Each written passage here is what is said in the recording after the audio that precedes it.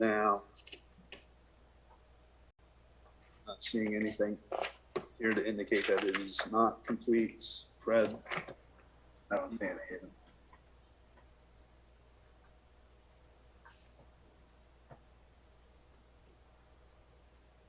Okay. Are you good with this, Pete? That it's Yes, I'm good with it. okay. Very good. So I'll just take that as a consensus that the application is complete. So the next step would be for you as the chair to briefly summarize the appeal, though I think you already did that at the outset. So the next step would be if any of the board members have any bias or conflict of interest they would like to disclose on this case. I don't have any. I don't have any. Okay. Any motions from the parties to that effect? Seeing none. So the board should again determine jurisdiction by citing to the ordinance of what gives them jurisdiction to consider an appeal.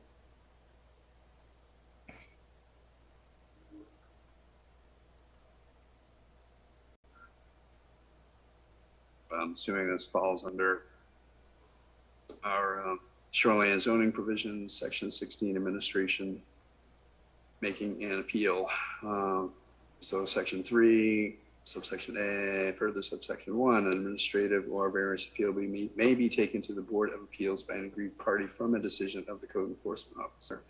Such appeal shall be taken within 30 days of the date of the decision appealed from, and not otherwise, except that the board, upon showing good cause, may waive that 30-day requirement. So my understanding, based on the ordinances, is that we do have jurisdiction to hear this appeal. Are the other board members in agreement? Yes. Okay, and I think we have consensus, we have jurisdiction, and I think within that I heard a determination that there was standing as well. So the next step for the board would be to open up the public hearing. The order of presentations we've been following would be the appellant, so Attorney Braun, to start without interruption, and then questions from the board. Sorry, Attorney Wyckoff. I have a procedural motion to make regarding this appeal. Sure, yeah, now would be the time for that. Thank you. Okay, very good. I'm going to share my screen. So the Big Lake's appeal should be dismissed in part for failing to comply with the shoreline zoning ordinances procedures for appeals. Section 16G3A2 of the shoreline zoning ordinance, which is at page 61 of the ordinance, provides that appeals are made by filing a, quote, concise written statement indicating what relief is requested and why it should be granted, end quote. Now, as to the notice violation for Fernwood, Big Lake's only ground for appeal for violations 1, 3, 5, 6, 9, and 10 is that it denies the allegations that violated the ordinance. In other words, it doesn't provide any explanation as to why the appeal should be granted for those violations. So for that reason, it doesn't comply with the ordinance. And it doesn't comply with what the ordinance requires that appeal needs to consist of. Now, I provided a citation to a law court decision from 2015, Campbell v. City of South Portland. And in that case, the law court considered a similar situation where the ordinance required a statement of grounds for appeal, but the grounds weren't provided. And as a result, the law court determined that the appeal couldn't go forward for failure to comply with the written notice requirements for the appeal, and also held that any oral arguments or contentions at the hearing before the Board of Appeals couldn't cure the deficiency. So here, the town requests that the appeal as to violations 1, 3, 5, 6, 9, and 10 be dismissed for failure to comply with the shoreline zoning ordinance's requirement that an appeal contain a concise written statement as to why the appeal should be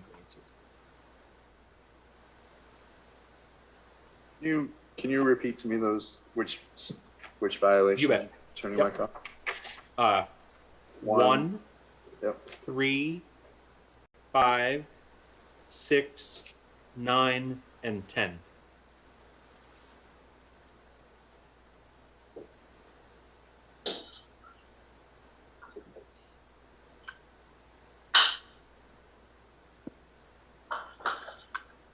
Attorney Braun, did you want to respond to that? Sure. The ordinance says a concise statement, right? Concise, explicitly to the point, right? Short and straight. In this instance, Big Lake has denied committing conduct which constitutes a violation. That on its own is sufficient for the purposes of the statute. Simple, straight, to the point. It did not, and it denies that it committed the violations in question. Thus, that is the basis of the appeal. Further here, I would note, and I don't know if it should be taken up just now or as part of the broader argument against this violation, is that this board has just denied appeals and upheld violations against Durant Excavating LLC for exactly, I mean, carbon copy the exact violations for which Big Lake Marine LLC is now being asked to be found to have committed. And so I would argue two things. One, as Attorney Wyckoff himself just noted in the moments before this hearing commenced, that Big Lake Marine has nothing to do with excavating. And as Alex Soroy indicated, there's potentially a question as to what the licensing is related to this company. Additionally, with the finding that Durant Excavating now was responsible for those violations based on the denial of the prior appeals, that this notice of violation against Big Lake Marine should be dismissed.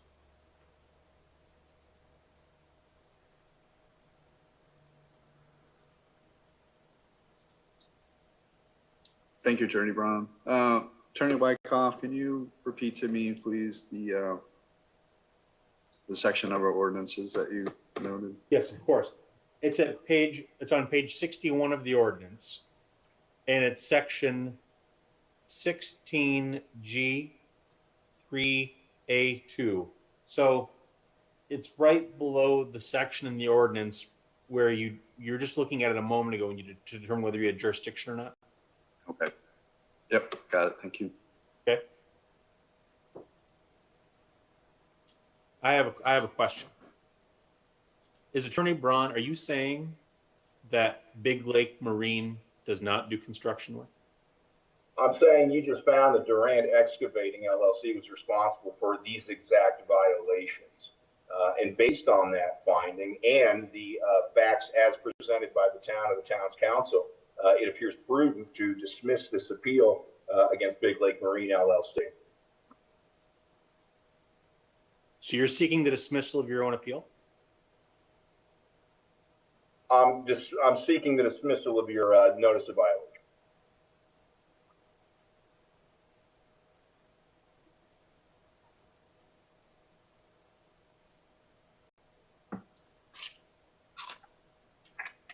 I'm listening. I'm just looking up some information.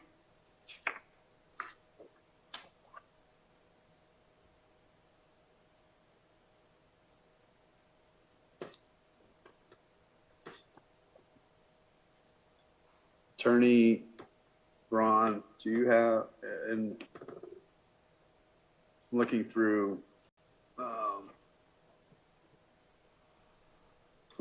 invoicing here, estimate, that's, no, I'll take that. I'll take back that. It's not really a question, so.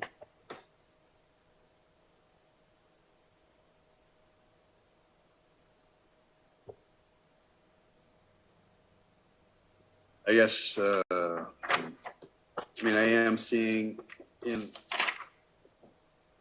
an information packet specifically stating agent information, Big Lake Marine Construction, Phase 2, Big Lake Marine, an estimate coming out of Big Lake Marine Construction. outline what will be done by Big Lake Marine Construction.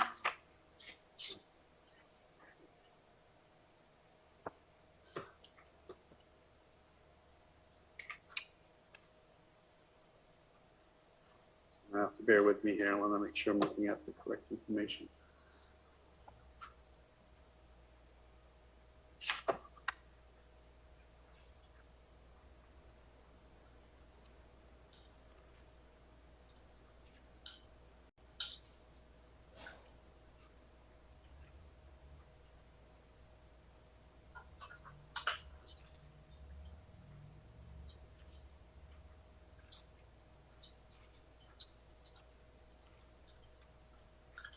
So Attorney Braun, am I correct in that the information submitted to the Zoning Board of Appeals, what I have in my hand, just a document with 1, 2, 3, 4, 5, 6, 7, 8 pages, one of which is essentially a summary document, authorization letter, the appeal application, zoning map, and then basis for appeal document, which is 3 pages. Am I correct in that is all that was submitted for us That's to the review? entirety of the appeal application.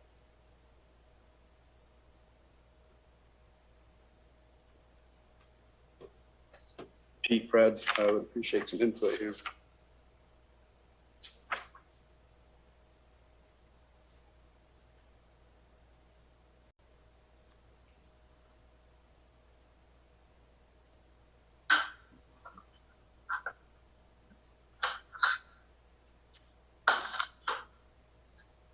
Sorry, Chair Murch, what's the date of that document that you're referencing?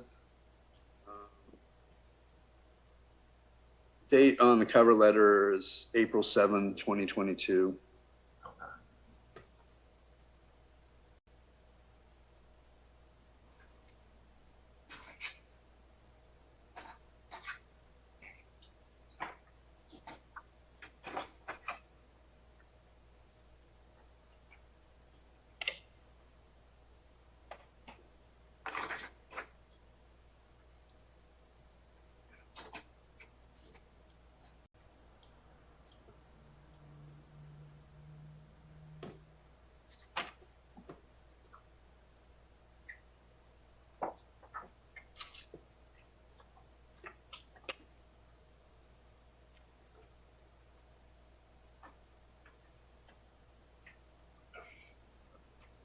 So there isn't very much information in the submitted documents, although information submitted for Durant Excavating does include, you'll have to advise Attorney Wagner if I can use this information. But I mean, it includes permit by rule notification forms in which Big Lake Marine is identified, includes an estimate by Big Lake Marine Construction specific to 18 Fernwood Road. Everything I see here, which is in another appeal submission, indicates that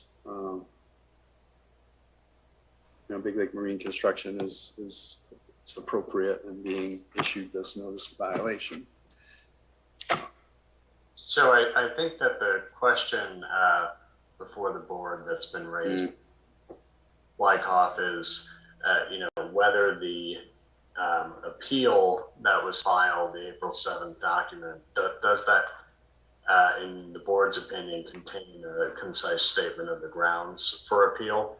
And Attorney Wyckoff's pointed you to a case, Campbell v. South Portland, where the court didn't reach the merits of a contention because that party did not, in the court's words, properly present this challenge to the board. And the court talked about how the ordinance established a notice requirement that the applicant must meet to pursue a particular argument. Particularly, the court quotes that says that it shall be on forms approved by the Board of Appeals, and the aggrieved person shall specifically set forth on said form the grounds for said appeal. So you're dealing with it, it's not a verbatim match.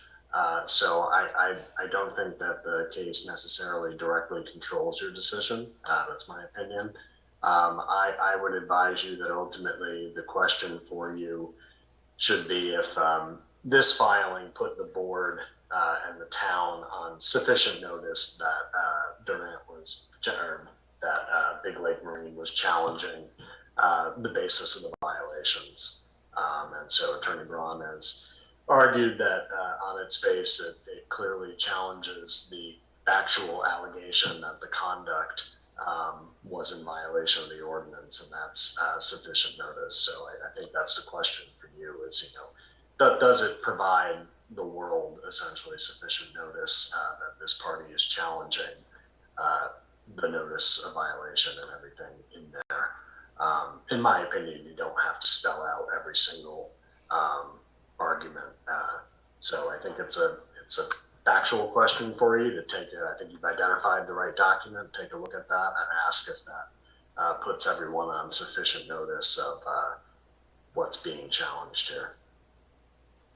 So, thank you, Attorney Wagner. So Fred and Pete, I review this. I understand where the town is coming from, but it is, I wish more information had been submitted in advance, because it would be nice to know what direction applicant is coming from, but it is specifically stated denies the allegations, and that's consistent across all of these. And so I am open to accepting that and listening to discussions, although it bothers me now that discussions may have to take a lot longer than what I would like, given that we have minimal information in the document. So, but Fred, Pete? Well, I don't think I even have that, what you're looking at. So I can't find that. So is there a date onto that, or did we get it on the email? It was something provided by Sandy, April 7th, 2022. I did read that earlier today, David. So I know I've seen it. But I haven't had a chance to pull it up on my screen right now. Was that part of the zip file, or is that something separate? This was something Sandy sent to us a while back. I can do a reply all to our last email chain and circulate that. Bear with me.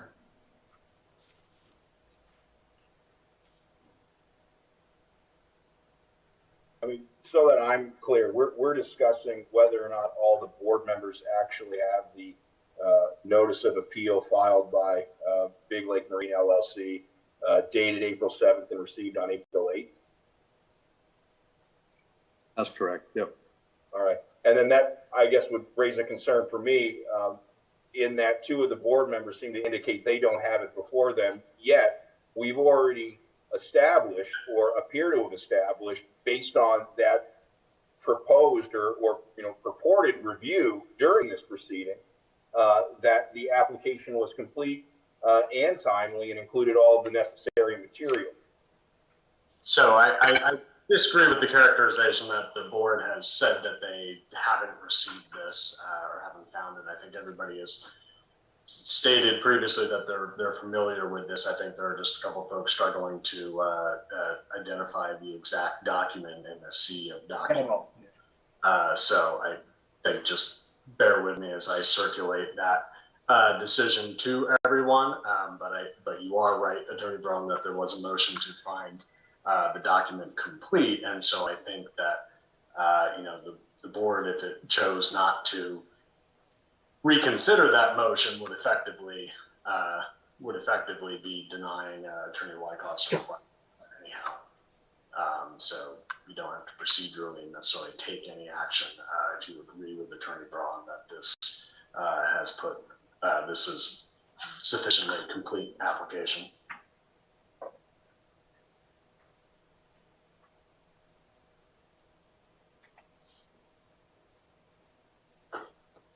I think we're waiting on Fred and Pete to confirm that you have an electronic copy or at least a paper copy available to you now.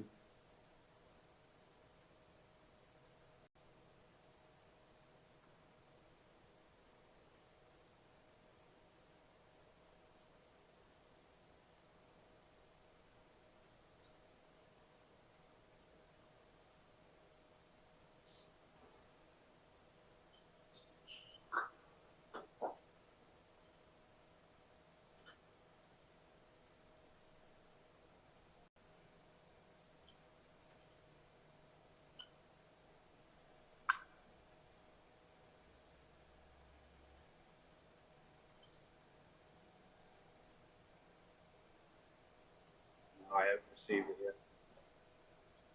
I have not sent my email yet, so I apologize. It's just having a slow computer day.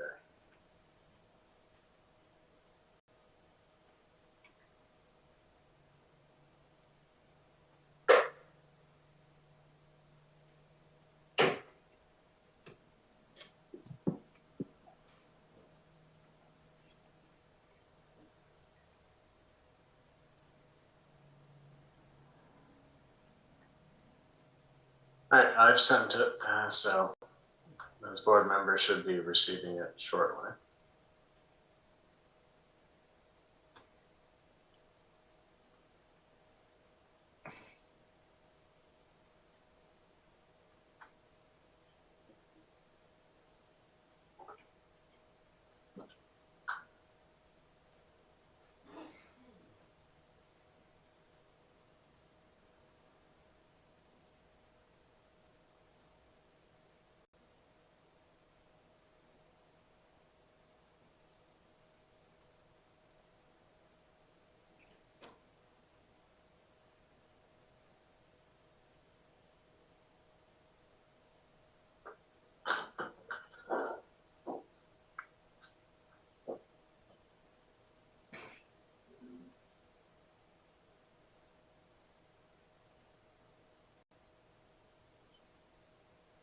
So while we're waiting, just to set this up procedurally, I guess I'd suggest a motion to deny Attorney Wyckoff's motion to dismiss this appeal as incomplete, or dismiss the violations cited as incomplete. So if we can get a motion and second on that, that'll cue us up to take a vote. Just to be clear, I'm arguing that the appeals fail to comply with the requirements contained in the shoreline zoning ordinance for an appeal, which I think is a little different than what you just said. You would argue that that's different than saying an application is incomplete? I mean, I think my contention is that the ordinance requires that a written notice of appeal include a concise written statement indicating what relief is requested and why it should be granted.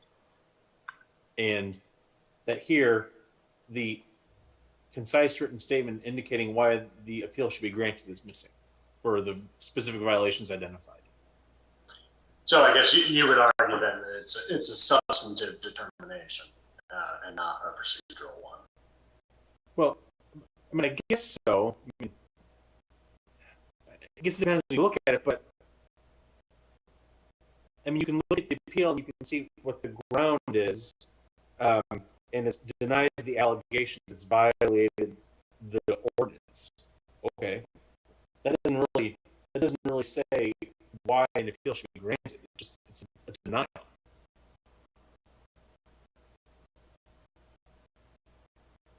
So can you perhaps rephrase your motion again for the board so that someone can make a motion to approve or deny? Sure. The town requests that the appeal as to violations 1, 3, 5, 6, 9, and 10 be dismissed for failure to comply with the shoreline zoning ordinances procedures for appeals.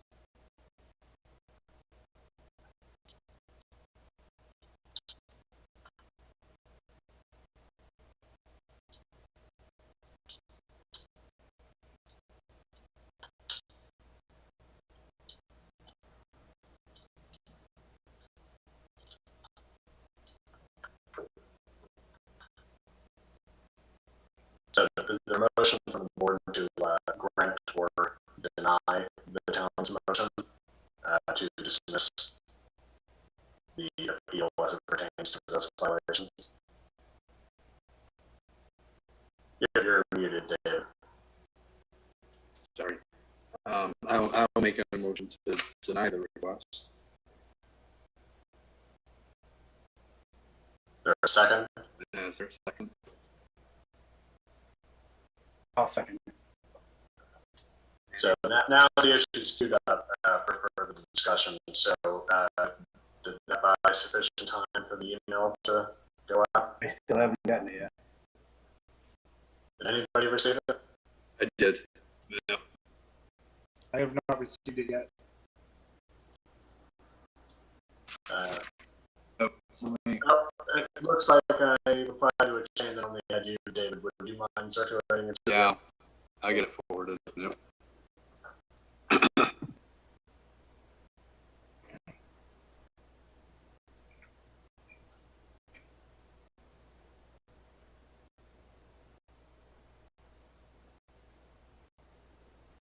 Just got sent.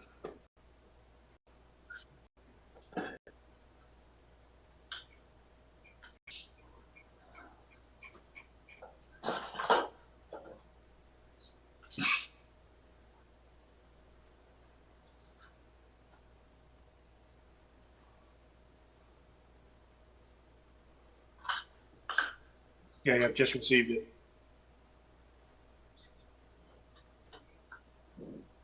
I have it now too.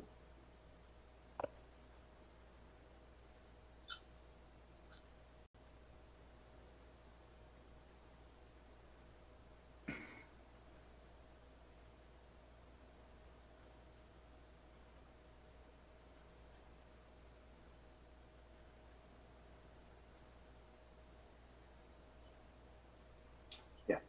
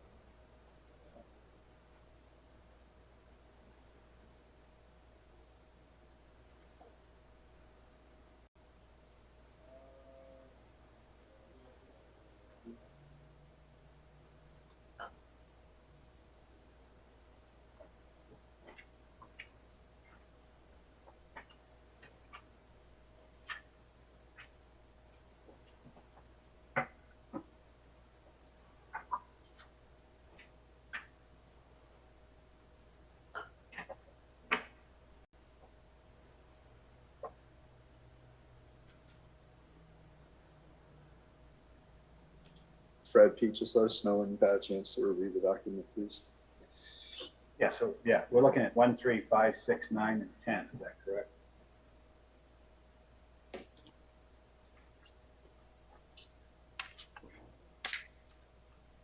That's correct.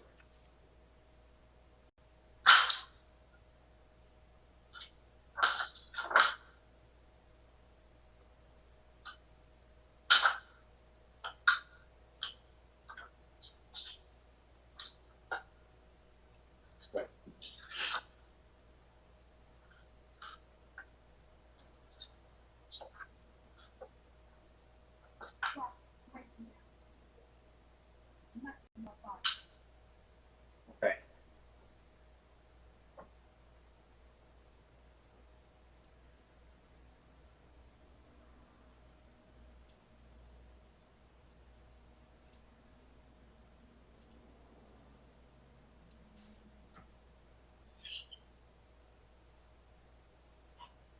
But I have it.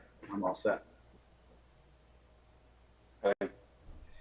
So we're just considering our ordinances in which it states such appeal shall be made by filing with the Board of Appeals a written notice of appeal, which includes a concise written statement indicating what relief is requested and why it should be granted.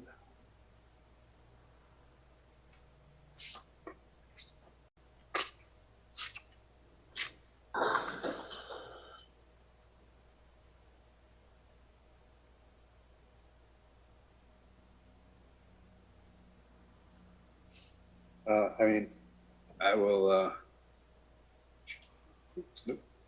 I will agree, it's very concise, and I do see that, Big Lake Marine denies the alleged violation and maintains that the project and the work performed by Big Lake is in conjunction with the project met the requirements of permit by rule. So I'm not, to me, there's sufficient there to move forward with this.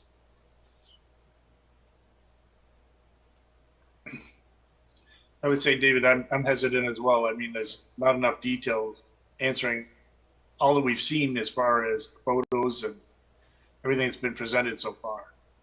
Oh, to be clear, I'm not hesitant. I'm willing. I believe we should move forward with this. Now, do I like the fact that there's not a ton of information in this? No.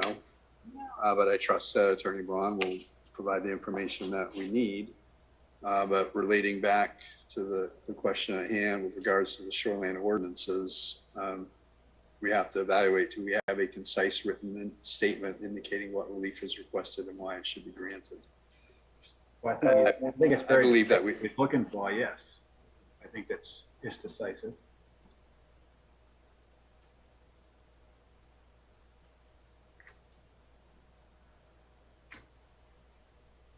Pete, did you have anything further? I guess based on your explanation that, yeah, this gives us the ability to move forward. Okay, so the motion is to deny the town's request of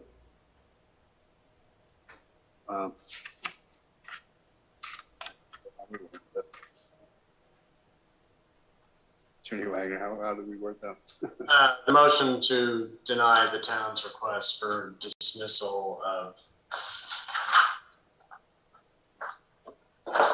violations 1, 3, 5, 6, 9, and 10 is, so I move to deny the town's request to dismiss violations 1, 3, 5, 6, 9, and 10 on the grounds that they are not, do not comply with the section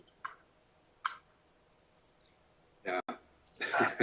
16 G3A2I. Yeah, thank you. So that is what's on, that's the motion. So all those in favor of denying David Murch, yes. Fred Miller, yes. Pete Lockwood, yes. Okay. Okay. So are there any further procedural motions from the parties? Not from the town. On behalf of the appellant, two points. First is I have a concern, and I'd like to place it on the record as it relates, I guess, to the integrity of the process, wherein it appears that the board has found this application complete and made factual findings related to its contents, when in fact it was then found to be that two of the board members didn't even have the relevant application before them and hadn't even had an opportunity to review it. To me, that rises or creates a concern as to the integrity of this process and to the decisions that the board has reached to this point, let alone what it might find after this. And so I'd like to raise that. I mean, it's important, not just for us in our case, but also, potential appeals by the town if and when they want to claim that the application was incomplete or speak to the process and the findings from this board. The second is generally, I'd like to make an ongoing objection to this process and the hearing of these violations as being a due process violation against Big Lake Marine LLC. And specifically, every one of these violations that is set forth in this notice is a carbon copy, literally a carbon copy, identical in language to every single other violation that has already been heard by this board. And so the chair, to his point, indicated that there wasn't much detail here, and he would rely on or hope that I might present some evidence in support of our appeal and in objection to what the town has alleged. The fact is, this board has already made findings of fact as it relates to every single one of these violations. When we look down through these, we've had hours, in fact, already of testimony and facts presented to this board for which Big Lake Marine was not a party to that hearing and could not participate or present evidence or speak to those. And so we're now in a position where the board either has to find exactly the way it's already found related to the facts alleged in these violations, right? Or it has to find something that is contradictory to what it has already established as far as the facts in the management control and Q team appeals that have already been determined. And so I would like to bring those 2 points up and again, make the request that this notice of violation against Big Lake Marine be dismissed or abandoned by the town. Chairman, can I say something? Well, I think you should let Attorney Wyckoff respond, and then we can open it up to the board. So first, as to whether there is an issue as to the integrity of the process, I don't think there is an issue with the integrity of the process. However, if the board wants to, is concerned that there's an issue there, then the board should ratify the decisions that's already made after, and it's clear that the 2 members of the board, that they've all looked at the application and whatnot. So if to the extent there is any issue, and I'm not saying there is an issue, but if there is an issue, it can be cured simply, I think, by the board ratifying the determinations they already made with regards to this application. And then as to the due process, the allegation that there's a due process violation, what I heard Attorney Braun say is that all of these violations are carbon copies of the violations that have been heard by the board. And he expressed concern that the chair said, made a reference to Attorney Braun providing information to help with regards to this appeal. And he expressed a concern, that the board's already made findings of fact and had some concern there. Well, I think that's a mischaracterization of what the chair's comments were. I think what he was referring to was responding to my contention that the application was insufficient because it didn't provide a statement of why the appeal should be granted, and that there was the chair saying he was hopeful that Attorney Braun would help them to understand the basis that the Big Lake was bringing this appeal. Now, if Big Lake wants to rest on the testimony and evidence that's already been provided, that's fine with the town. We're happy, that's fine. In the town, we can provide, evidence in response to what's already been presented. And that record is all open before this board still now. And like I said, if Big Lake wants to rely and rest upon what's already been presented, that's fine with the town. I'm happy to do that. And then we'll continue on with the evidence that we're going to put on relating to these violations. Now, as to, it's not clear to me whether or not Attorney Braun is making some argument relating to this appeal in connection with the determination by this board that the Durant excavating appeal was untimely. And I just want to address that squarely. So the board didn't reach any of the substance relating to Durant Excavating's appeal. The decision was determined that it essentially didn't have jurisdiction because the appeals were untimely. So there aren't any findings that have been made there. So there isn't any issue with regards to that and this appeal going forward relating to the notice of violation that was served on Big Lake. Thank you.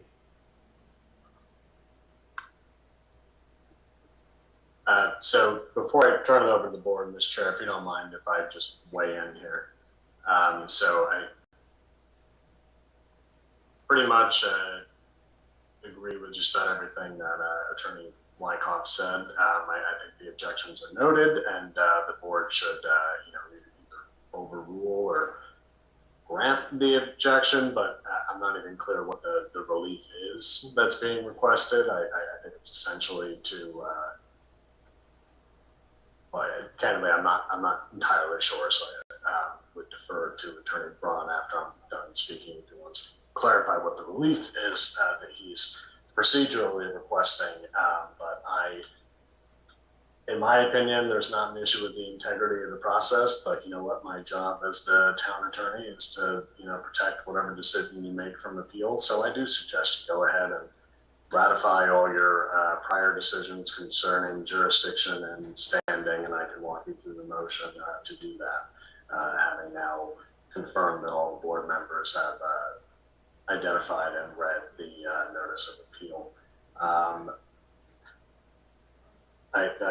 I don't have anything to add except to say that I agree with that. I'm not sure how the argument that these are carbon copies is a grounds for that the appeal should be granted at the outset. I think we could, to the extent that there's an argument similar to what the other party made that these are duplicative, that's certainly an argument that can be made, and the board should address it as well. But I think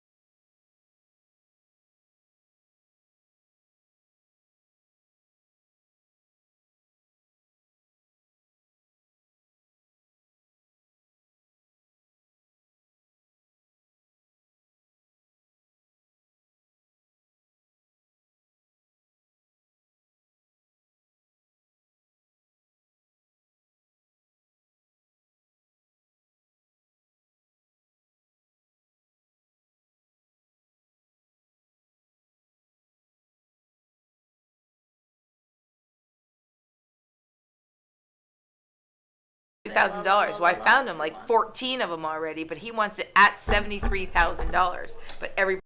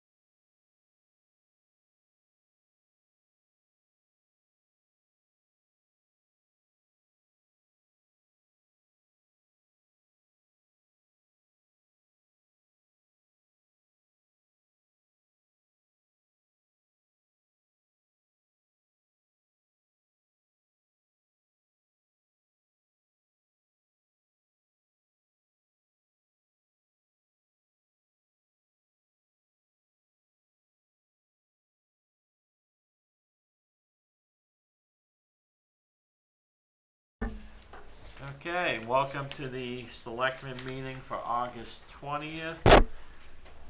We have a full attendance. Lonnie is by Zoom. September 20th, Chair? Is that what I said? I said August?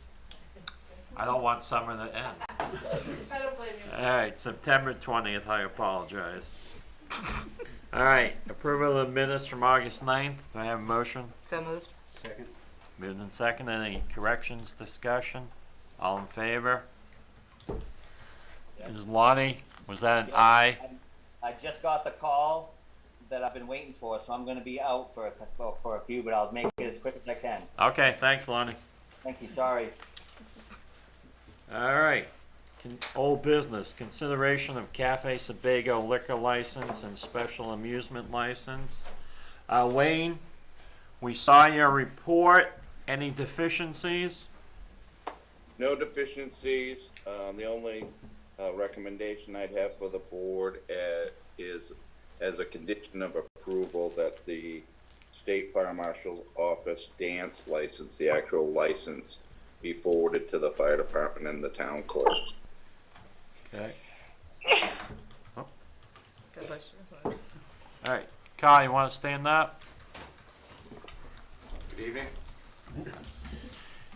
Any other improvements that need to be done? I mean, Have you gotten your state license? I yeah, saw a so they had copy. sent me a temporary, it's in the mail, I have not received it yet. I Okay. forwarded the email from the state fire marshal, she said that that would be sufficient until it came in the mail. As soon as I get it, I'll file it at town hall, you guys will have it up there. Everything that was on Wayne's list was taken care of. We've gone around, just try to tighten things up, make sure we're on the up and up. I feel that we've kind of closed all the gaps and need to be taken care of, and we should be good to go. Seriously? I've been going by. You have really cleaned up that garbage back there. I have not seen any, and I brought it up at last meeting, and I wanted to make sure I brought it up this meeting, that I have not seen it out. The tops are closed. Yeah. It looks great back I there. really got on the the trash company's case after this last thing. I really made sure they knew what it meant to get on time, and I think it was a shortage of drivers, and then the billing thing. But I made it very clear this is not acceptable anymore. We'll be switching vendors if it happens again. So I'm glad she picked up on that. Okay, no, and I just want to make sure I told you that because it does Thank look you. great. Yeah, Wayne sent some pictures. You really cleaned up your act. Yep. So, are you current with all payments to the town? Yes. Okay. Okay. And if I might just make a suggestion for next year. Yeah. You know what the checklist is. Absolutely. And if it was my business, I would, about a month or two before, get someone to kind of do an independent run through to make sure, especially on that grease thing, because that's caught you 2 years in a row. Yeah. And, we hate holding things up, so. Sure. No, absolutely. I mean, we're going to switch our vendors out. I let the company know that we've been using in the past, that this is unacceptable 2 times, have it fail like that. So they're clear, and they're clear that I won't be calling them back for service. We've found some different vendors in the area, so we're going to get on top of that and just make sure that's taken care of. Any other questions? CEO fees all paid up? Code enforcement? So, Mr. You have to stand up. Bancroft, Sharice? this Stand is- up, Sharice. You have to go to the podium. Sharice Keach, Finance Director for the Town of Raymond. I don't always attend these meetings, but I'm here tonight. To my knowledge, Kyle, I think you still have a remaining balance on a planning board escrow account of $472. It's perhaps not related to tonight's agenda, but if you've come in and paid it, I haven't been made aware of it. Yeah. Today, Mr. Bancroft paid all his past personal property taxes, Okay. But there's still but I didn't know an anything escrow. about that. Okay. But that's, Yeah, so I mean, we're still working through that with code enforcement. That's Okay. with the parking area, so that's going to be a sticking point. I can get that taken care of sooner than later. Okay. Thanks, Sharice. Thank you. All right. Do I have a motion? move to approve. Second. Been moved and seconded. All those in favor? Congrats, Kyle. Thank you. Maybe I'll sign this. Please do. I need to get it done. Already did. All right. Thank you. Work it out with those guys on the Okay? Absolutely. And Thanks. I'll give you a call tomorrow once I get it copied and filed with them. Excellent. Thank you for your time. I appreciate it. All right, thanks, Kyle. Mr. Chair? Yep. May I say something just to the folks that are out on Zoom?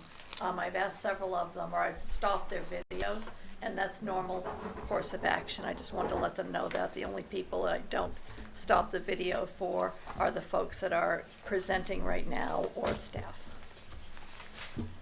Okay, thank you. All right, Kurt LaBelle. So we're gonna switch B and A and go to consideration of supplemental assessment for tree growth withdrawal penalty. Good evening, Kurt LaBelle, Assessor's Agent for the town of Raymond. Last month I received a call from a property owner who has a woodlot in town, 44 acres. It's been enrolled in tree growth since 1977.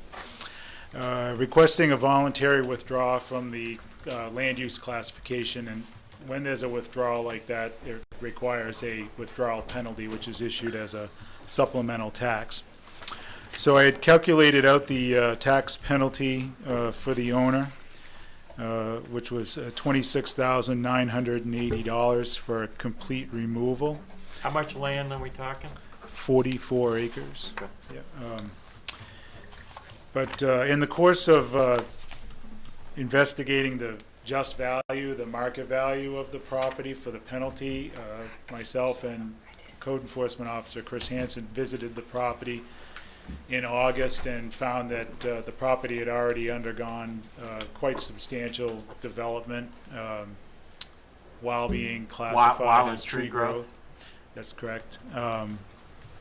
And I believe there's numerous potential code violations involved, would you say, on the property. So from a tree growth perspective, landowners are required to give notice to the assessors prior to a change of use of property out of tree growth before they kind of go and do anything. The idea is that you remove it from tree growth and then you go and get your permits and do what non-tree growth activities you want to do. We didn't receive any notification prior to the development. The owner did call us though and ask for the withdrawal, but the development had already been done at that point. And the law prescribes an additional 25% penalty on top of the normal penalty by the assessors for cases like this. But the penalty may be waived by the assessors for cause. So I notified the landowner of this potential additional penalty, which is $5,220 additional to the $26,980. And in your packet, you probably saw his email response where he indicated that essentially he was unaware that he really needed to do anything to do what he was doing out there, and that someone from the town had been to the property and he thought that constituted notice on his part. So he's agreed to the $26,980 penalty for the removal. He objects to the additional 25%, and it's really, I think it comes down to a discretionary issue for the board to decide whether or not this warrants the additional 25%. So, yeah, on one side, you know, there is a substantial land use violation on this property that coincides with the change of use out of tree growth, and we didn't receive any prior notice to this change of use. On the other side of this, the owner did call and request a withdrawal, so it wasn't necessarily, we didn't discover it necessarily on our own. He did initiate it. The change of use looks like it was within this year, so it wasn't like there was a house on this property for 6 years and there was an intent to escape taxation. Sometimes, up in the unorganized territory where most of the tree growth is, people may do something and maybe years before it's discovered. And it, from what I can tell, the change of use is not allowable in its current form. So he's going to have some reparations and some Mediation, changes to yeah. do. So that's kind of the lay of the land on this as far as the additional 25%. Okay. So Chris or Alex, Well, I'll speak to it. okay. I assume there's an investigation going on. He's received a notice of violation. Right. We actually have a meeting with him tomorrow in the office to discuss what he'll need to do to take care of those violations. Basically, he's used the site. It's a long road in. He's cleared quite an area for a couple of campers. Used it as a campsite all summer. Built decks. There's a 16 by 20 building erected without permits. A lot of clearing of vegetation, tree cutting, multiple paths to the water, one of which will have to come out. You're allowed to have one. He built a significant set of stairs. It's a very steep property to get down to the shore. He's installed docks. He's been using it as a recreation area, which I would too if it was mine, but it did require permits and he didn't obtain any of those permits. There was some erosion issues that, not major, but if they're not corrected, could be a problem. Nubble Pond is a very small pond, and this is a pretty large activity that's been going on. Good. So when people get into this tree growth, are they given like a packet of information of what they have to do, what the rules are, everything like that? Yes. Yeah, there's a tax bulletin that Maine Revenue puts out, and they have to have a licensed forester and a harvest management plan with that forester, and they work with the forester to ensure that they're following their plan. This particular owner's owned it. I can't remember how long he's owned it, but it's been quite a few years now. He hasn't owned it since 1977, But he bought it and kept it in tree growth. that's right. Yeah. Because So you can transfer it. okay, so then he's known about it and he knows pretty much what can be done and what can't be done to the property because of it. I would have to assume that. This owner has had other tree growth parcels, and he did a removal 5 years ago on another parcel that he built a home on, so I think he understands the mechanisms that have to be done. So, all right, so if he withdrew before, was he penalized before with that? Like A with different property, yeah. So he is aware of it then. Yeah, he knows that he knows the sequence of events that happen. So He's been through it before. the concern we have now is whether to add on the other 5,500 or whatever Yeah, it is. Yeah. right. And that's what's getting to, to say, okay, if he knew about it from another property, then he'd be aware of it for this Yeah, property. but on the other property, he didn't do any other work, so that wouldn't have come up on the other property, correct? Yeah, that I believe the work that was done on that property was after the removal. Not sure, Chris, was there issues on that, Alfred? He got a permit to build a house. Yeah. I can't tell you whether, I wouldn't say that he did everything above board. He did build a road up to that property without permits to access that property. But I don't know if that's a tree growth violation. It's not like he built a structure. Right, yeah. Yeah, this owner is certainly aware of the parameters of tree growth and what's required to get out because he's gone through this process before. That's what I was getting at. So if he knew of it before then, so it's not like it's just new and sprung on him then. Yeah, he definitely should have awareness. In my perspective, it's a deliberate and significant amount of development on a property that is restricted from said development, and I think for the sense of consistency and fairness that there should be some penalty associated with that. We try to treat everybody equally and fairly in this business, and I don't think there's an argument that can be made that he didn't know this was something he couldn't do. But you need to separate the tree growth from notice of violation. two separate things. One's a tax issue on tree growth, one's violations of code enforcement ordinances. To me, why are you gonna penalize them on the taxing when you're gonna probably penalize them pretty hard on the violations for code enforcement? Well, I think we should take the NOVs right out of it, to be honest, because what we're here tonight on is the tree growth one. Right. And then the NOVs is something that's gonna be something totally different. So looking at this, that's why, again, that's why I ask, is he new to this, and what kind of information do they have? And if he's already done this before and knows what's involved in it, so that he is aware of it. So it's not like it's a first time thing. That's where I'm going with it. Yeah, as far as I'm concerned, the NOVs, that's gonna be a whole nother issue, a whole nother battle that we should keep separate from it. Any other comments? No, I mean, I think the work and what, I think the code violations is where the penalties are gonna come in on that. Right. So, I mean, are we doubling up on penalties? That's how I'm feeling.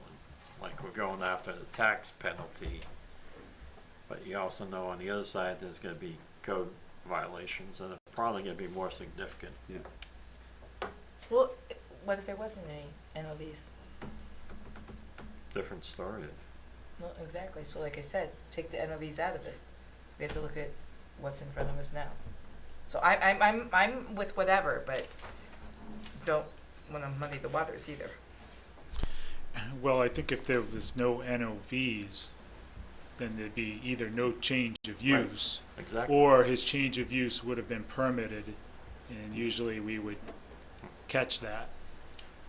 Hey, you got a permit for a house. Did you remember you're in tree growth? Yeah. yeah. So it's. All right. Do I have any kind of motion here?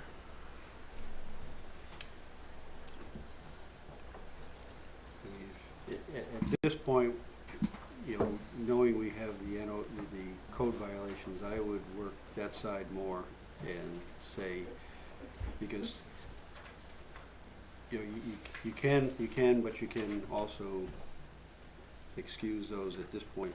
I think we're going to make, I think it's the problem area is on doing the work without permits and whatnot. Right. And that's where the emphasis should be put on. So I'd be in favor of not putting the 5,000 on there, but going after the code violations. Have a motion? Yes. Do I have a second? Second. Any further discussion? All those in favor? Unanimous?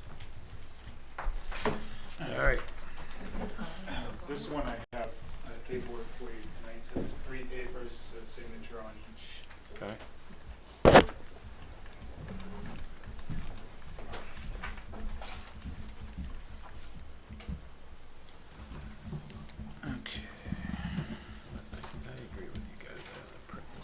Had you already given those to me, Chris? I just All right. did them tonight. Okay. Yeah, I got 2 couldn't remember. versions, depending on which. All right, we're gonna set the mill rate. Be kind to us.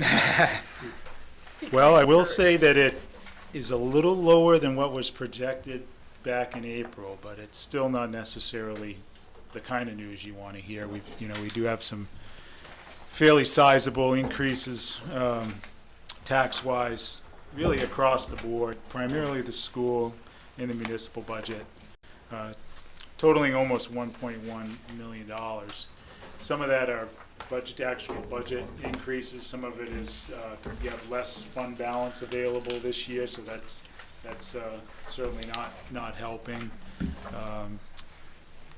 But as you saw in the packet, the town meeting, the voters at town meeting authorized the select board to utilize up to $200,000 in undesignated fund balance to reduce taxes.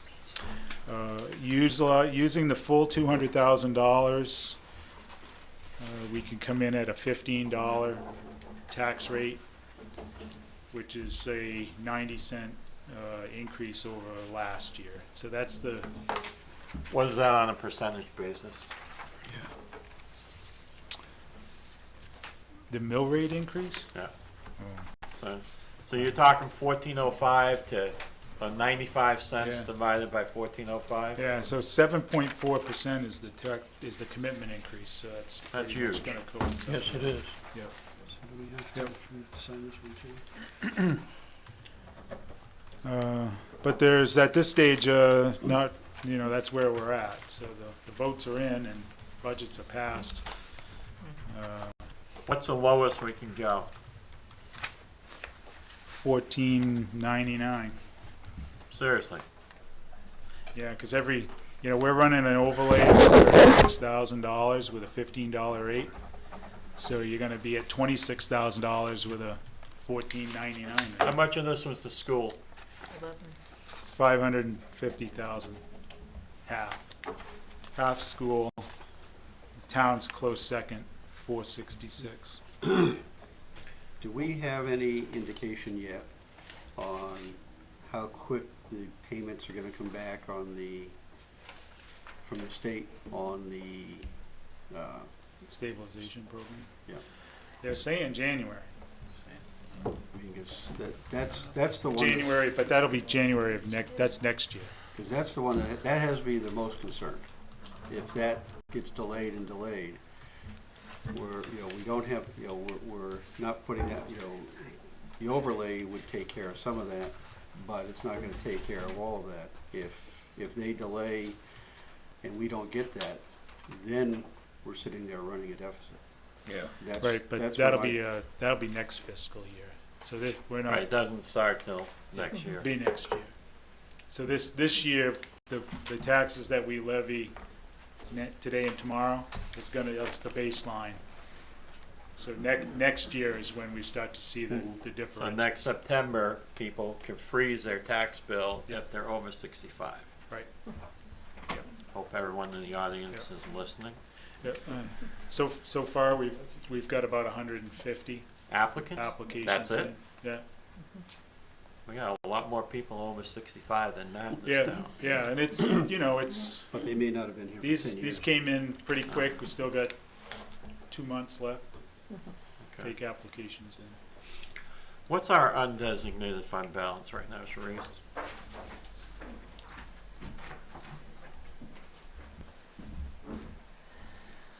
Sharice Keach again, for those that might be tuning in since I was last up here, Finance Director for the Town of Raymond. So as of the completed financial audit by our auditing firm, the undesignated fund balance was cited as being below the town's policy by approximately $100,000. Our policy is to maintain 15% of the tax commitment of the prior year. So I've done a quick analysis of where we might be now, and FY22 was good as far as revenues, not so good as far as expenses. But I believe we'll be adding, and this is unaudited, keep in mind, a little over 300,000, between 3 and 4, but I'm guessing it's going to be closer to 3. And that will put us back at our policy limit of 15%, if not 16, factoring in the use of 200,000 undesignated fund balance. Yeah. Which is why we went with 200,000 this year. Yeah. Does that help? It's informative. Doesn't help, but it's informative. Okay. So FY22 was a good year as far as revenues, and expenses were too high. over budgeted. We've had quite a few expenses related to legal this year, and that will continue through FY23 until perhaps some of that is recovered.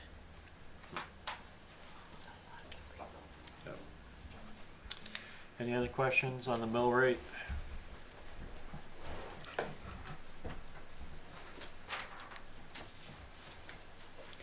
Well, I need a motion. I'd make a motion that set it at used at 200,000, so set it at 15. I have a second. Second. I just gotta say, I'm not happy at 15, but there's no choice out there right now. And I'm gonna encourage everybody over 65 who's been a resident, of Maine for 10 years and has owned property for 10 years, fill out your application, freeze your property tax next year. There's a lot of drivers in this thing, and we're gonna try and do better in the budget next year. Look at Kurt. He's like been holding his breath, pretty much like, oh no, I got to deliver his news. Well, your guys already kind of knew. I think we'd done some projections back in April. Oh yeah, we knew it wasn't gonna be pretty. I don't know if anybody had any.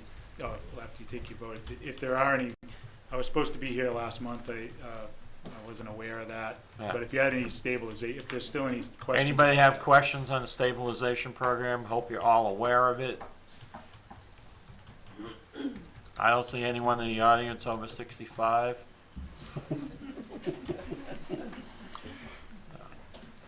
All right. All those in favor? Sort of. Yeah, exactly. Not much we can do. Okay. So right now. Tomorrow I'll come in the morning when I get everything into the computer system and the warrants. Either Sue or Dawn, I'll send an email out and guys can filter in and sign them. And off we go. Thank you very much. Thanks, Thanks, Kurt. Kurt. All right. Consideration of business license applications. Is Megan Munster here? Yes, she is here. I've just asked her to unmute, and there she is. Hi. Hello. Hi, how are you? There you are. Hi.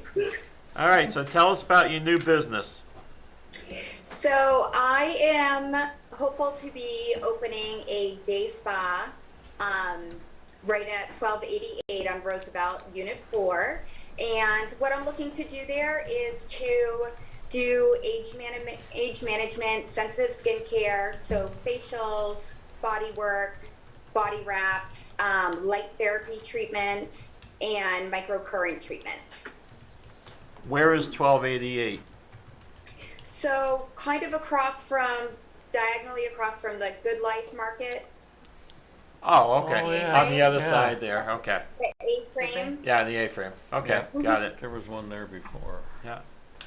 Okay. Cool. Any questions of Megan? No. When do you plan on opening? I'm hoping to open in the middle of October. Great. All right, can I have a motion? Make a motion to approve the business license for Megan Munster, Mist Natural Spa. Second. Been moved and seconded. Hold on. Expiration date is not on here. That's Yes. 1 year. 1 year. Okay. It just has March 1st as of. So 2023. The current ordinance, which I'm hoping to change next year, has all business licenses ending Expiring on on the March same 1st. day. Yeah. Oh, Which all means right. Wayne can't possibly do that. Right. So it doesn't work well. So we're going to hope to change Okay, that. just want to check on that. All right. All right. All in favor? All in favor? Oh, you want, Oh. oh, wait a minute. Wait. Take that back. Go ahead. I would just ask the board to approve this conditional on the fire department's final inspection. All three of these businesses are in the process of making some changes in their building, but they're not completed yet. So our recommendation would be that it's conditional. I'm passing the fire inspection. Yes. Okay. All those in favor? Not conditional? Yeah. Condition. Yeah. All right. Next business. Good luck, Megan. Thank you so much. Welcome to town. Oh, sorry.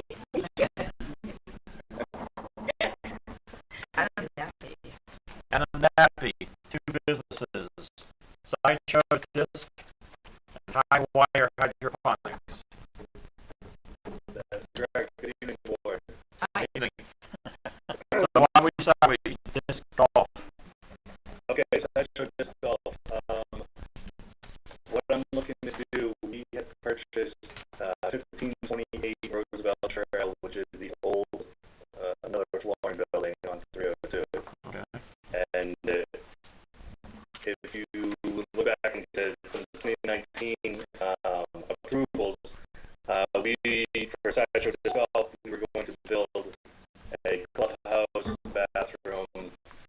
septic and parking lot on our course. Now that some things have fallen through, we would like to use this 1528 Roosevelt Trail, the old Miller Flooring building, as said clubhouse, bathroom, parking area where people can easily access our course from there. So I submitted that business license for sideshow disc golf on that matter. And I've had Wayne come through. We walked through it today. We have some things we got to do, like you mentioned earlier. So I'm looking to get a approval on the business license with some conditions per his request. Get those done, and then get the occupancy permit. Couple questions on the disc golf. Sure. You've got 15 acres there. Is that going to use all that for the 18 holes, or is there a potential that you'll want to add more holes at a later date? And are you limited by saying that it's for 18 holes in the application? It's 18 acres right there, and we already have the holes pretty much carved out and completed. Okay. Per our approvals back in 2019. I just didn't want to limit your ability to add in some more in there by stating in there that was 18 holes, because all of a sudden, if you have in that same space, if you can do something else, have you unduly limited yourself there? Gotcha. Yeah, I appreciate that. We had to work around a bog and everything on that property regardless, and so we fit all 18 holes on the 18 acres along with the parking lot down the road and clubhouse. Okay. Any other questions for Adam? I make a motion to approve the business license application for Sideshow Disc Golf. With Second. Conditions? Second. With conditions. Okay. All in favor? Okay, let's go on to the second one.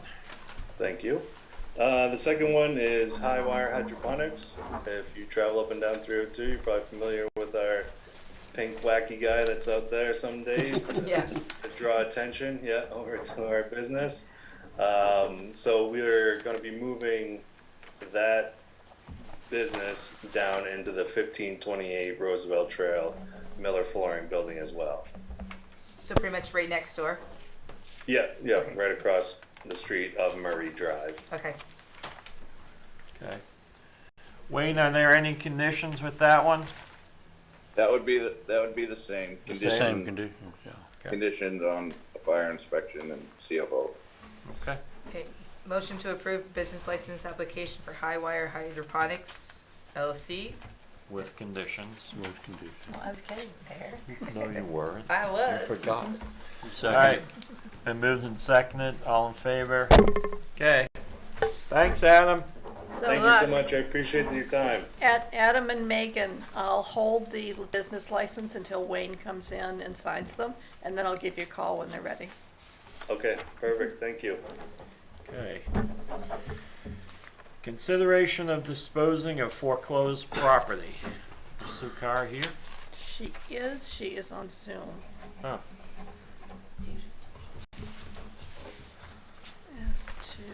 Where is it? There she is.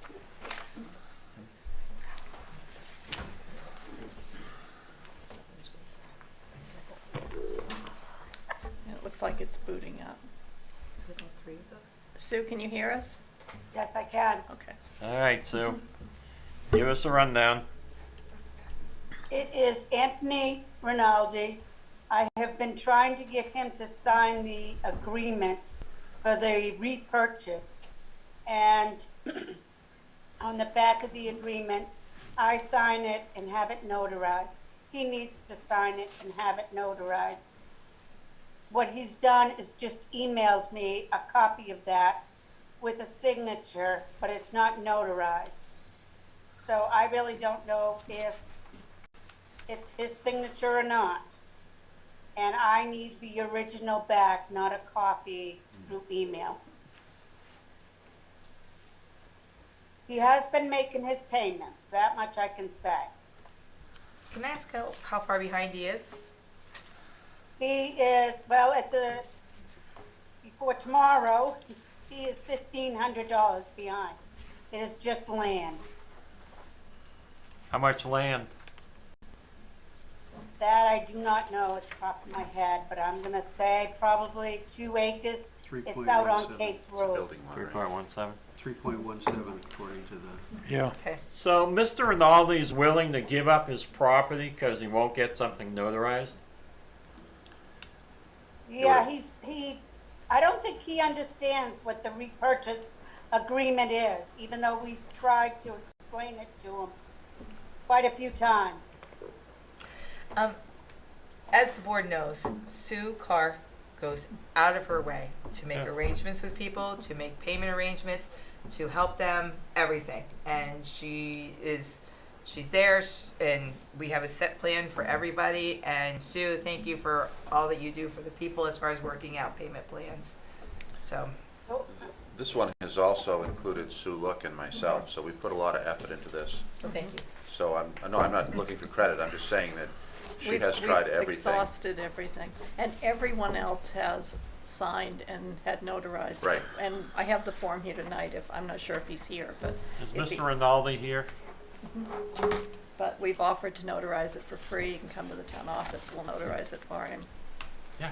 But I do agree with the notion that he doesn't understand what's going on, despite it being explained, in writing. But he knows he's going to lose his land. Yeah. Right? Mm-hmm. He gets that. Yes.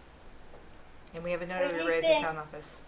From what I've understood, what he thinks is if he signs it, he loses it. And I keep trying to explain to him, no, it's just the opposite. You've already lost it. If you sign it, you can keep it. Right, and this is a standard process that you all adopted a few years ago, and everybody is subject to it. This is the first time Correct. we've run into this problem. Does he just not want to be cooperative? Is that? I think he doesn't understand it. No. That's it, despite what the efforts we've made. So if he was to come in and meet with you guys and go over it, well, I know I've talked to you about this before too, as far as Right. like, there's been several times talking to him. We've talked to him on the phone. Yeah, so it's not like sending him a letter and not understanding it. He thinks somehow that we want to, dispose of this property. What we want to do is to help him to redeem the property, to regain title to it. And so I've explained that in emails to him.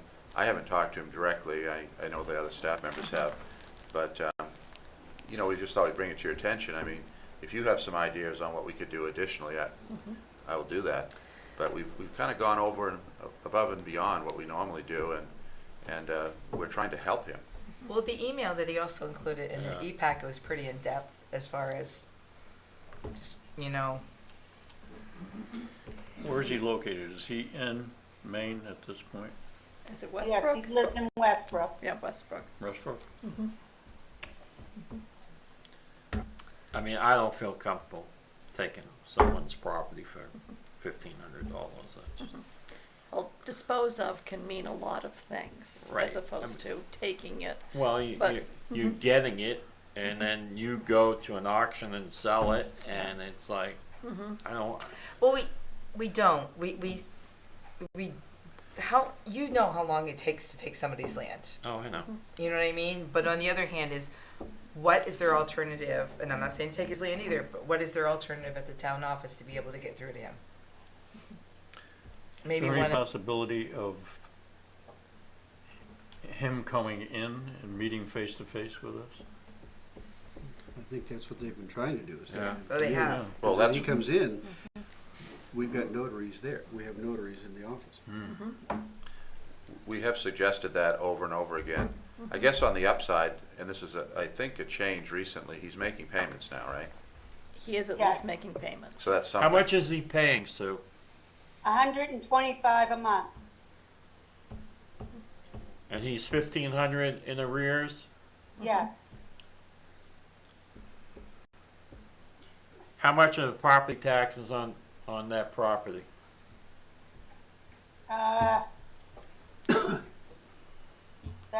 I would say half of that is a year, so 700 and something? that, yeah. So, but again, you go back to his e-packet email. He says he reviewed the contract and it doesn't say it needs to be notarized anywhere, and says it's binding once signed. No, that's... So, All right. Say it, but it's there. The form on the back page shows signature, print, and notaries information. We tried, one last, I guess, warning letter, which I think you may be aware of, and we thought that would precipitate some kind of contact, a call, a visit, something. What we got was the email, I guess, that you're aware of. so when you talk to him on the telephone, how's that conversation? You telling him that we're not? I didn't. Yeah, I've spoken with him on the phone. I think you have too, haven't you, Sue?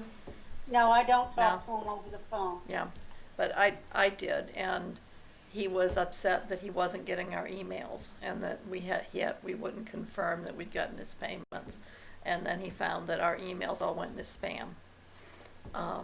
So we found that he was okay. He wasn't belligerent, and once he realized that, oh, I do really have the emails, he was apologetic, but he still So, won't do what he's supposed to do.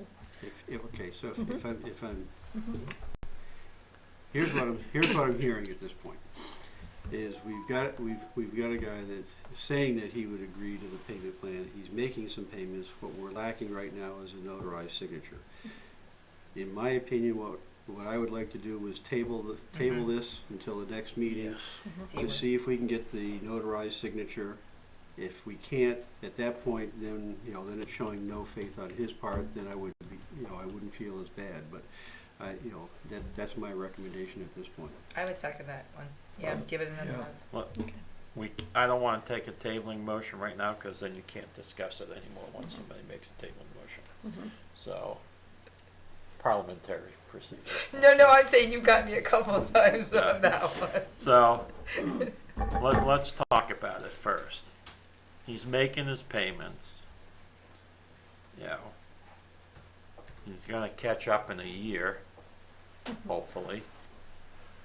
Wait a minute, doesn't he get another tax bill here on top of that? Yeah.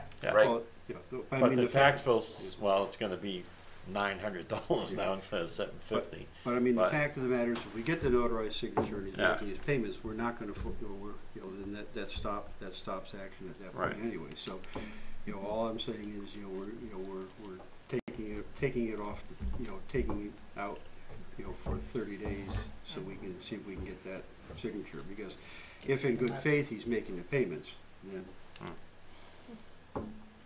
for lack of a notary seal, then we're In some ways, this agreement, it's for the town, but it's also for his benefit. Right. It's the document that he can rely on, that he's going to, if he does his part of this, he'll redeem the property. Right. So, I mean, I think you drift in the direction of maybe let's continue to take the payments. Let's forget the formality of the signature. And Well, I get that, but no, we're not I'm saying. not saying forget the formality of Right. the signature. I'm saying it gives us that 30 days to get that formal. So here's a suggestion also. He's been dealing with Sue, and Dawn. And maybe he's just got it in his head that they're all working together. Maybe someone else call him. I mean, I'm willing to give him a call. If you send me his information, I'll call him. So that's what I'm thinking is, maybe like you are the board, we don't want you to lose this. You sign this, notarize it. We have a notary right there at the town office. We can, because I'm thinking it's somebody stepped aside from it. I like that. Okay. All right. Motion table? Motion table. Second. All in favor? Okay. So just send me his information, I'll call him. That I will do. All right, consideration of special town meeting warrant for November 8th. And there is a seat on the Portland Water District Board of Trustees that comes up every 5 years. Louise Douglas yeah. is running for it. And any election like that, municipal election, is a special town meeting can take place, so. Well, let me ask a silly question. So you're having this special town meeting on election day. Why, knowing this was coming up, couldn't they have just put it on the ballot? Because it's not a state seat, it's a municipal seat. Yeah, but we could have, we could have done one for rate like we do for the municipal offices. Well, that's what I'm doing. Well, yeah, you Yeah, have but you have a separate you're calling a ballot. special town meeting, which is not which isn't the regular voting procedure. That is, you're calling a special town meeting, you have an up or down vote at 7 a.m. and then that meeting is closed. No, this is for a secret ballot vote. It's the same as we do for the municipal officers. Right, you just have a separate ballot. All right, well, that's not the way I was reading it when you call it a special town meeting. Okay. Well, even when we have open town meeting, for instance, one of the warrant articles is to adjourn the meeting to a date certain to have the the secret ballot vote for municipal officers. And the only thing on this warrant is the secret ballot vote, so that's all we have. We still have to elect a moderator first thing in the morning, so our warden will be elected as the moderator, and she'll serve as both. But anytime there's a municipal ballot, it has to be called by a special town meeting warrant, or a town meeting warrant. All right. So you still need a motion. Yes, please. I have a motion for a special town meeting. So moved. Second. Moved and seconded. All in favor? Unanimous. All right. Annual update to the GA ordinances. And this is, again, it's annual. This is It's just a state. housekeeping, yeah. Okay, I have a motion. So moved. Second. Moved and seconded. All in favor? Unanimous. Consideration of resignation from Comprehensive Plan Committee. Bill thought he would be able to serve, but he won't be able to, so he submitted his resignation before the meetings began. And I saw you had a sign out looking Yes. for people. Anybody in the audience want to be on the Comprehensive Plan Committee? Feel free to apply. It's a lot of fun. Yeah, it is. All right. Do you need a motion to accept his resignation? Yes, please. So moved. Second. Moved and seconded. Any discussion? All in favor? Unanimous. Sorry about that. Yeah. Selectman comment? No public comment. What, did I miss public comment? Yeah, right at the bottom. Public comment. Nobody's here for that, though. All right, public comment. Please state your name and your residence. David Prokofiew. I reside at 733 West Street in Lunenburg, Mass. I have a camp. My family has a camp at 33 Baxter Road on Little Rattlesnake, Raymond Okay, Maine. just 1 second. Can Sure. I have unanimous consent to allow a non-resident to speak? So moved. Yeah. There you go. Thank you very much. I'm speaking tonight on behalf of the. I have something prepared, and I'm just going to read through it because otherwise I'll get nervous and off track. So I hope you bear with me. We're making you nervous? Yeah, a little bit. Good, that's why we're here. I'm speaking tonight on behalf of the Short-Term Rental Impact Community Team, an action group of concerned citizens. First of all, I just want to say thank you to the board members for allowing us to present our proposed draft ordinance for STRs. The term STR, or short-term rental, may not be familiar to a lot of people, so I'd first like to make clear what we're talking about when we say STRs, or short-term rental. Our draft ordinance defines short-term rental as the use, control, management, or operation of a legally existing residential dwelling unit offered for rent for transient occupancy for more than 14 days in a calendar year for dwelling, sleeping, or lodging purposes by short-term rental guests for a tenancy of less than 30 consecutive days for compensation, directly or indirectly. As I said, we're a group of concerned citizens who either have STRs as neighbors or have family members who have been impacted by them. It's a growing industry that is impacting the entire state and has caused many towns to establish ordinances to mitigate the impacts on the housing market, neighborhoods, town services, and the environment. Most recently, the neighboring communities of Casco and Gray have passed or proposed ordinances that allow their respective towns to regulate STRs. The state has also formed a second committee to investigate what impact STRs are having on Maine's long-term rental housing shortage.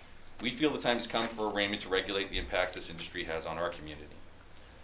Impacts in Raymond. Every member of our group can tell you a personal horror story about how their life has been negatively impacted by unsupervised short-term tenants who don't know or respect the laws of the town of Raymond, nor do they have a sense of respect for the neighborhoods in which they stay. But most of these stories revolve around a lack of oversight by an on-site host, the lack of oversight and accountability under Raymond's ordinances, and the lack of adequate noise and nuisance protections. This is a mixed-use zoning issue that causes conflict between residential and commercial users. These shortcomings permit the owners of STRs and their guests to operate with impunity. And because of the nexus that most waterways in Raymond form with Lake Sebago, flowing into and comprising the largest reservoir in southern Maine, it's important that the town take immediate action to protect her waterways from the various threats posed by increased unmonitored commercial uses in residential and protected zones. Our proposed suite of ordinances. In response, we've created a suite of ordinances that will standardize the industry in Raymond, collect registration fees to help offset the cost of allowing them to operate in residential zones, standardize the experience, improving safety and enjoyment for the visitors, the owners, and the neighbors, better protect the environment, especially the fragile waterways and riparian zones, and provide accountability through a simplified adjudication process to weed out bad actors. We hope to ease the conflicts between residents and STR tenants and owners. Our process. We started by organizing a group of people who had been personally affected by unregulated, non-owner occupied STRs in their neighborhoods. After several mind-dumping sessions, we began to see overlap and patterns in these personal horror stories and proceeded to have several brainstorming sessions focused on possible solutions or ways to mitigate common problems. We next reached out to professionals and specialists in several local environmental organizations to help us hone our concerns and focus our attention on possible solutions. After receiving positive and helpful feedback from Casco's ad hoc committee in the process of developing their own STR ordinance, as well as input from Sebago Clean Waters and Raymond Waterways, and referencing the Lake Book, we finalized a list of concerns and began researching what other towns with similar circumstances had done to deal with the issues. We applied our concerns to establish ordinances in Cape Elizabeth, Freeport, Portland, South Portland, Rockland, Bar Harbor, Kennebunkport, and Casco. We converged on a complementary suite of ordinances using Kennebunkport's comprehensive and flexible STR ordinance as a template. These documents fill gaps in existing local legislation and provide registration, inspection, and simplified adjudication of STRs to create a higher standard of professionalism and livability across Raymond. The intersection of residents with STR owners and their tenants. The full-time or full-season residents who have built the Lakes region over generations have set a standard of living. They have defined the Maine Lakes experience. STR business owners come to Raymond with the intention of exploiting that identity for profit. And each time they overstep the standards of the community, even the unwritten ones, they deplete it in tangible and intangible ways. It's unsustainable without regulation. There is a real danger that STRs will exploit the town's shared assets and put the bill on the residents. Because once the adventure is over and nobody wants to visit the noisy milfoil choked lakes anymore, they'll be gone and someone will have to pay to have the lakes restored to their former glory. A Maine Lake vacation is a co-created product of tangible and intangible elements. These owners don't seem to understand how much of what they're selling is created by us, their neighbors. If they sell these standards, if they're patient and realize that what we're suggesting is a quieter, more peaceful, active outdoor experience, one that's perfectly aligned with the Maine brand, they'll have a much more sustainable product of greater value for much longer. The lake havosuit, topless, drunken pontoon island idiocy thing has been done to death out west. This is a unique product, a mutually created experience, but isn't for everyone and shouldn't be.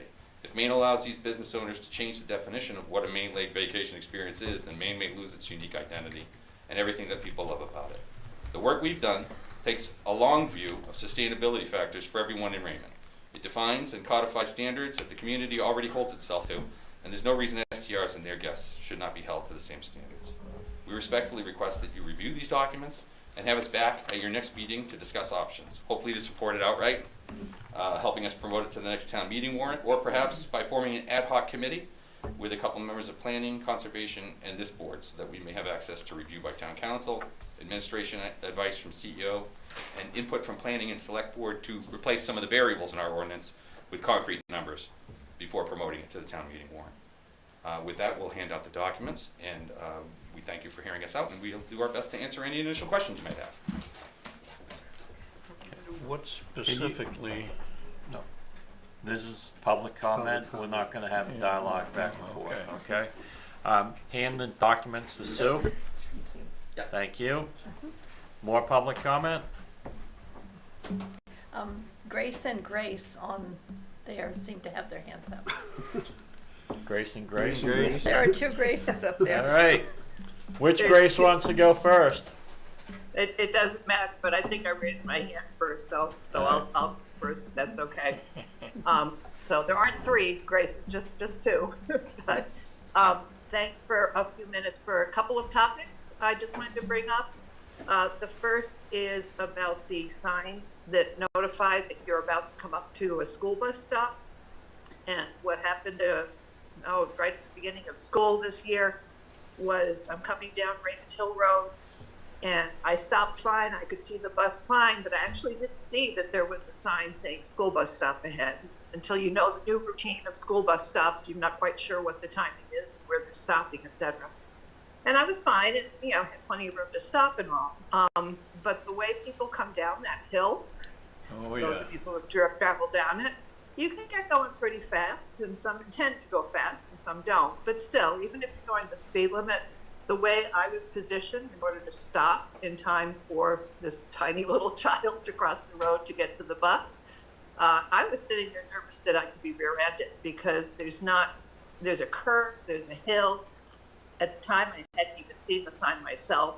Next time I went down, I did see there is a sign, but not all that, doesn't stand out all that much. So my question is how often those signs, the placement of those signs are reviewed and maybe changed, and hopefully they're checked every so often, especially when I know the school bus stops vary from year to year, depending upon what the students need to be picked up.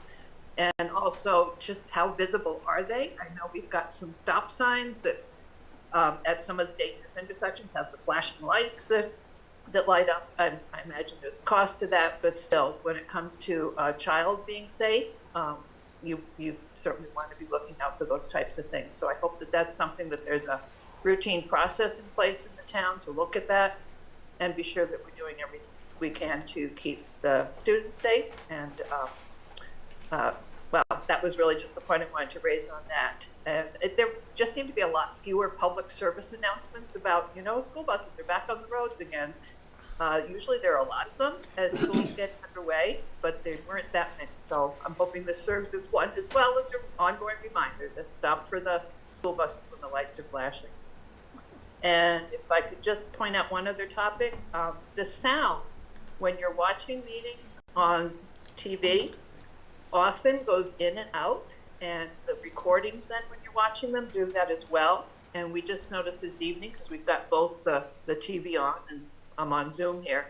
It's not a problem on Zoom, but I don't know how many of you watch your own meetings once they've been recorded, but there are periods of time where the sound is just, it goes in and out and you can't understand what anybody's saying. So I didn't know if anyone's ever alerted you to that, if it's a spectrum issue or what, but I know other people have told me that they have that experience as well. So if something could be done to address that, that would be great. And that was all I had to say. Thanks, Thank you. Grace. Thank you. Any other public comment? I think the second Grace. There's also a Gracie, Gracie? which is gone. Gracie's Oh, no, gone? there we go. Now there's Gracie. Hi there, my name is Gracie Levitt. My pronouns are she, her, and I live at 8 Levitt Road. I'm grateful for this public forum and the opportunity to speak with you all remotely this evening, so thank you so much for that. I wrote down a few notes just to collect my thoughts and keep things concise here. I wanted to visualize something that I witnessed at a small local business in late August. I'm not going to name the business in Raymond because what happened was not their fault. But as I was patronizing the establishment with my family, including my 4-year-old, 2 other patrons, while in the process of leaving the parking lot, began yelling at 2 other customers. I'll summarize their loud, hateful remarks as anti-LGBTQ, as they berated 2 people they identified as women for ostensibly showing affection to one another. Before driving off, they yelled that the 2 other people shouldn't be showing each other affection in the presence of children, implying that this was somehow harmful, which I mightily dispute. but instead it's acts of what feel like bigotry to me that are harmful to children, to all in the LGBTQ plus community, to anyone who has been marginalized. They're harmful too to our sense of belonging, to business and growth and democracy, and to our shared future and mutual survival. I've wondered whether the two adults I saw hurl these hateful remarks were Raymond residents. I've wondered whether the people they verbally attacked were residents too. Maybe yes, maybe no, but regardless, this happened in our town. I'm not so naive as to imagine it's never happened before, and I won't be so foolish as to presume it could never happen again. So I'd like to ask the board, what are we as a town doing to ensure that hate has no home in Raymond? In the preamble to the Raymond Land Use Ordinance under C, purpose, the first line reads, "The purpose of this ordinance is to promote the health, safety, and general welfare of the residents of the town." If it is indeed incumbent upon us to promote this health, safety, and general welfare, I'll offer just a few of the ideas about what we might do as a town to ensure that health, safety, and welfare are available to everyone. The town might issue a statement declaring that hate has no home here and safety is for everyone. Words may be frail without follow-through, but they can set our intentions. The town might make available to small businesses wishing to participate a symbol of this statement, a small flag or sign. Symbols can be emptied of their meaning through hypocrisy, but they can also be filled up through accountability. And also, the town might offer free bystander intervention training to safely reduce and prevent harassment using tested and teachable techniques. No matter our opinions or affiliations, we can come together to ensure safety in our community for everyone. I would very much like to hear the board's thoughts on this matter, but also if anyone listening would like to collaborate on an effort to promote safety and belonging in our town or share their experiences in Raymond, I can be reached at grace.levitt@gmail.com. Thank you so much. Well, Grace, the board doesn't make comments during public comment. We allow the public to make their comments, and thank you for your comments.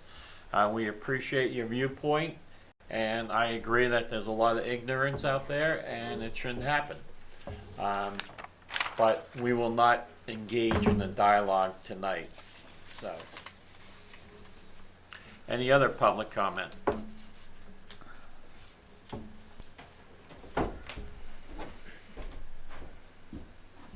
I'm going to read what I have typed up here as well. Could you introduce yourself, your name, sir? please? Yep. Yeah. My name is Dr. Brian Patterson, and I live at 11 Giffords Point here in Raymond. Okay. Okay. For the past 3 years, we have lived next door to a short-term rental. Most visitors stay for 1 week at a time, but there are times when the house is only rented for a weekend. And throughout these years, we've experienced a myriad of issues that have affected our quality of life. First, for context, please understand something about me and my family. Like you, we try to be good neighbors to everyone. Some of our neighbors are actually here tonight. Good to see you. And as good neighbors, you try and grit your teeth in order to preserve relationships, right? And we've extended this grace to the rental owner next door.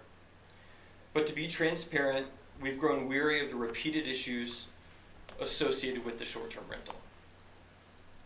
Here's just a short list of what my family, which consists of my wife and 4 kids under the age of 7, have experienced. Repeated trespassing on our property. Using our driveway as a turnaround despite the posted no trespassing signs on multiple trees. It's excessively loud and vulgar music. Vulgar language being used amongst the guests. Tenants traveling at excessively high speeds. An exorbitant number of guests parking on our property or the leading road due to limited on-site parking at the short-term rental. There was one event that had so many guests that I'm not sure if an ambulance could have navigated past the vehicles. Tenants mistaking our house as their rental property, even trying to enter into our home at 1 a.m. in the morning. Has anyone here experienced someone trying to enter into your home at 1 a.m. in the morning? Again, I have a wife and I have 4 children under the age of 7. tree companies and docking companies being allowed to access my property because it was more convenient for them to access where they were trying to go on the next door neighbor's property. So last week, I decided to write Town Manager Willard regarding our most recent issue. And again, thank you for getting back to me so quickly. But in your email correspondence, you mentioned that Raymond does not have a local police department. And you said, quote, "This makes direct municipal intervention resulting in immediate relief problematic." And I agree. I also received an email from Sheriff Kevin Joyce who said, quote, "It is becoming a common issue everywhere." So, I've done my part as a homeowner and Raymond resident. I've done exactly what the town manager suggested. I've approached the owner on more occasions than I have fingers on my hand. Would you have me direct all future issues with the police directly? Even the sheriff himself has admitted that this has become an issue. I chose to move to Raymond with my family instead of anywhere else in the country when I graduated. And I absolutely love this town, and I love my quality of life here. And I wouldn't live anywhere else. But I've grown weary of the repeated issues. And I look forward to hearing how this is going to be resolved in the future. Thank you. Any more public comment? If I may? We do have an address, Facebook address, and I will try to get the documents that we handed to you tonight up on there within a couple of days so that other people can see what we're proposing. Thank you. Okay. Any other public comment? Anyone on Zoom? No other hands raised. Okay. Sorry, I just wanted to say to Gracie Leavitt?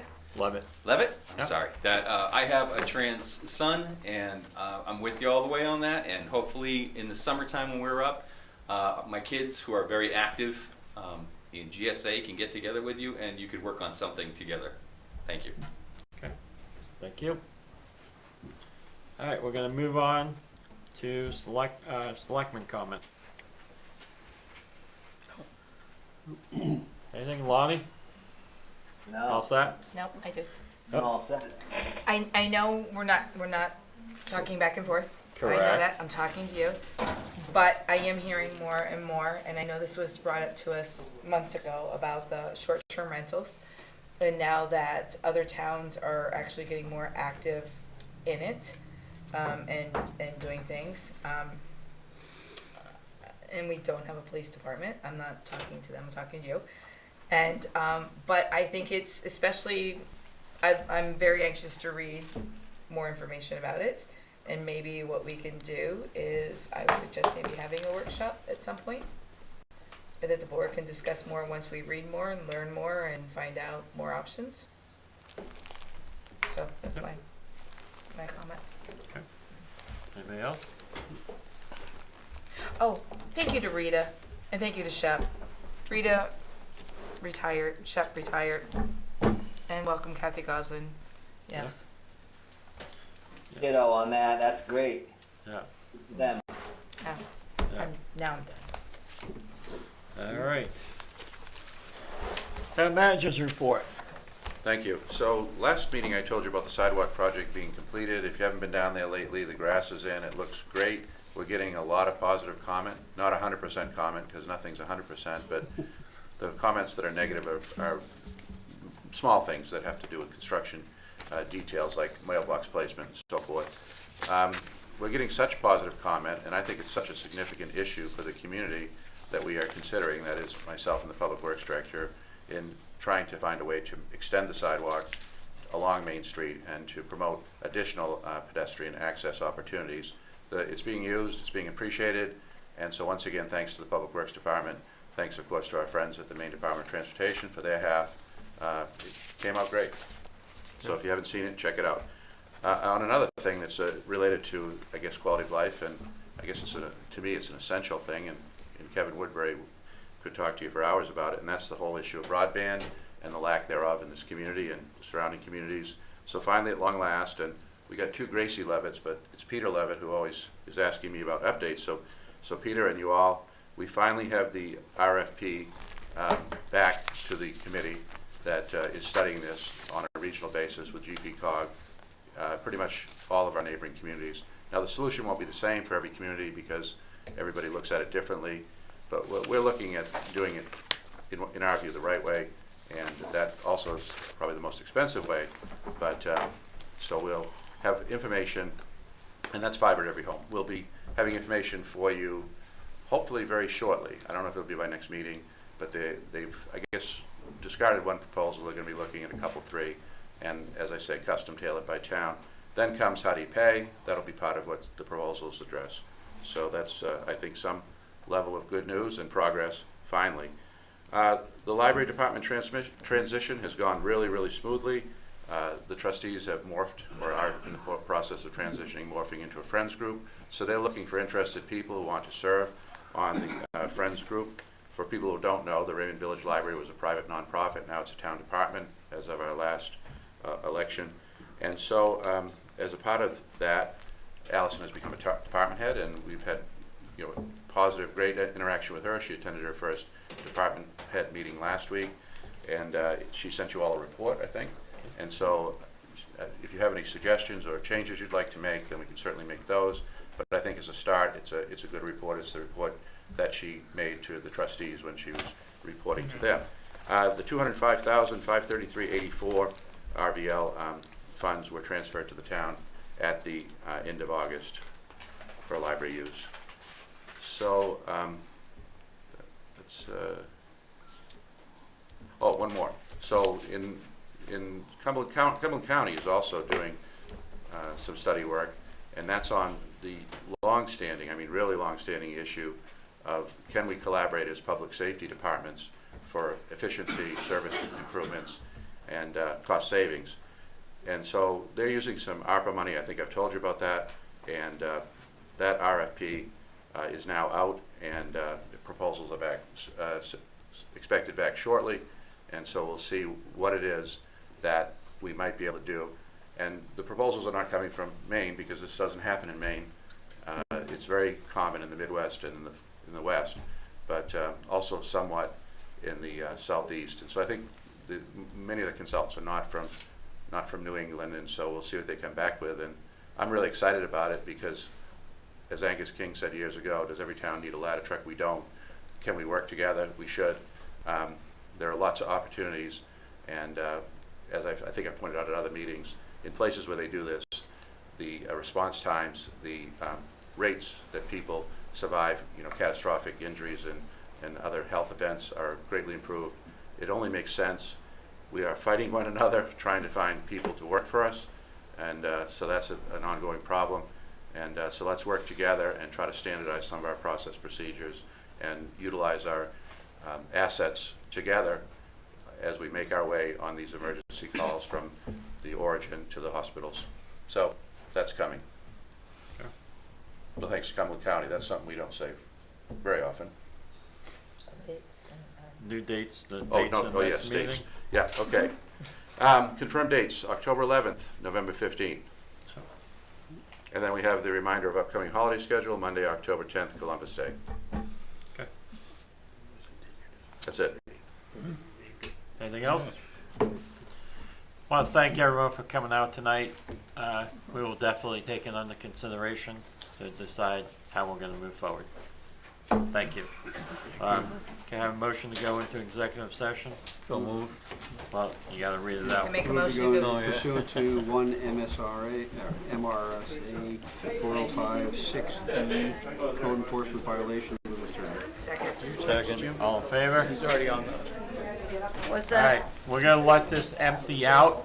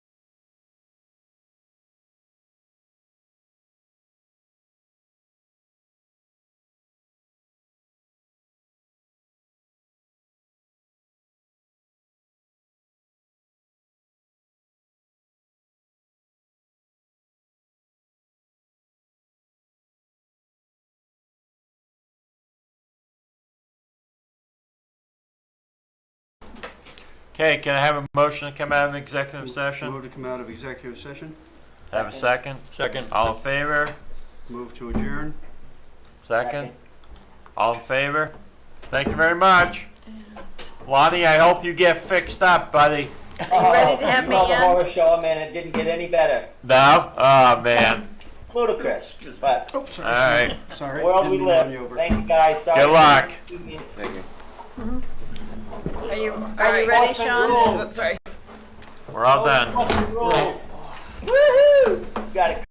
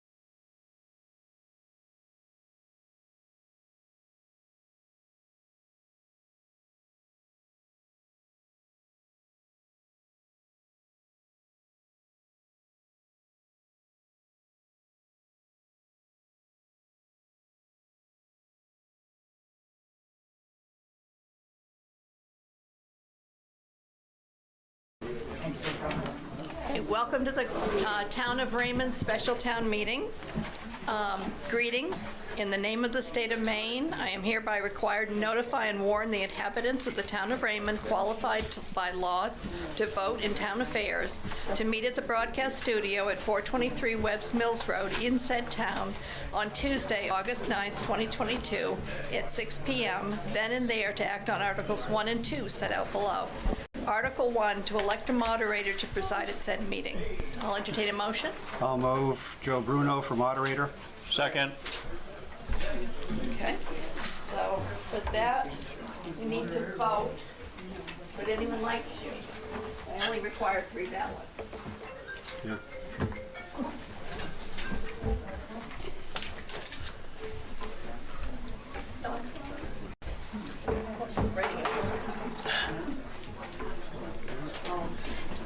You guys all set? Joe Bruno. Okay. Thank you. Which Brendan? Huh? Joe Bruno. Need help spelling that? How do you spell that? Maybe you don't. It is unanimous, sir? Okay. And a piece of one. Yes. I hope I can remember. You want your pencil back? You can say I will or I do. I, Joe Bruno, do solemnly swear that I will support the Constitution of the United States and of this state as long as I shall continue a citizen thereof. I will.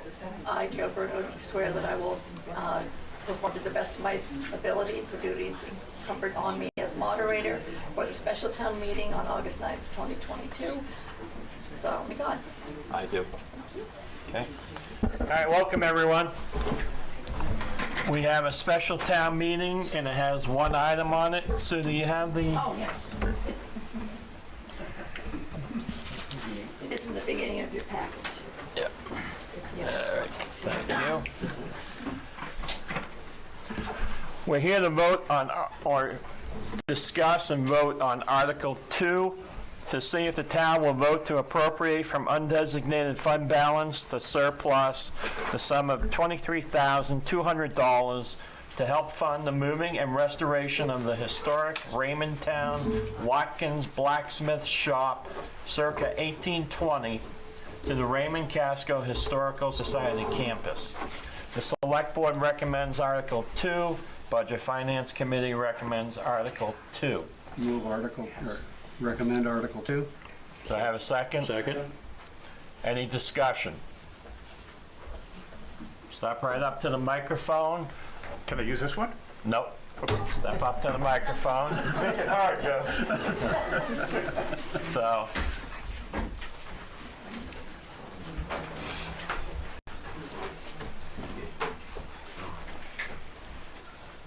Hi. Is this on? Yeah. My name's Alan Stone, and I live up on Spiller Hill Road in Raymond, and I just want to make a short statement in support. In 1971, the Maine State Legislature stated that it is the policy of the state to preserve the architecture, historic, and environmental heritage of the people of the state, and to develop and promote the cultural, educational, and economic benefits of these resources. Many states and municipalities throughout the United States have addressed similar issues, and they've said similar things. I'm just going to kind of quote from one of them. The history of a community contributes to its personality. Preserving the history of a place through its significant historic resources gives a community its unique character. Historic preservation provides a link to the roots of the community and its people.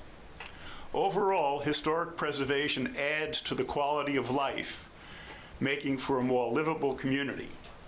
Historic preservation is beneficial to the community in the following ways.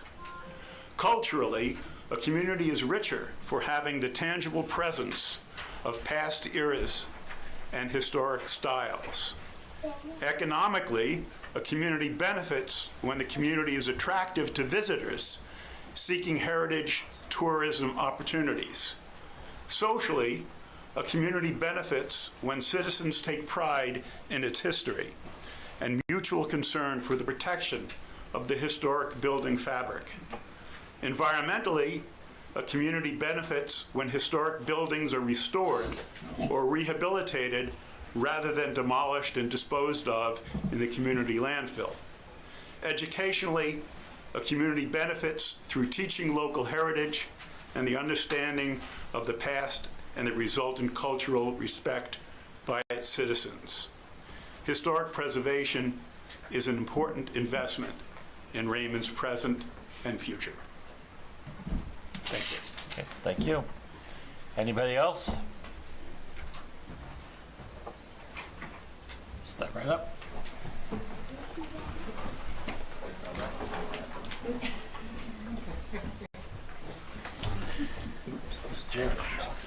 Marilyn Westcott, 172 AI Road. I just want to ask a question.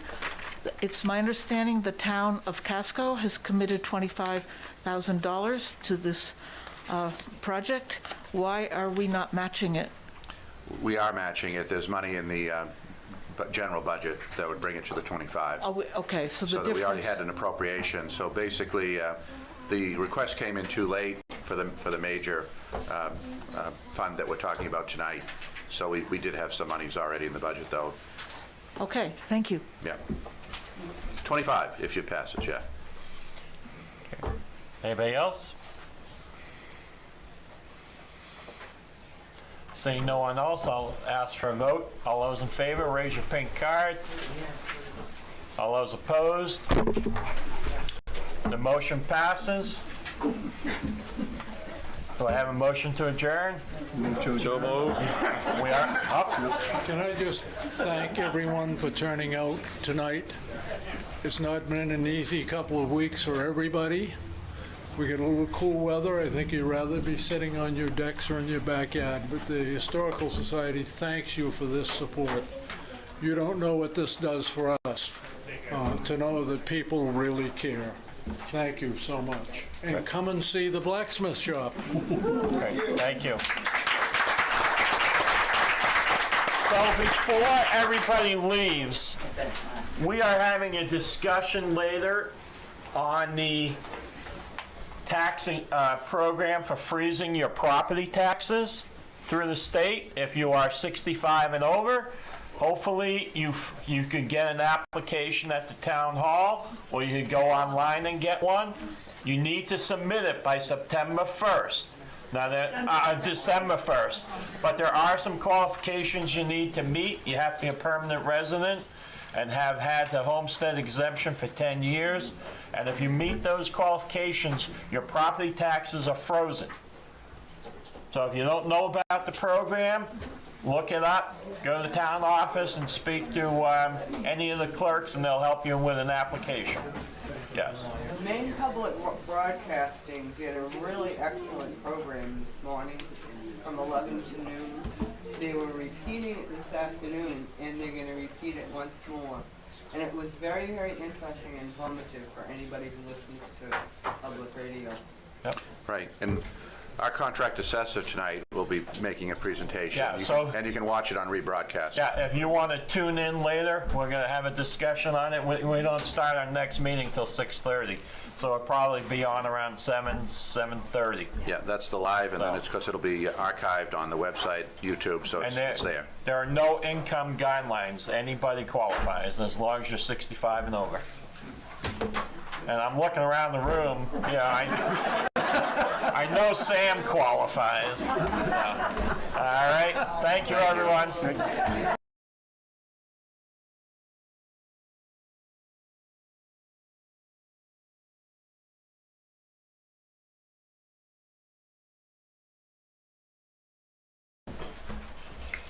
Good evening. You're here at the Selectmen meeting for August 9th, 2022. We have a fairly long agenda, so we're going to get started. Can I have a motion to approve the minutes of July 12th? So moved. Second. Moved and seconded. Any discussion? All those in favor? Unanimous with one absentee. We now have a public hearing on Cafe Sebago liquor license renewal. So, is it actually a public hearing? Yes, it is. It is, yeah. Okay. All right. So I'm going to open up the public hearing on the renewal of the liquor license for Cafe Sebago. Do I have any comments from the public? Okay.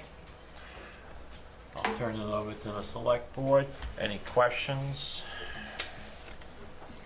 Joe, that Yes. letter that came in, can that be read and put into, I don't have it on hand though? And it would be a letter concerning the garbage out back? That's the question I was going to ask. If I can find it, I'll read it into the record. I know it was sent, hold on, sorry, I'm trying to find it. Is, and also regarding, is this where when we also go over the fire inspections? Yes. Yeah. Okay, because there's a lot of things on here, knowing that this has been put off a couple times, and there's a lot of things on here that still have to be done or have not been done. Understood. So Wayne, we just received your inspection report tonight. Can you give us a rundown, please? Sure thing.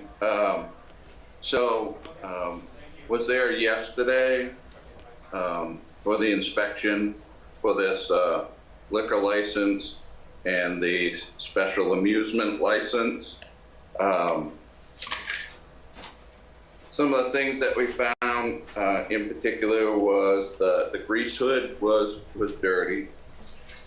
There was quite an accumulation of grease on the walls and ceiling area in the kitchen.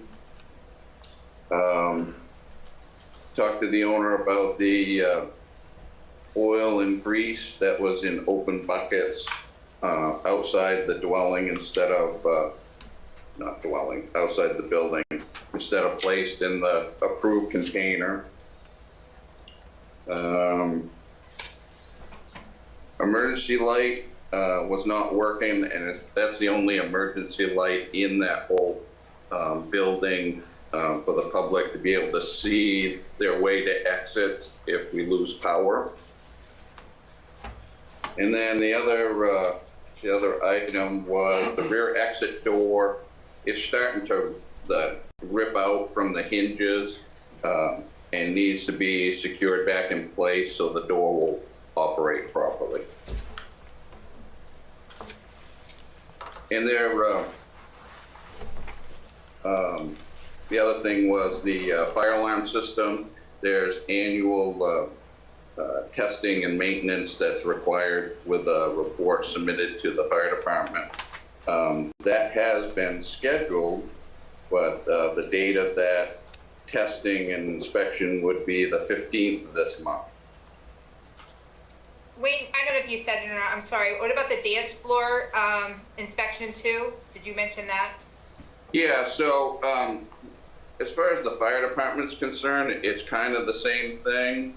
But the key there is state fire marshal has to come in, perform their inspection, submit their report, and if everything passes with them, then they grant a license, which, you know, for us, that's kind of a condition for the approval for the amusement part of the license. That doesn't expire in closer to the end of this month. So there's still a little time for the fire marshal to come in and do that inspection for Cafe Sebago. Okay. But that's where we stand at the moment. Joe, I found that letter if you didn't find it. No, I actually have it in front of me. If you want to read it, go ahead. All right, we got the letter, and it said, to whom it may concern, I am writing regarding the pending site plan for map 55, lot 004A for a patio and parking expansion.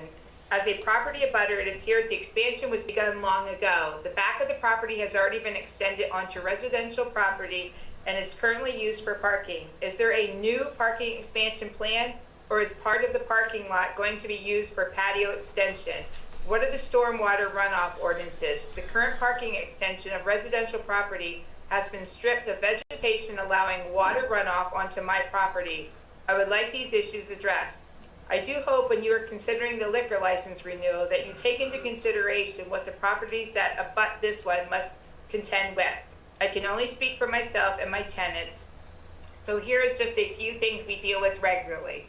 My back parking lot is gated, so there is no access by vehicle at night. On the portion of that lot that is separated only by a cement barrier from the bar, it is common to arrive in the morning and have to clean up broken glass and drug needles that have been thrown left on our property.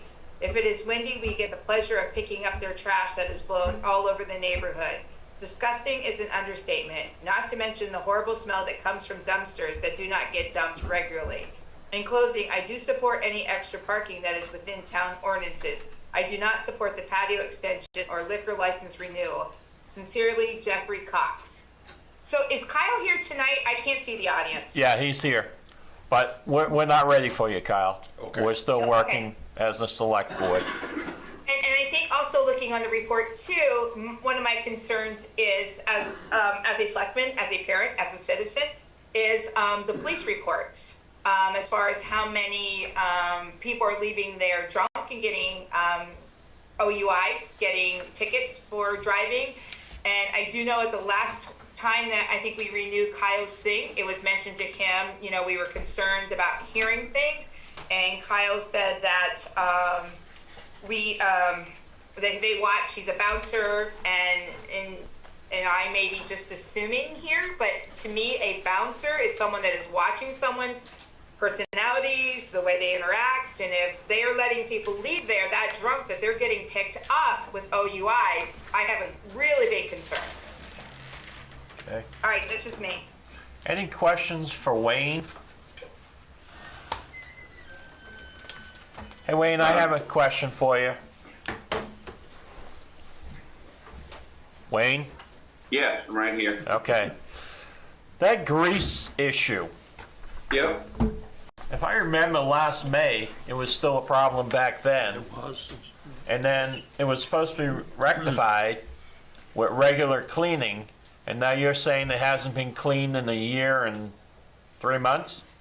No, I'm not saying that it hasn't been cleaned in a year, but it was actually cleaned in May. But what the conditions we found there yesterday during the inspection, it needs to be cleaned again. I know that Kyle has reached out to the contractor that does that professional service, and they're actually scheduled to come back in tomorrow morning and clean that system again. So in all fairness, you should be aware of that. Okay, thanks, Wayne. Alex, are there any permits that have not been obtained or any zoning violations? So there's still an open violation for this property, and that is for the parking area that was created in the back of the building without site plan approval. So Kyle is aware of that. We've had multiple discussions about that and how he can correct that, productive discussions, with what he's thinking he's going to do to try and correct the violation. It's really two different permits. One would be site plan to keep the back parking area the way it is and use it as parking and with some modifications. And the other one would be just a building permit application for the modifications outside of the building. A few years ago, there was a rear deck with some, outside storage behind the building. That area was turned into seating. So that's a very simple building permit to just modify the change of use of that area from storage to seating and patron area. He hasn't applied for that permit yet, but those are the two things that we would need to get everything. How long were these uses unpermitted, let's say? I think the seating area goes back to before he was actually operating over there. I think it was at least 2 years. And the rear parking, I believe, was last spring that they did that. Okay. Any other questions for Alex? No. Okay. Thanks. Any other questions from the select board? Teresa? No. Okay. Kyle? So you just heard everything. Absolutely. We'll run down it piece by piece. Let's start with Wayne. The inspection, I received the report this morning. Me and Wayne have talked about the core things that need to be taken care of that. He has an email that I sent to him this afternoon.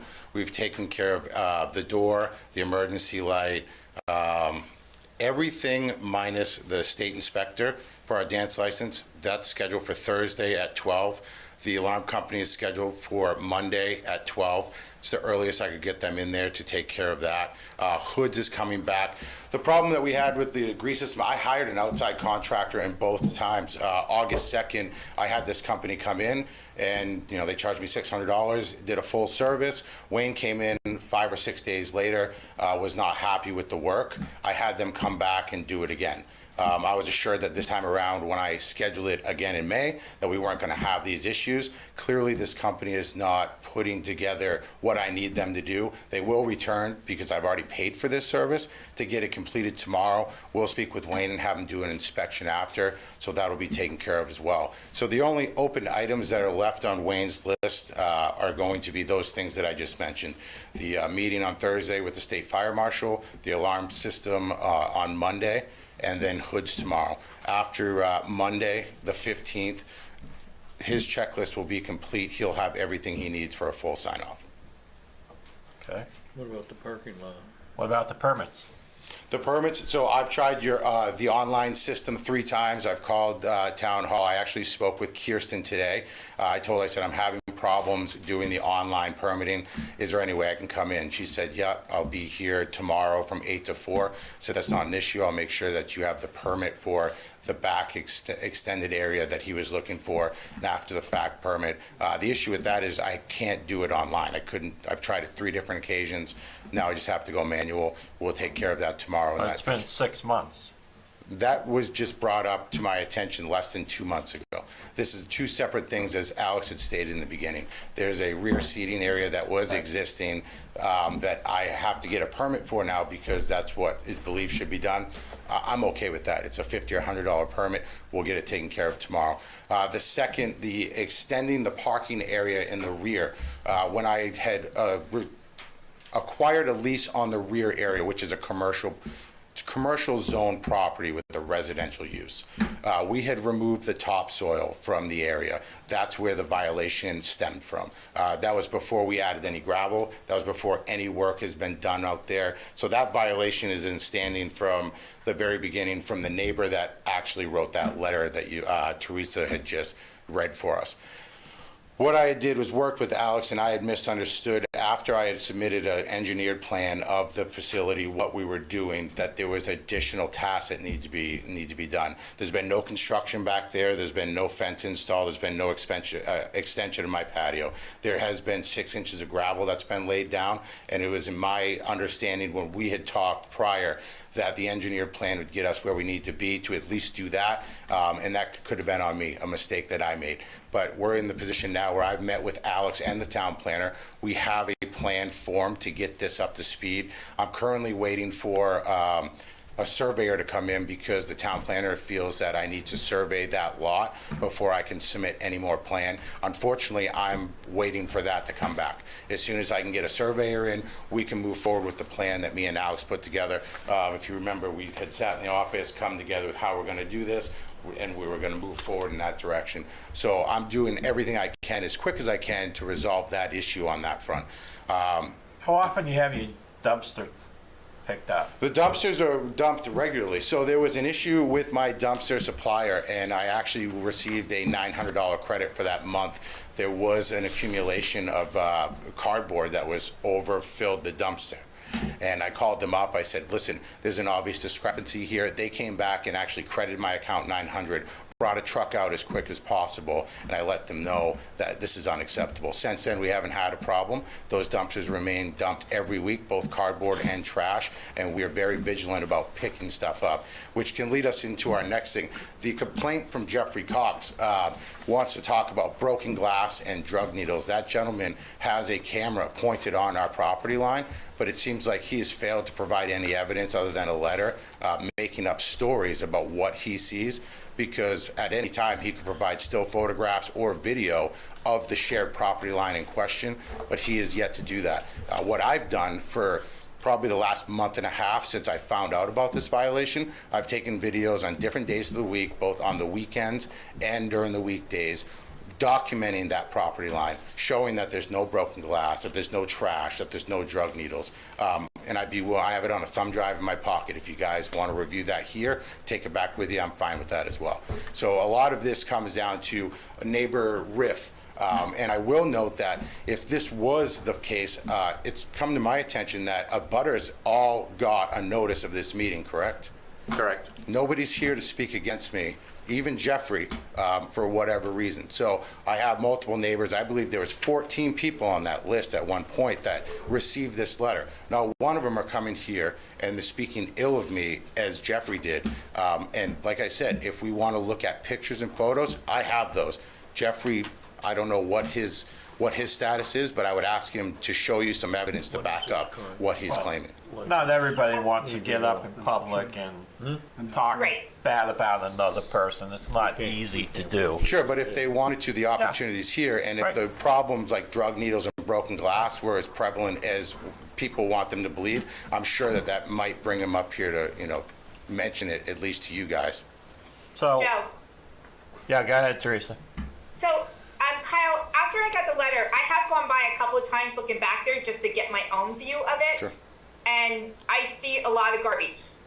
Cardboard boxes thrown on top, cardboard boxes laying on the side of it and in front of it, and I've seen it several times. So like I said, I don't want to take somebody's word for it. I want to see it myself. So if I go to Wyndham or whatever, I do see it. So I have seen it several times. And I guess I would also have Joe address the question to you as to the OUIs and the people leaving really drunk. Yeah, let's talk about that, because this is, any evidence or facts that you guys have provided, I have not been provided. I also have to deal with the state liquor inspector on a regular basis. If this was a continuing problem or an issue that was directly related to me, I would imagine that I, in some way, would have been contacted, since I'm the one held responsible. That's why I'm here today. So if you want to talk about that, this would be the first time I hear about it. I'd be happy to answer any questions or try to fill you in with anything that you think is missing. So we got a report of 5 OUIs that came out of your place. How do they determine that? Sheriff's office. Right. I mean, they pull somebody over. Yeah, and they said we had drinks at your place. Yeah. They've been observed leaving your parking lot and then they pulled over. Okay, so if you look into the state law, my responsibility as somebody that serves liquor or alcohol on it is to not let anybody that is visibly intoxicated stay on my premise. That means if they're falling down, if they're falling asleep at the bar, if they're slurring their words, that's what my responsibility is. So if these guys are drinking and they are holding themselves together, they seem like they are well put. We look at them, we observe them, and they're not falling asleep, causing problems, or any of these issues. That is beyond me. So if I don't have a breathalyzer, I don't have the right to breathalyze any of my customers. I can't do a field sobriety test before I leave. So my only obligation is to make sure that these people aren't visibly intoxicated when they're in my establishment. No one's asking you to do a blood draw. No, I mean, yeah. And I'm there every night, and that's the thing, is that I am there on a regular basis every night. If somebody comes in and we had shut them up, what we see on occasion is most bars close around 9 or 10 o'clock. So you'll get an occasional patron that'll come in, and we won't serve them. But they're not okay to leave there. So we offer them, can we give you a ride? Can we give you a water? But beyond that, there's nothing that I can do. I can't withhold somebody from leaving my building. I can't take their keys. I can't tow their vehicle. I don't have that power. So, how many fights have you had in your bar? I have had 0 fights this year. 0. There was no one that was assaulted?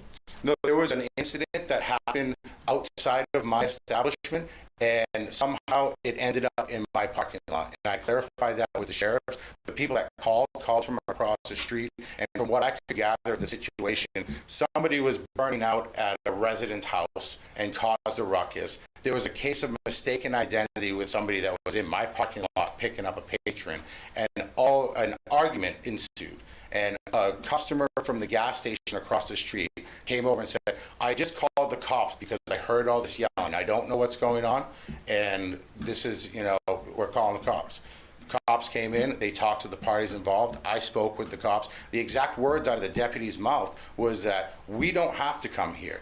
You run a good operation. We rarely have an issue. Fights are not a thing here. So I have a good rapport with the local sheriffs. And we don't have fights or altercations at all this year. That didn't happen in my establishment, and that wasn't a result of something that happened in my establishment. It just kind of showed up on my doorstep, and I had to deal with it. Okay. Other questions of Kyle? Okay. Seeing none, any public comment? Seeing none, I will close the public hearing. And we'll go to new business. Consideration of Cafe Sebago liquor license and special amusement license renewal. You can sit down, Kyle. Okay.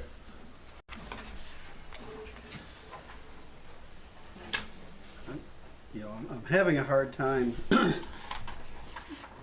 doing this, knowing that there's still violations out there that need to be cleared. And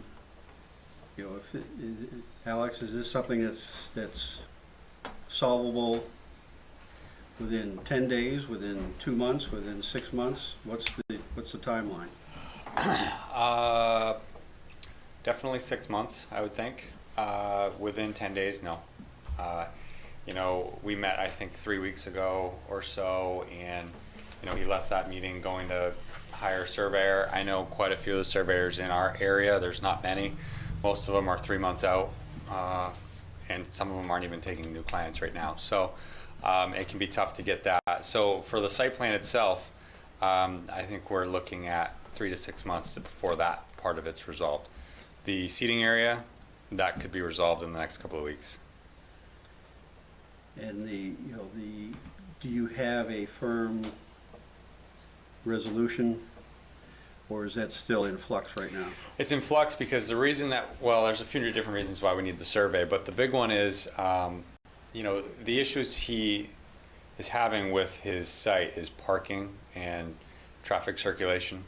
So that survey will kind of give us the information we need to really see how much space he has on each side, to calculate, what he has for parking spaces based on the, dimensions required for a parking space. And so he has a couple different irons in the fire as far as that goes, with possibly getting more land in the back or the side, or working out some type of agreement, with one of the abutting businesses to try and secure some off-site parking. There's a lot of different scenarios that we worked through to try and make this work for him. Has he talked to his neighbors about, Kyle? That I'm not sure. Have you talked to your neighbors about getting parking after they close at night?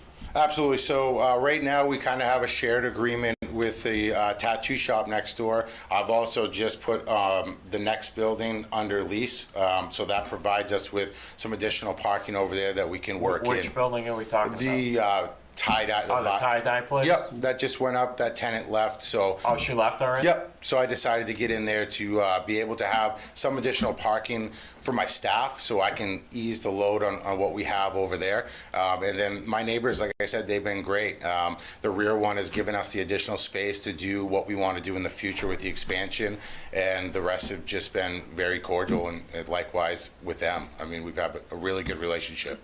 Okay, thank you. So, was there a question with septic too, that the septic had to be changed because of having more people in there? I thought I heard something on that, maybe? Yeah, Alex, do we need a new septic? The existing max capacity based on the septic system is 48 seats. So that's established on seats as a restaurant. There's calculations, they're dependent on the use. So, if you change to a takeout business or an ice cream shop or whatever it is, it has a different, different gallons per day. So the number we've been firm with has been 48. So what's the occupancy in the building? That would be a question for Wayne. Wayne? He knows that one. Yep. Wayne, what's the occupancy of the building? The actual number, I'd have to look it up for you, but it's more than 48. It was around 100, I believe.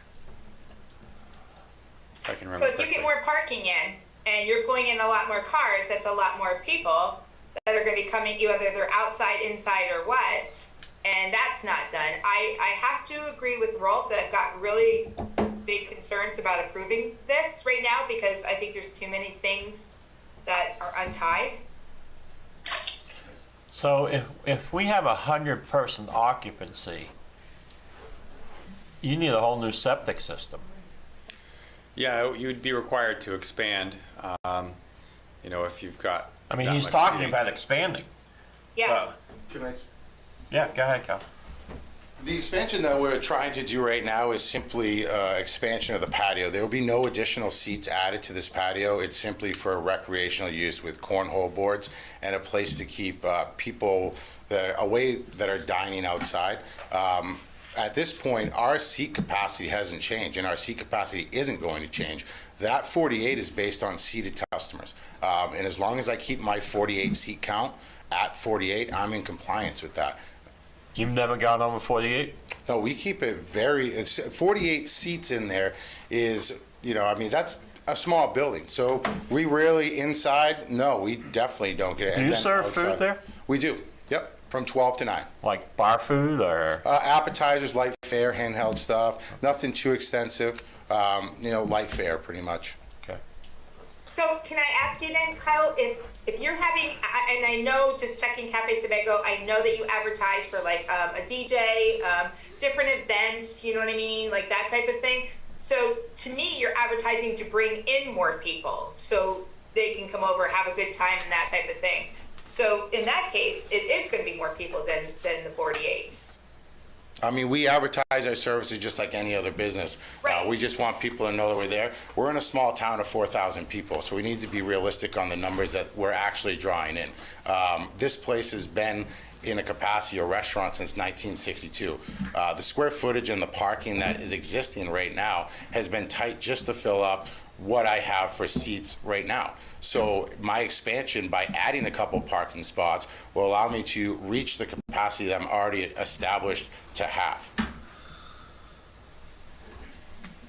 And the other thing is that the new design that me and Alex are working on right now, the only thing that's holding this up again is a surveyor. I have to wait for the surveyor. We're cutting down our patio size by 25 feet. We're increasing the access to the back of the lot, and we're losing a lot of that parking to, it's gonna be grass in the corner, and there's gonna be access for the fire department in the back. So we're no longer gaining any more parking from the rear of that structure. We're just coming up to code with the fire department and what they expect us to have for lot circulation. So the original thought was to add the parking. Digging into this a little deeper with code, we realized that that's not gonna work. That's why I leased the other building to get the couple spots that we're short right now to operate, and there'll be no additional parking spots. So there'll be no additional parking, there'll be no, the goal isn't to fill this place up. It's to come up to speed with what we're already approved for. All right, so I know, like, before it was just a restaurant. They did not have the extra space out back. And They did, yes, they had a deck. They had a... Right, but just a deck where people went outside to smoke on but they drink. didn't have like the whole entertainment center type thing that you have out there now. Fence and stone, and there was tables on the deck. So I mean, I've added a couple picnic tables to the area, and I have some fencing and some stone. This was all submitted with my original application from day one. I mean, this was all detailed out with not only the liquor but also the town. Right, and I understand that, but I was saying what I was going with is they didn't have to get a new septic when it was the other owner. When it was just the food before, but now you're adding entertainment, bringing more people. So that's why the septic, I believe, has been brought into this. Is the only reason why I'm bringing that up. This is the first time that I've heard that the septic would need to be expanded with, Alex, we haven't spoke about this Kyle, in the past. Talk to us. All right, so it's kind of directed towards him. Yeah, that's This is the first time that I've heard about needing to expand based on what we're doing. The septic system, the restaurant seats 48 people. That's 48 seated people. Now, I'm not sure how the calculations work beyond that, but our seat count, and what I was told by Alex, as long as there's 48 seats in there, we will be in compliance with what we need. So there's 48 inside. There's 48 total. Including outside. There's a pool table, and we've reduced, I don't know if you've ever been in the cafe, but we've reduced our dining room size by more than half. We put a pool table in the corner, we have the full bar, and then we have, I believe, seven tables that range between 2 tops and 4 tops in there. We have picnic tables out back, and that keeps us at our 48 count. I mean, we're inside and then the outside, combined.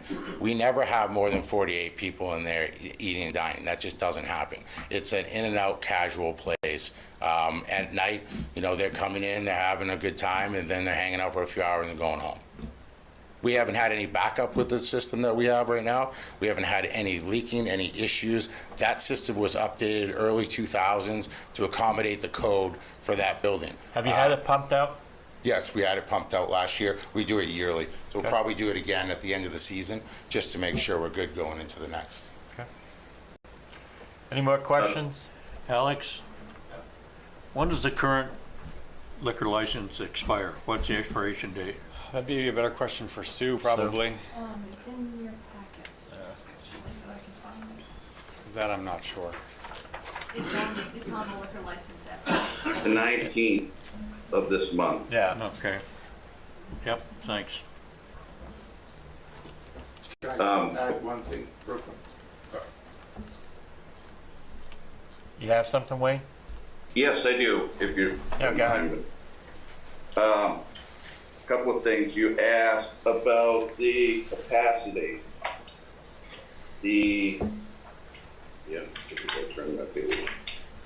There's an inside capacity and an outside capacity of occupants that the building can hold and the current outside patio with the picnic tables can hold.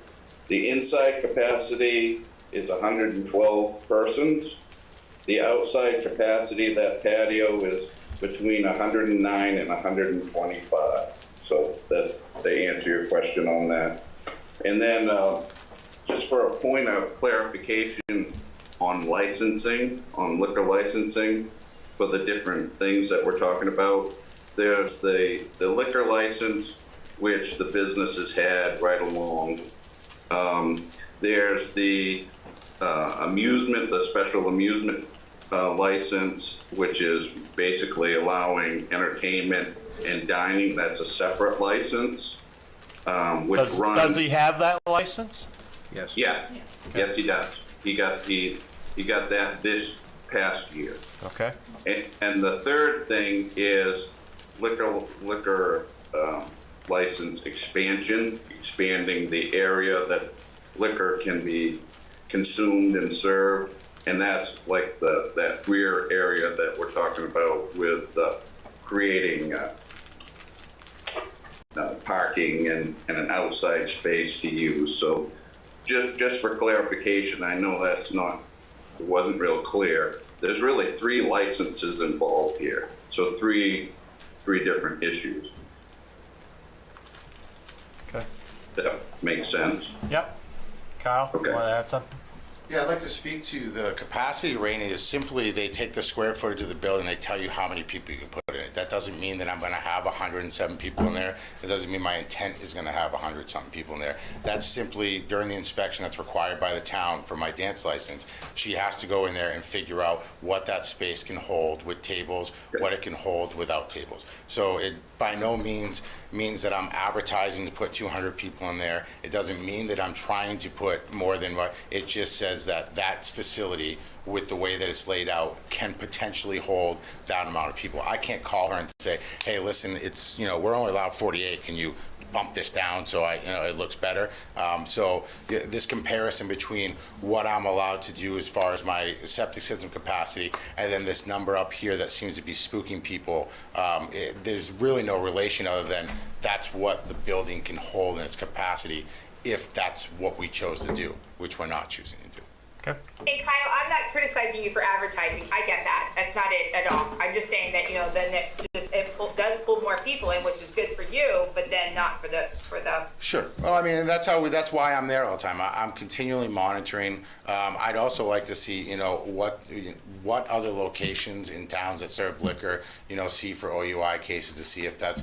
There's got to be a standard there. There's got to be something and some metrics that they use because. Yeah, that kind of bothers me that I'm just hearing about this now, especially when I'm the one holding the license and supposed to be responsible for responding to allegations like this. Well, they're not allegations. Sure. They're fact. Well, I mean, those are summons. Those are summons that are read out. So the reality of it is that 5 summons were written. Unless there's 5 convictions in that paperwork, I think that we're speculating a little bit on what's going on. Because at any time, you could be pulled over and accused of doing what they think you're doing, and you can go into court, and it happens all the time. It gets thrown out, dismissed, or beat. Well, Kyle, and right here on the report, it does say operator admitted to drinking at the bar. And it says it right on here, and it came from the Sheriff's Department. And it's literally from 3/18 until 7/14. And again, my concern is, and it's with any bar, and I tell my kids when they're driving, I'm not worried about them, I'm worried about the other person that's driving. And when you've got people that are leaving there, again, and you keep saying too that you aren't responsible for them on your property, but don't you have some responsibility that they're leaving your bar drunk and they're gonna go drive from your place? My responsibility as a person that serves liquor and the state holds me to, and this is a gray area, and if there's an issue, and I think it's an issue too, is that my responsibility is to make sure that you don't look like you're intoxicated. That is my liability in this whole thing. So again, if you're falling down, if you're slurring your words, if you're causing a problem, you're hurting other people, it's making obvious things. I need to, 1, stop you from consuming. And then really beyond that, my only responsibility is to serve you water until you can find a ride home.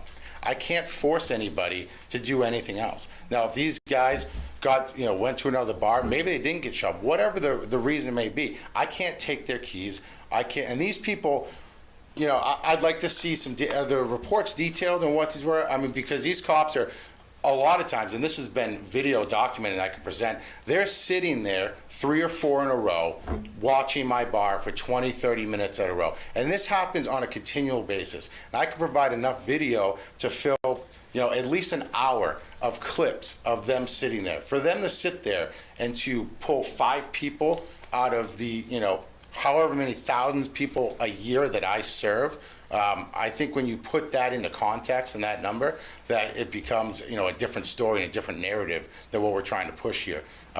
This is for 6 months. This report. And Kyle, one person on an OUI can kill somebody. And I understand. And there's not a redo of that. So to I guess minimize it, kind of the way you are of how many people you serve in a year, one person is all it takes. And to me, I'd be saying, okay, if you leave this parking lot, then I'm going to call the sheriff and tell him you're too drunk or whatever. But I have a real problem, I guess, with that, knowing that somebody I know or any other loved one is having somebody drive home. And that's that just one time, Kyle. That's all it takes. And I understand that. But at the end of the day, you're asking me to do more than what I can legally do. I can't stop people from leaving. There's been no instance where people are fall down drunk or that got into their car and left. There's been, how many times, if the sheriffs are willing to present to you, they've been called one time in a year, to that place. Now, if this is such a big deal and this is happening all the time, and I'm not minimizing what you're saying, and I agree, one drunk driver can change a lot of things, but you're putting the responsibility on a business owner that the state says, if he looks drunk, then you need to serve him water and try to find him a ride home. That's my responsibility with that. I can't control, again, if these guys come in and say they have 3 beers or 4 beers, they look sober, they talk sober, they pay their tab, they walk to their car fine. There's nothing I can do. I know, but again, you're in that business for doing the alcohol, so to me, that is a responsibility that is on your shoulders. Well, I mean, I'll have to disagree with you. You and I look at it, you look at it differently, I know that. I mean, I can only do so much, and I think that it's unfair to think that I have to sit there and play the role of the police officer and law enforcement. This is law enforcement's job to stop people from driving on the road. Now, I do everything I can in my power to make sure that people that look visibly intoxicated or they have the signs of it do not continue to drink or to go out there. I do everything in my power, but at the end of the day, it's the law enforcement's responsibility to find these people if they're exhibiting that behavior and punish them. It's not, I can't do anything about that. What I can do is just what I've been doing. Keep an eye on my patrons, make sure that they're not visibly drunk, and continue to do my business. And I know that, liquor has a sore spot for, this and that. I'm doing what I can, and I'm being very responsible. I'm there on a regular basis. I'm there making sure my security is watching for those signs. But I can't do anything beyond what I can do physically within my power. All right. That's enough. Let me try and move this along a little bit. Kyle, you mentioned there's 3 or 4 sheriff's officers watching your establishment. Why do you think that is? It's easy because 302 is there, and when you go fishing, you go where the fish are at, right? So if you're looking to pick up people that have been drinking, you sit outside of a bar. And we can take this into another time, and I could provide the photos and the videos of people that are leaving my bar that have exhibited no signs of being intoxicated, and they get pulled over left and right. This has happened on video on numerous occasions where they line up, people will leave, which I'm looking into that right now to see if that's even lawful, because they're not even waiting. They're looking at people. It doesn't matter who you are. They get in their vehicle, they'll pull them over, and then most of the time they go on their way because there's no real reason other than they were pulling out onto a roadway from a bar. All right. Wayne. Yes. Do you think all the violations that you have listed in your report can be fixed within 30 days? Yes, I believe so. Yes. Okay. And to Kyle's point, I didn't see his email from late this afternoon. A number of the issues were corrected today, and he did tell me that he would be working on these issues today. So he did send me verification. For example, the emergency light has been corrected. You know, there's a number of things that have been corrected that are on my list. So yes, to answer your question, I do believe within 30 days that can be. Are you scheduled to go back there within 30 days? Not currently, because Kyle needed to try to schedule those appointments, like with the fire alarm system company, with the cleaning company for the grease hood system. He needed to make those scheduled appointments. So we didn't set up anything when I left yesterday, but it's very easy for us to do that once he gets everything done. Okay. So I'll tell the select board where I'm at right now. Kyle's a business person. You know, I know what it takes to run a business. You put your heart and soul into it. You put a lot of money into it. You lose that business, you lose all that investment. There's a lot of things going on that could be done better, obviously. For example, the grease, the garbage control, making sure everything is up to snuff. I would kind of like to just give Kyle 30 days to fix it. You know, and then come back and see if everything gets fixed the way it's supposed to be. I mean, I know when you're starting a business, you're short on cash, so sometimes you let things slip, and I just want to give him a chance to fix what's there. Is 30 days enough, you think? Well, that's all I'm willing to do. I mean, it's been a year. Yeah. You know, and we're coming back with some of the same violations. So, you know, did you fix it in a year? I mean, we still got the permitting issue, which, okay, it's a surveyor thing. Give him some, you know, I'm willing to give him a little slack on that one. But as far as some of these other violations that Wayne pointed out, they shouldn't be there. They should be fixed. So, I'm open to anyone else's thoughts. So what happens on the 19th if we take no action tonight? We can extend it for 30 days. Yeah, we can. Yeah. The state can extend it for 30 days. You would have to contact the State Department of Liquor. Yeah. And your next meeting is on September 20th. Yeah. So are you thinking table it until the 20th? Yeah. Yeah. I have a question for Kyle. Do you think you can correct these in 30 days? The only 30 thing days that from Wayne's whole list will be done by this Monday. So Wayne will be 100% whole. Everything he requires will be completed. You know, some of these repeat violations that we're talking about is, you know, the grease stuff. I've hired these companies and I've gotten a terrible. Find a new one. I got it. You know, but they're limited. You know, that's the other thing. But you know, I've held them to the fire. So, and everything else I've fixed. These aren't, you know, things that are. I'm fixing them. Everything that's on his list will be completed by Monday. Like I said, the fire marshal will be on Thursday to do the dance license inspection, and Monday the fire alarm company will be there.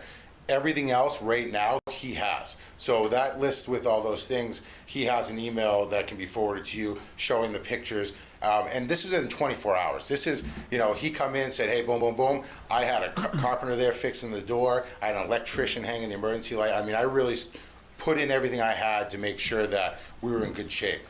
The one issue that I can't control how quick I can get a surveyor. No, and I said, that's not an issue for us right now. Yeah, so I mean, other than that, that's not a problem at all. We can get this. But if you could tell me that you got an appointment with a surveyor in 2 months. Sure, I can get that on the books. That won't be an issue. So. But other than that, yeah, everything else by Monday, this Monday at 5 o'clock will be taken care of. Thank you. All right. Can I ask something? Yep. So What about surprise inspections? Are they done in places like this? Yeah, so we had one last year. The liquor inspector came down, came into our facility, sat down, and then spent the rest of the evening observing our facility. And they actually let the local sheriffs know that they were in town. They tried to enter without an ID. We caught them there. They were looking to see if we overserved anybody. No issues there. And there's been no violations on my liquor license at all from the state. And they have conducted we've been in contact, and that surprise, there was no, they didn't tell me anything. They came down one night, I think it was a Saturday night, and they ran me through the ringer, and there was nothing, no violations, no issues to be had, and we're in very good standing with the state when it comes to our liquor license. So Kyle, that's funny because I never even thought about the liquor license. I was thinking about Wayne doing a surprise inspection regarding the grease. You just gave me a lot more information, so good. Thank you for that. Yeah, we schedule it yearly with him, and then provide the paperwork that shows that we keep up with the stuff when he's not, we do the hood cleaning every 6 months. And then once a year when this comes up, we get together with Wayne. He kind of goes through, makes sure everything's in good shape. If not, we fix it up, and then we see him again next year. Unless, of course, there's an issue or a call, which we haven't had any issues down there where he would show up. You may want to consider doing it more frequently than every 6 months if you're having that much of an issue. Yeah. And maybe the type of food you serve, I agree. If you go to a bar, you're not going to get the healthiest food. Yeah, it's true. So you may want to think about cleaning that more often. Let's see that, or change that maintenance cycle so it occurs closer to when the inspection. Yeah, so what we were doing is kind of going off the state recommendations, but now that we're into it and we have a little bit more experience in the building and what we're doing, we're definitely looking forward to that. And then we're going to switch our companies. Like I said, I've already paid, so Wayne hopefully will come down tomorrow. I can call Wayne, and I'm going to see if he'll swing in after these guys are done and make sure it's done the right way, because I'm just as upset about it because it makes me look bad. I hired this outside company. This is the second time it's happened to me. I've had to call them back. So I'm looking for the right solution too. I'm not looking to drag this out. We're not looking to be cheap or save money anywhere. It's just this company has not been great to work with. Okay, have a seat. Thank you. All right, so you heard my thoughts. What's everybody else's thoughts? I agree with you. Teresa? I'm just listening to your thoughts. Rolf? Yeah, I'm on board with that. Yeah. Okay. All right, so can I have a motion table? Move to table. Second. All those in favor? Okay, so this will be tabled until September 20th, the next selectmen meeting. Okay? Thank you, Get it cleaned up, okay? You got it. I appreciate it. All right. Are you all here for the same thing? Because I know this is like live TV right here. This is fascinating, isn't it? So are you all here to public comment? Yes. Is that what you want to address? I'm going to go right to public comment so you don't have to sit here all night. All right? So whoever wants to step up. I don't want to step up because this doesn't make me comfortable. But anyway, my name is Sylvia Sullivan, Abel Bates, and we live at 55 Stark Cove Road in Raymond. And thank you for letting us speak. We're here tonight to express our concern for the town of Raymond over for the destruction of the 500 feet of frontage on Raymond Cape on the West Shore. As you know, Sebago Lake is an important resource, natural resource. It belongs to all of us, and we all have an obligation to take care of it. And with this in mind, we started a petition and a brief letter of support for the town of Raymond that has been signed by over 273 people in the last couple of weeks. They're users of the lake, and several of them are here tonight. Great. Wow. Second fiddle. I'm Abel Bates, and I'd just like to read what this letter of support says that the 273 people have signed. We, the undersigned, would like to express our support for the town of Raymond in its effort to make sure that the waterfront land on Sebago Lake that was significantly altered without permit is restored to its former state. We also support the town of Raymond in its attempt to recover all costs of litigation associated with such efforts and to legally impose a fine to discourage future abuses. The land that was altered without permit is approximately 500 feet of water frontage at 28 Whitetail Lane and 18 Fernwood Drive in Raymond, and those two lots are also identified as lots 20 and 22 on Raymond Assessors Map 1. That's it, and we just are here to support you in your efforts. So, thank you. Have any questions of us? Great. Thank you. Anybody else? Go ahead.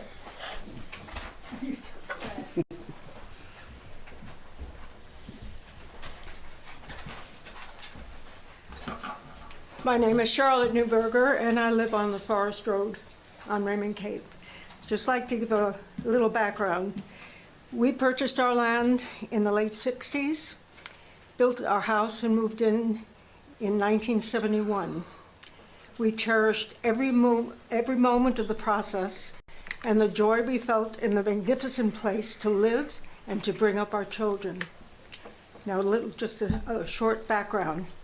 I remember when Mr. Riley came to such a meeting in the evening and influenced the selectmen not to consider the use of DDT. That was quite a few years ago. She was recognized and read and read and read again from The Silent Spring by Rachel Carson to help make them aware of the destruction of DDT and and what the pesticides could rot on the lake. Of course, as is often the case, we are not aware of the dangers of such things when it's first introduced. We know now, and she knew then, and relentlessly read until they became aware of what it could do, and they listened. I was also one of the many Maine area residents who drove to Augusta to a hearing about a proposed pipeline from Fry Island to Eelwell Canal through which they would send their effluent with only tertiary treatment to dump into the canal. More recently, there was the pipeline to tar sands. Each time, those who care for this magnificent area came together to save it from destruction. Apparently, there are those who do not consider this area a treasure for those who live here and for those who visit. This makes me not only sad, but very, very angry. There are laws for others to follow. It appears not for them. There is no consideration for the beauty and the ecosystem that many of us cherish, where we live and where we have brought up our children, and where we want to leave as a better place and not destroy. We and you need to send a strong message, and we are here to support you in what must be the ultimate message to those who act as if they do not care. Thank you.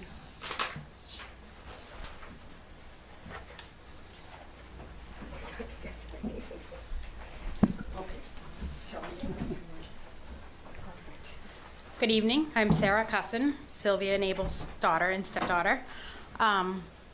I think everybody's on the same position, but I'm not going to assume. This is crime. It's ridiculous that people, and I'm going to say that think they have money, it's entitled behavior, it's disrespectful, it's rude, it's against the law. And I'm not mad at anybody here. I'm mad about the situation, and I want to help. I want to do something. I want to be heard. My parents, they have a tree in their yard that they think might be dead. They call someone in to see, is it okay? Should we take it down? Shouldn't we take it down? I drive by this monstrosity of a place that this gentleman, Donald Buteau, who hides behind an LLC, what he's done to his property, and I look at all these other people who won't move a rock because they're not supposed to, they need a permit, won't pull up a shrub, won't take down maybe a dead tree, won't do anything. Yet this man did it all in the cover of darkness over the winter when nobody's out in the lake to see it. And all of a sudden now it's spring, and what the heck happened over the winter?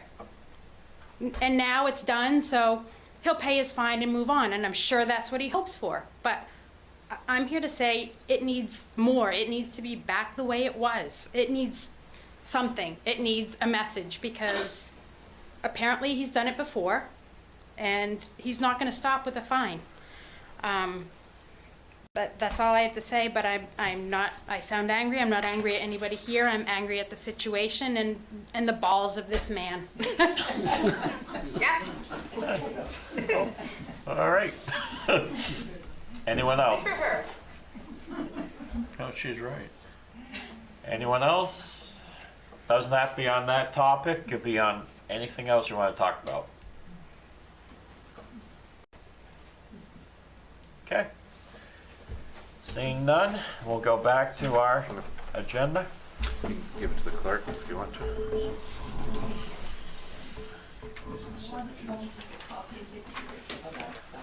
Mr. Bruno, what can we say, what is the status of it? What is anybody doing? If you look at our agenda, there's an executive session later, It's on that same. and we Yes. can't talk about it in public. If you want to see a public statement, you can You go can to watch Channel go to 13. WGME and take a look. I would assure you, at the staff level, the elected official level, we're taking good care of this, and we understand the importance of it, the environmental impacts, and rest assured, we're doing what we need to do. Yeah, and we can't really talk too Yeah. much about it. But thank you for the petition and the signatures. We do appreciate that. Yes, And very much.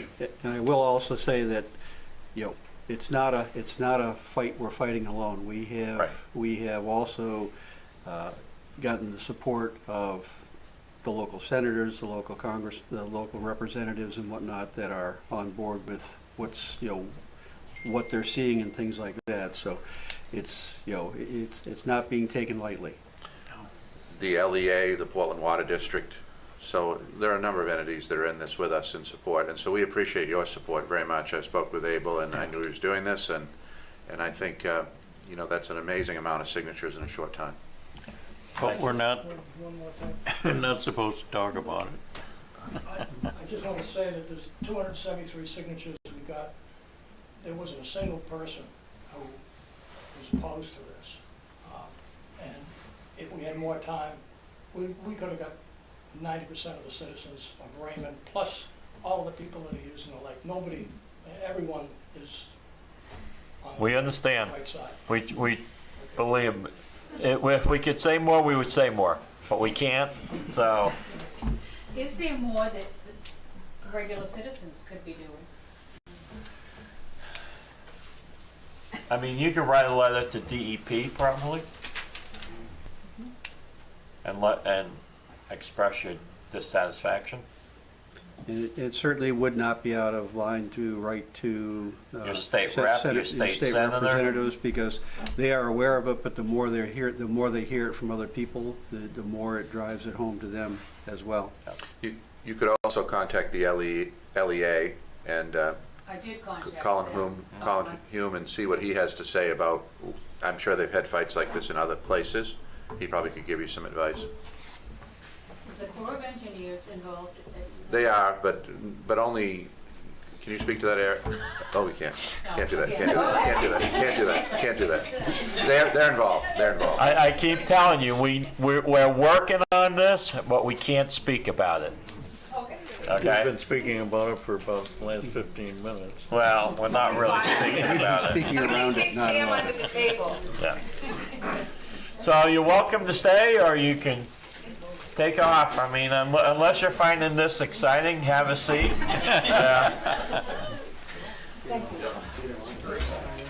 Thanks, Abel. All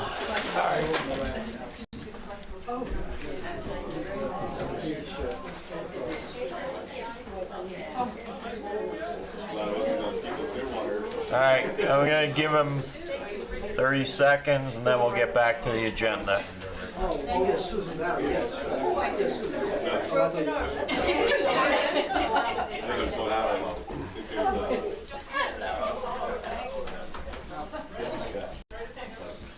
All right, consideration of Fisherman's Catch liquor license extension. Wayne, any violations here? No. Okay. The only question I had was, are they up to date on the personal tax? As far as I know, they are. Okay. Okay. In that case, I would move to approve. Second. Been moved and seconded. Any discussion? All in Yeah, I fa- want to know if we're considered politicians who are bottom feeders. Like the lobsters that he sells over at Fisherman's No, Catch? it was put on his sign last year. Oh. Yeah, all politicians are bottom feeders. So I wonder if he considers. Well, so are lobsters. So are lobsters, and he sells plenty of those. All right, all in favor? Unanimous. Consideration of business license application for Gillies Brewing LLC, doing business as Aroma Joe's. David Gillies, owner. Eek. Yep. Oh, hi there. Anything we need to know, Wayne? No, everything passed in good shape. Okay. Just Move to approve the license. Well, just one question I have prior to is, if they're already operating, how are they operating without a license? Because their license inadvertently got paperclipped to the back of Kyle's license. Yes. Okay. So I missed last meeting to get them Okay. off the agenda. So is that our error, not That's his? my error. Okay. An error. Yep. Okay. In that case, Go ahead. I'll second Sam's motion. Okay. Mr. Gillies, do you own all the Aroma Joe's? No, just Gray. Just Gray and Gray and Raymond? Yep. Okay. I've never How's been it to an going, Aroma Dean? Joe's. What? Do you have like just regular coffee? Absolutely. I mean, Yeah. I have these young people that work for me and they love it and they go get these wacky drinks. I'm like, can you just get me coffee? So Monday Yeah. we have free coffee all day. Come down, iced coffee, regular coffee. Seriously? Yep. Every Monday? We're doing this Monday. We're doing This our Monday. grand opening this next Monday. Okay. I'm saying that again at the mic because Yeah. it's not Yeah. picking up. No, so I was just saying, Good advertising. is this next week we're doing our grand opening. We normally do it 6 to 8 weeks after we open. We're having different giveaways every day of the week, and on the Friday we give 10% of our proceeds. We picked a local nonprofit, which is the Waterways, to donate to. Okay. So, Do you serve food? yeah. Well, when we can get it. We're having a little bit of supply chain issue, just like everyone else Yeah. right now. So we're out of some of our breakfast sandwiches. Okay. Great. And they're good breakfast. Nice to meet you. Welcome you. to Raymond. No, I live right down the street. So Good. a little Plummer Drive. Great. Great. All right, and moved and seconded. Any discussion? All in favor? Unanimous? All right.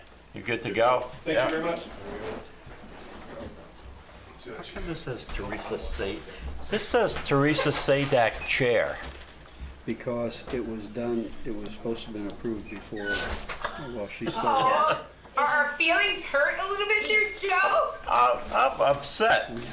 He printed the form Off the online. website? Yeah. Before you got elected. All right, consideration of business license application for Performance Motorsports. Is this the one next to the car wash? Auto Works? I don't know. Auto Works, yes, it is. Is it? Wayne, Yeah. is that where it is? Performance motor. It's in that building. It's only one of the spaces in that building.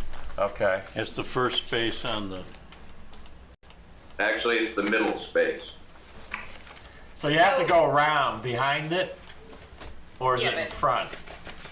You go to the front. you go to the front, the garage is in behind it. back. Yeah. Right. The garage is not part of this business. It's just the office space out front that's part of this business. And that's what, All right. that's what, we inspected. Okay. Any issues there, Wayne?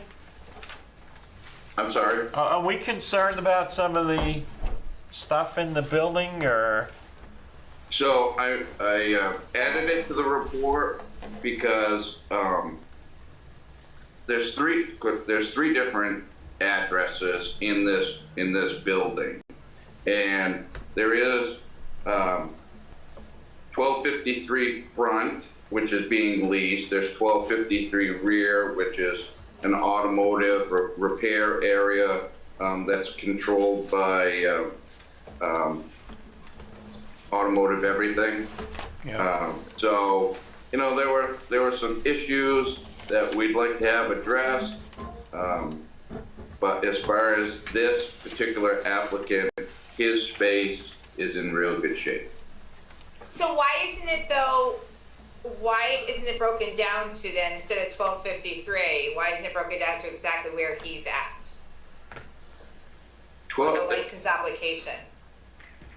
Well, that may be his address. He might know, you know, addressing issues. When he made application, he was renting 1253, but there's really front and rear, and he might not have known that. All right, and another question, Joe, if I can. So you're saying that there might be some issues in the other parts of the buildings, but because one of my questions is like, I know, like if you have one business and you got to have that wall in there so it doesn't go into another business, we've run into that on several different occasions. So what's different here that we're not having those specs? So he does have a door that leads into the rear area, but for the number of people that he's going to have in that front office area, he's only required to have that front entrance exit. And, you know, I looked at the rear just to make sure if worst case scenario somebody had to use the rear exit, just make sure that they could use it, they can. The biggest thing that I had for an issue at the rear was there's some ATVs stored up by the heating unit up top. And they don't have any gasoline in them. The tanks are all dry, but they're a little closer than they should be. So that's an easy fix for the owner of Automotive Everything next door to take care of for us. But it really, I need to work with that owner versus the owner for this application. Okay, Joe, one more question. Yep. I know we had an issue with the other used car dealer over a little ways. Do they have so many cars that they're allowed to have out there? I mean, is there a limit on that? Or maybe Alex might know? That might be an Alex question. We don't have like a local ordinance that restricts the number. No, not a local ordinance. We did with that one car dealership, though. Remember? Yeah, the one across the old Raymond Auto Care across the street. Yeah. They actually, you're thinking of the one that had the limitation of like 25 cars or something. And Ray's Barber there, yes. They actually set that number themselves. So when they applied for the license, they said it would be for 25. So when it was approved, it was conditioned that it would be up to 25. So they kind of set that for themselves. Okay. And this one, there's not. Yeah, correct. All right. Can I have a motion? Move to approve. Second. All those in favor? Unanimous? Thanks, Wayne. You're welcome. All right. All right, Wayne, I think you're all done. Hey, all right. All right. Well, have a good night. You too. You too, thanks.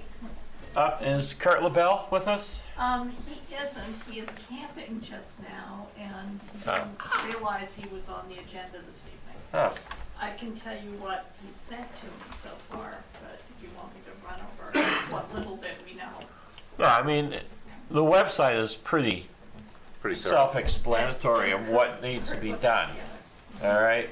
So, anyone 65 and over, please take a look at the, what are they calling it anyway? It's called the Property Tax Stabilization Program. Right. The deadline is December 1st. Right. Applications need to be in by December 1st. You need to be 65 and over. Eligible for homestead. Eligible for 10 years for homestead exemption. And you must be a resident of Maine. Yes.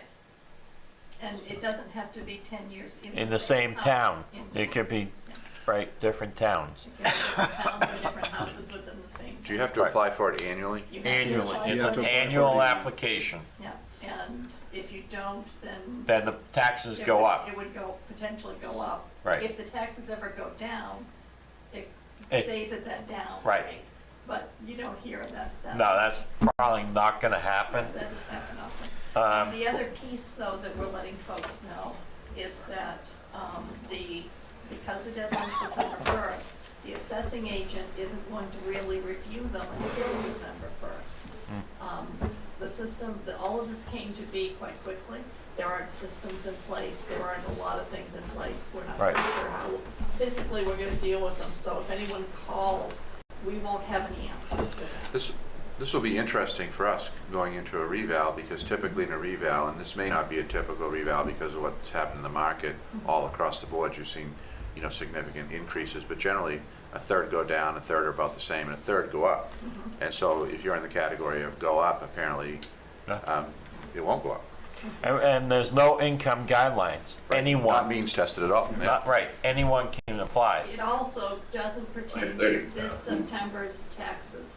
It's next year. Next year's tax. Right. Yeah, it's not this year. Right. Now, has it been defined, it was still kind of up, the last I looked at it was still kind of up in the air as exactly the timing on the reimbursement that comes back to us. Yeah, that'll be the very question. important. And the other thing that I'm thinking is, you know, I'm sure they've done some sort of fiscal note on it and have an idea of what this is going to cost, but this is going to cost a lot.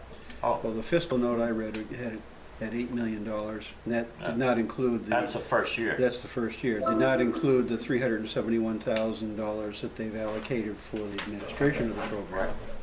And was Yeah. that just for Raymond? No, No. that's for the state. I think they're going to be under budgeted on that, or under, that's way off. When people find out about this program, they're going to sign up. Right, why wouldn't you? I mean, the only thing that, you know, where my concern is are we going to Take a be hit. potentially in a spot where we're going to have some fiscal issues come the end of the year, the end of that year, because we're not going to get reimbursed quick enough?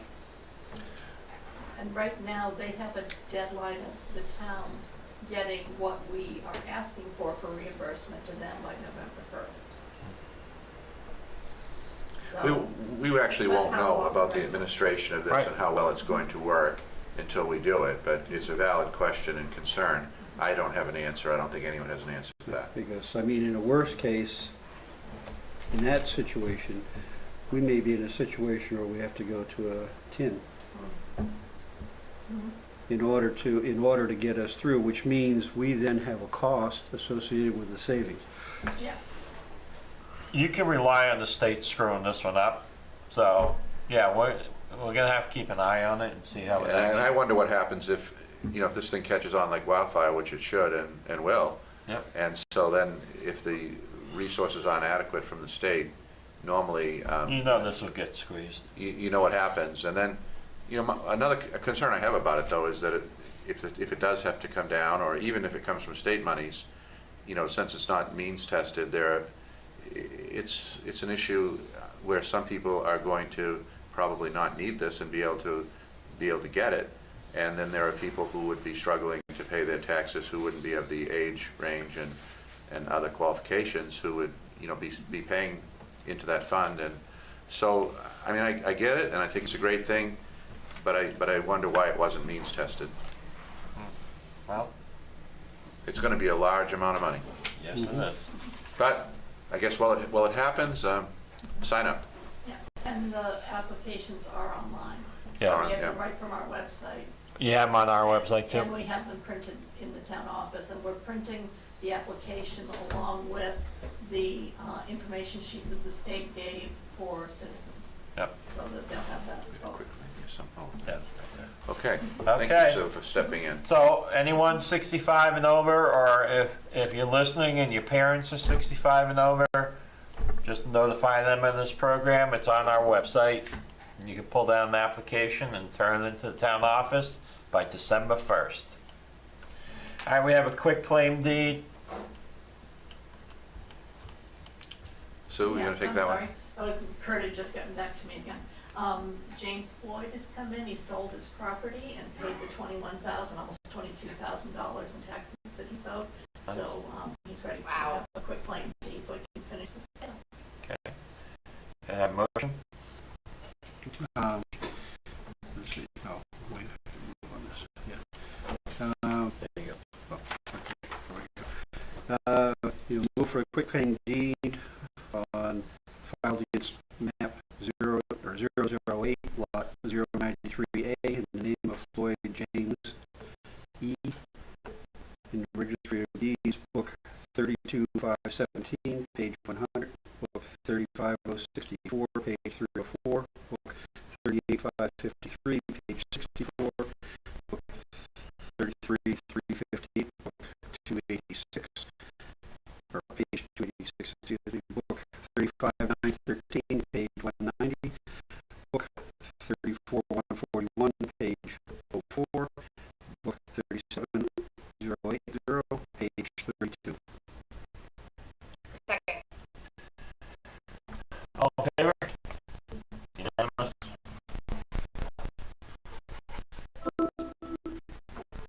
All right.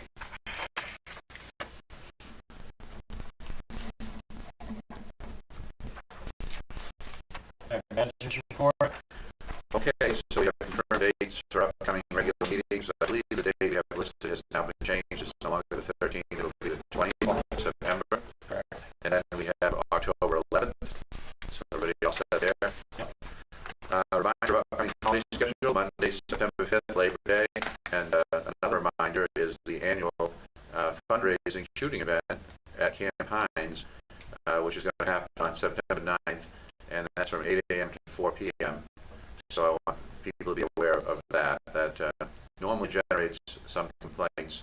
We have provided them with a butter list, and they're doing notifications. I think we put it on our website, and we may assist in other ways to try to get the word out so that people aren't alarmed by that. But if anyone's been in residence for any period of time, for instance, Sam probably knows all about it, and it's something they do every year.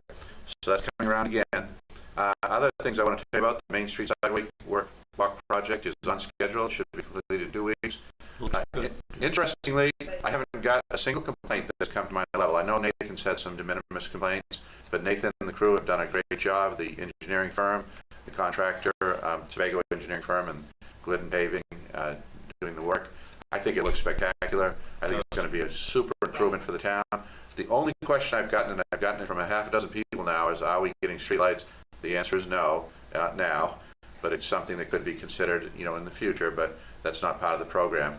But so I've not had a single person say that they are unhappy about it, which is good news. We're seeking a full-time human resource officer, finance assistant, and that advertisement's posted on the website. It's posted in the local weekly papers. And so Rita Terrio, who's been with us for a long time, I think about maybe 18 years or so, is retiring. So good for her, and we're looking for someone to come into that position. So if you're interested, please apply. The town report finally is available. It's finally available, and it has an audit report in it, right? So that's a good thing. And I forgot to bring the select board. You've had to bring them, but that's okay. We'll get them in their boxes. So Kevin tells me that he's working with the library, some things that are happening there. They're going to get the full complement of town technology. They got only a partial one now because Kevin's done it on a volunteer basis for years, but they're getting their automatic locks, new phones. They're getting video security and all that entails. And this one you'll really like. We're getting a fiber link between the town office and the fire station that's going in. And apparently it's going in tonight, which is why we don't have the connection to the outside world on television, because they're splicing the connection, and apparently they cut our fiber connection tonight. So that will be fixed, and we'll be broadcasting live next time. We have an RFP, and because Rolf's on the CoLab group, and so the RFP for broadband is, I'm told by Kevin, they're making a few minor changes, and it's going out next week or the week after, so we'll start to see proposals back, town-specific, on what it might take to install broadband infrastructure by town. So that's very exciting. And that's all. Great. Selectman comment. Do you need me to come in and sign those quick claim deeds, or are you guys good? No, you got a quorum, we're all set. All right. I just want to thank Kathy Goslin and Raymond Rescue. I did a pediatric vaccination clinic a couple of weeks ago, and I needed some epinephrine 1000 in a vial, and I could not get any, so they were kind enough to let me borrow one. I never used it, thank God. No one passed out on me, and so I was able to return it intact, and thank you so much for doing that. We spoke to the department, the rescue department in the town where I did this clinic, and they refused us. And I'm like, okay. But anyway, we did 181 vaccinations that day, and we did probably about 70 children. So it was a very successful clinic. Good. All right. So thank you, Kathy, and your crew. Very, very appreciative. Can I have a motion to go into executive session? So moved. Move to go, pursuant to 1 MRSA 405-6E. Okay. Second. All in favor? All right. We're in executive session. No, you're. Bill? Let me know. I don't know if you can. All set. All right.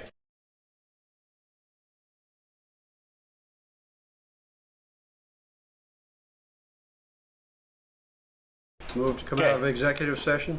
Do I have a second? All in favor? Thank you. Move to adjourn. Second. All in favor? Thank you.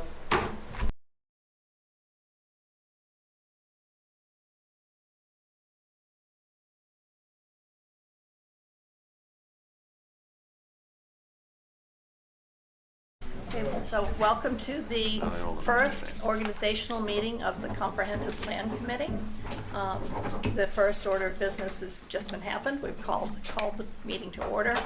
The members that are present have been sworn in. I would like to tell the committee, for one, you'll have name tags next time as soon as Deputy Mason finds where they are. And one member of the committee, Bill Frazier, has already resigned. You'll still see him on things to sign tonight because the selectmen haven't accepted his resignation as yet, but he had some health concerns, so, and not, just, I'll leave it at that. So he's not going to be able to do the committee. I did send out just a standard type of agenda to all the committee members, just to get us started. The first order of business is election of officers. And is there any nomination for chair? You know what, just in the interest of getting to know one another, I'd like to move to table that until maybe another meeting or two, just so we can get to know one another, work with one another, because the leadership of this organization is going to guide it for the next 2 years here. Is there a second to that motion? Second. Any discussion? Okay. I have one thing that I will say, and if that is the case, the committee is going to have to set the agenda before this meeting ends, so that we'll know what to do next, because that's part of the purpose of the chair, is so that I can bounce an agenda off the chair.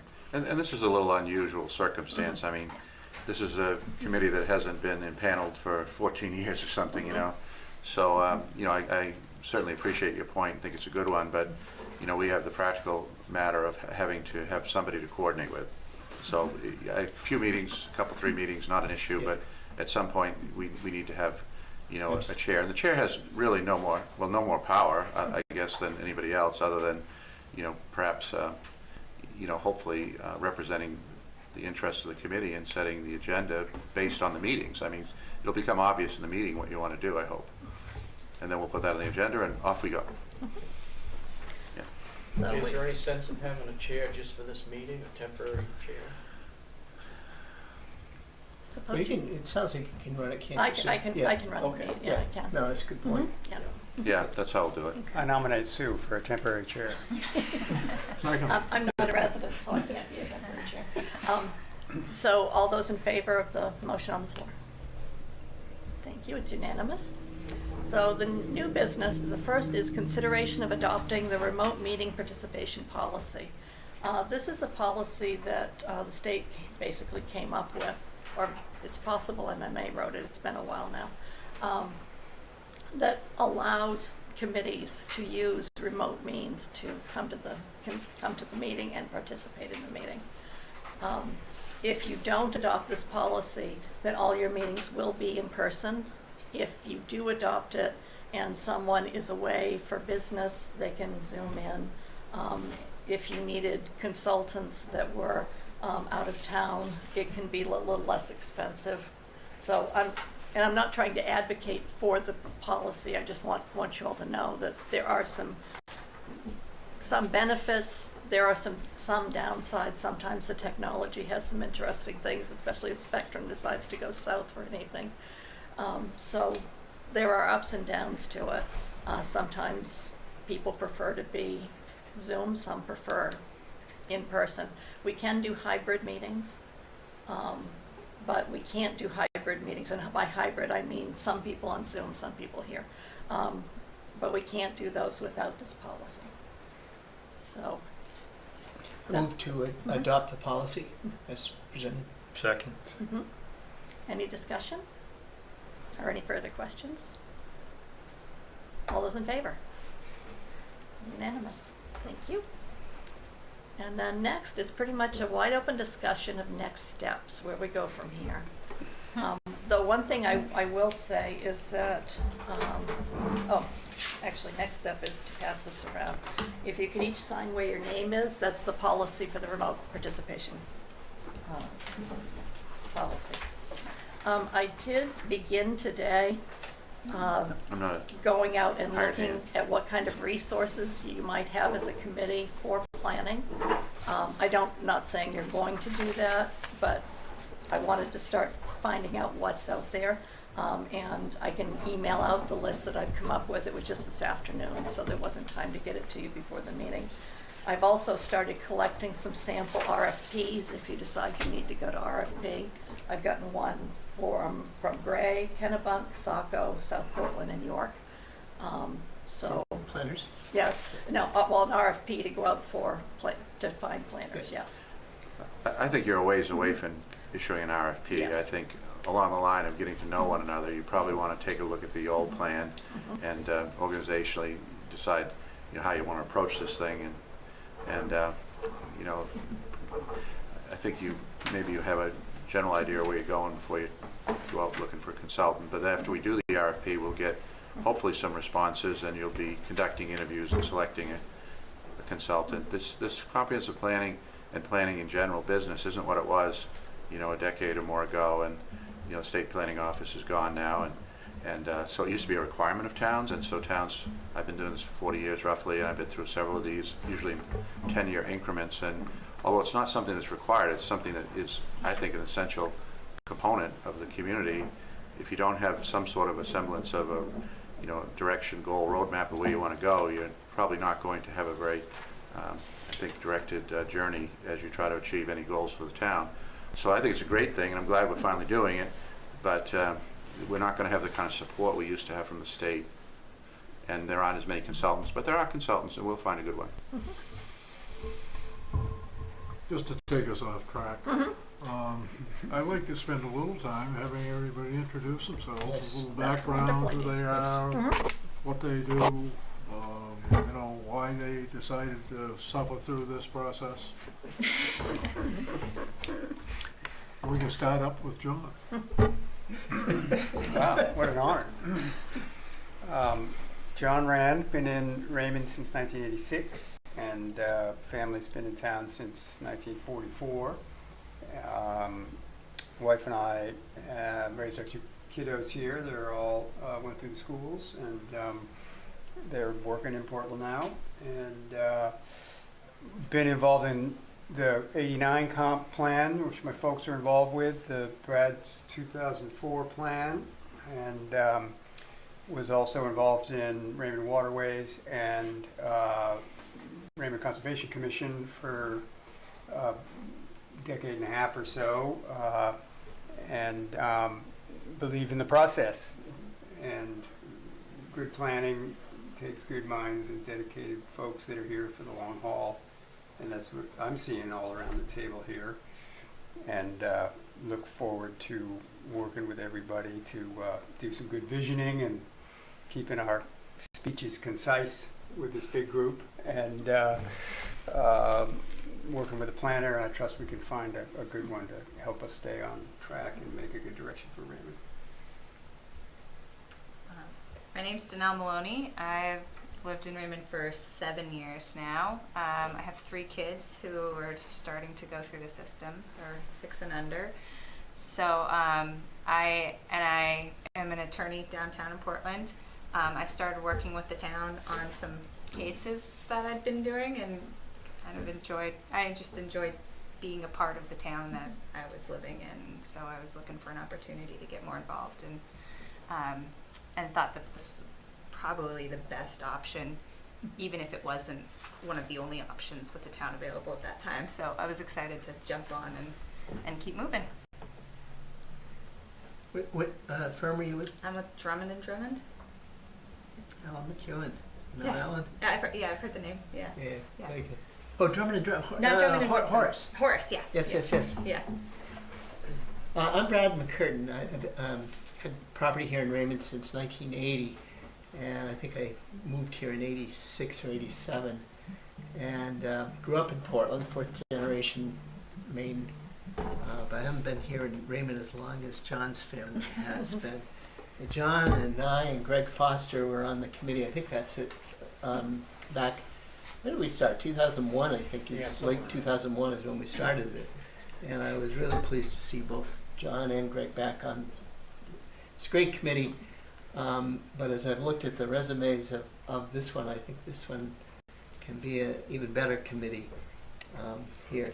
I've been involved in a lot of nonprofit organizations over my career. I won't bother going into them, but I love getting involved, whether it's at the community level or just nonprofits, and I've been involved in a lot of strategic plans, including co-chairing this one when we did it, last updated it a few years ago. So I'm excited about this. I love the community in which I live here. I'm very happy with the leadership of the community here. And, Sue, I haven't gotten to know you very well yet, but I think we will over the course of this. I was a big fan of Louise Lester and whose shoes you have filled here. So I'm looking forward to this committee getting a lot done, and I think maybe the most important thing we need to do is make sure that we get out and spend time identifying first and then meeting with all the stakeholders. There are an awful lot of stakeholders whose input we should really get to sell this plan. I think that's one thing Greg taught me on the last plan is we really need to get out into, here's one of our people, really need to get out into the community and talk to people and get, shouldn't really be our, shouldn't be our plan, it should be the community's plan. So, thank you. I'm John Clark. I'm pretty new to Raymond, moved up here November 2020, so almost 2 years. And I work in real estate development from home, so I'm spent a lot of time in Raymond right now. But part of my day-to-day intersects with kind of, private financing and, kind of the public process of, real estate. And I thought that this would be a really interesting endeavor to do and understand, how it all fits together. So, and I like urban planning, so I thought that this would be nice. Well, I'm Greg Foster. I like Brad, I purchased land here, I think it was 80 or 81, and I moved here, I think I became a voter in 87. I've been here in Raymond ever since. And by trade, I'm a professional forester. I offer my services to private landowners who manage their forest property. I've done quite a bit of work in the town of Raymond for forest landowners. And John's not one of them. One of my competitors, who's a very good forester, does his work, Rennie Noel. I did do the town of Raymond's forest management plan for the 2 parcels I own, and we executed a timber sale on one of them. also was on the comprehensive plan, well, it was the equivalent of the implementation committee from the was it 84 you said? Comprehensive 2004? plan? No, the earlier, 89, I think it was. Oh, yeah. I can't read my own writing without my glasses. I was on the implementation committee back then, and then in 2004 I was on the comprehensive plan committee with Brad and John and others. I'm also on the planning board. I've been there for quite a few years, and I was on the Conservation Commission for a while. I think that was my first introduction to Raymond, being on a board with John and his mom and others. With that, I do have a lot of interest in forest land and land ownership, and I have what I think is a pretty good expertise in what people think of owning their land and being able to use it and that sort of thing. And I hope I can offer some of that understanding when we work on this comprehensive plan. So with that, it's Frank. My name's Frank McDermott. I came to Raymond in 1968 as the teaching principal at Jordan Small School. Evolved through those chairs from teaching principal to supervising principal, back to teaching principal, depending on the school budget. Ended up being a superintendent principal here. I was here for 21 years, left here, went to Bonnie Eagles, assistant superintendent, finished my career over there as superintendent. My wife has been on just about every committee there is in town. She served 9 years as on the select board and was on many, many other committees through that time. I served on a number of committees myself. We have 5 kids, all up to school here. Got a great education and they're doing very, very well. I've always been interested in what happens in this town because I can remember when it was just a sleepy rural community. And Raymond has evolved into a bedroom community that people have a desirability to live here. But I think we can even move beyond that. I think we could become one of the leading communities in the Lake region. And that's what I'd like to see us do. And there are many different ways of doing that. I'm going to be interested in seeing what ideas pop up here and see if we can come to some kind of conclusion as to where we should be heading. Because the town does have the resources to do anything it wants to do. Don, you said what? It's going to be probably $1 billion, $1.2 billion, $1.3 billion in valuation on the next Yeah, and that's round? and that's before we do our new revaluation, and so I'm expecting that we're going to see our mill rate probably halve, and we're going to see our valuation half again larger. So it's going to be, interestingly, the valuation of the town, even though it's a very rural town, tracks with some of the smaller cities in Maine and some other communities. You might be surprised. There's a lot of value here with the lakefront real estate and in general real estate these days, but it's going to be a completely different valuation post this new rate reval. So Frank's right. We have the resources. I used to say that all the time, but it's what you want to do. It's one of the values of the town, though, has been low taxes. That's been a very primary value. That's starting to change a little bit, but we always pay attention to it. So your job is going to be to try to set some of those priorities and figure out what we should do. Yeah, Peter Levitt, excuse me. Moved here with my wife in '85, I think. Built a house, bought 20 acres up on Raymond Hill Road here. Raised 2 daughters, went through the school system here, had a great education. Both very successful. The oldest one just recently, last year, we built a house for her on the property. And she and her husband and my first grandchild are living now about 100 feet behind me, which is kind of nice. As far as professionally, I was a hospital administrator, ran a number of different hospital services for 30 years, and spent, I think it was around 25 years on the Zoning Board of Appeals. I learned a lot through that process, probably the greatest one being if you want absolutely no political aspirations, get on the zoning board of appeals and continually tell your neighbors what they can and can't do with their property. So I am looking forward to working with all of you and trying to chart a course for Raymond in the challenging years ahead. I'm Sean McKillop. I'm fairly new to Maine. I moved here about 3 years ago. I met my wife, and it was just the right decision to move to Maine instead of having her move to New Jersey. So I kind of joined this board because I just want to give back to the community a little bit. I'm part of a anti-human trafficking organization, and I'm on the board for my church. So I have some experience with finances and really just, how do we support the community and how do we let the community know that we're for them. And this was like the perfect blend of those two, but my first experience within Maine. So I just want to be a big support for the community. Real estate agent here. My office is in Wyndham, but go everywhere from Harpswell to even Bethel, so my spread's a little big.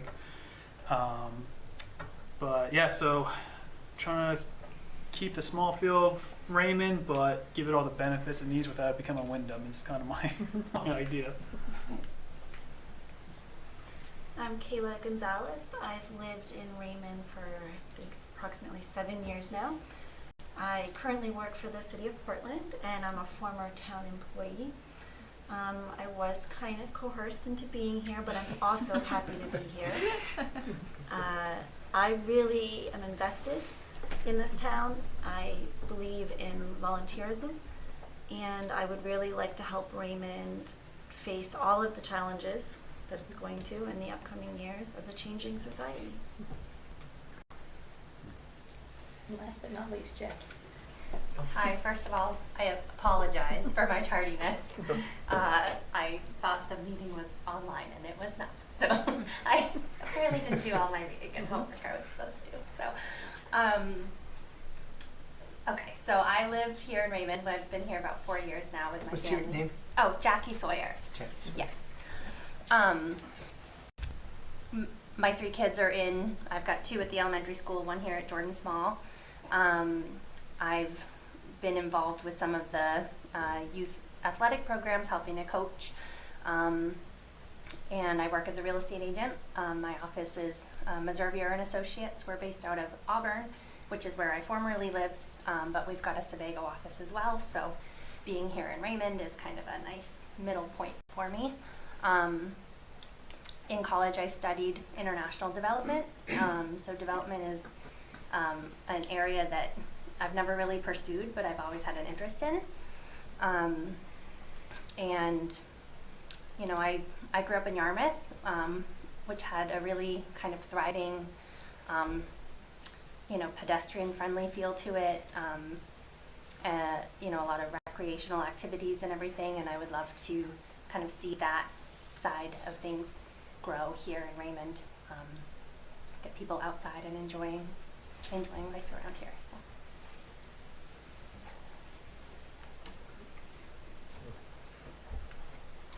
Excellent. So where do you want to go from here? A couple of questions that I had is, number one, budget. I think, Don, you... Yeah, you have $10,000 for this year, and that will be adequate because by the time you get around to deciding what you want to do and putting together an RFP, soliciting proposals, interviewing, hiring somebody, you know, I have a term of art I use, coined, I guess, all deliberate municipal speed, the speed of government. So it'll be, you'll have plenty of money to get you through to the end of the fiscal year, June 30. But next year you'll be planning on more money, and you'll need to put together a budget, you know, to be reviewed by the Budget Finance Committee, Board of Selectmen, and then off to town meeting. So you'll have money enough to do what you need to do this year, I think, but you'll need to be thinking about next year and beyond. This is, by the way, this is a, you know, a 3-year commitment anyway, probably. So you have money, enough money. Well, I think we just swore that we'd be through by June 30th, 2023, right?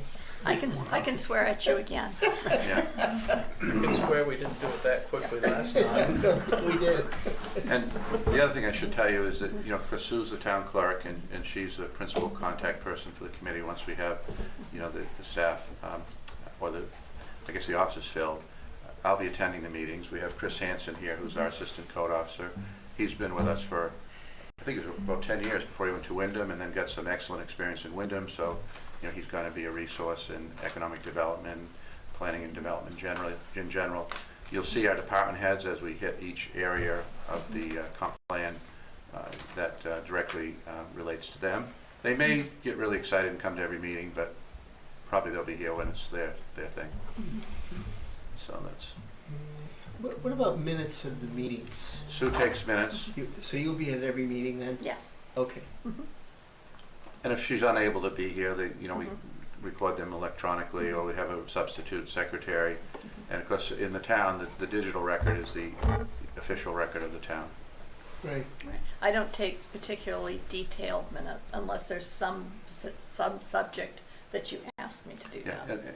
And that's an important point too, that on this meeting, of course, you may know, may not know that, it's being live broadcast, and then it will be streamed on YouTube and off the website as well. So there are multiple platforms that people can review and view the meeting. So that's something that when I started, over 40 years ago, that was not how things went, but now everything is done that way. So where's the camera? There are multiple cameras. There's one right here. There's one right there. And they pick up on whoever. Yeah, and of course, and when we do the hybrid, the people will appear on the television screens and so forth. Behind that wall and behind the curtain is a gentleman who's running the whole system that does everything. It puts it out to YouTube right now, streams it right now, etc. And you're welcome to wander back. Right tonight it's Sean that's out there as our videographer. The system, not the electronic piece of it, but the system itself, kind of reminds me of the Starship Enterprise. It actually came from Harvard, of all places. Kevin, our tech guy, got the cabinetry, and of course it's been updated over the years. But it's quite impressive, and that's just part of what we do. We have server locations at the town office and also the public safety building. But yeah, it'd be worth taking a look, see what's behind the curtain. As far as the process, is it too soon to decide amongst us if are we going to use Roberts? Are we kind of started off by making motions, seconding and voting, but just to clarify. That's typical, yeah. Yeah, it's fairly standard for the town. So is that something we need to vote? You can vote to adopt Robert's Rules of Order. All right, then I'd make that motion that we generally use the accepted version or the current version of Robert's Rules. I'll second that. And if anybody would like a copy of that, we'll provide a copy. But I think it'll be most important probably for the chair and vice chair, or however you do it, or co-chairs. Is there any discussion on that motion? Just one question, yeah. How many are, everybody's probably familiar with them, but how many have actively used them in organizations? Yeah, to some degree. Because, it does get pretty formal. For example, I believe the motion to table that I made at the onset. Would actually kill it if you use the direct interpretation, yes. What's that? That would actually kill that. We wouldn't have a chair because a motion to table kills a motion. No, it doesn't kill it. It just puts it on the table. But it's non-debatable. Right. The motion, but we debated it. Yes. So that's why I was wondering, how formal. How formal we want to get with this, because if we say we're going to run by Robert's rules, it takes away the friendliness of it. And, I would think that, it can be loosely interpreted through the chair. I mean, that would be some way to control it to some degree. I don't think we need a parliamentarian or anything like that. But I think those are called the Bobby rules. Yeah.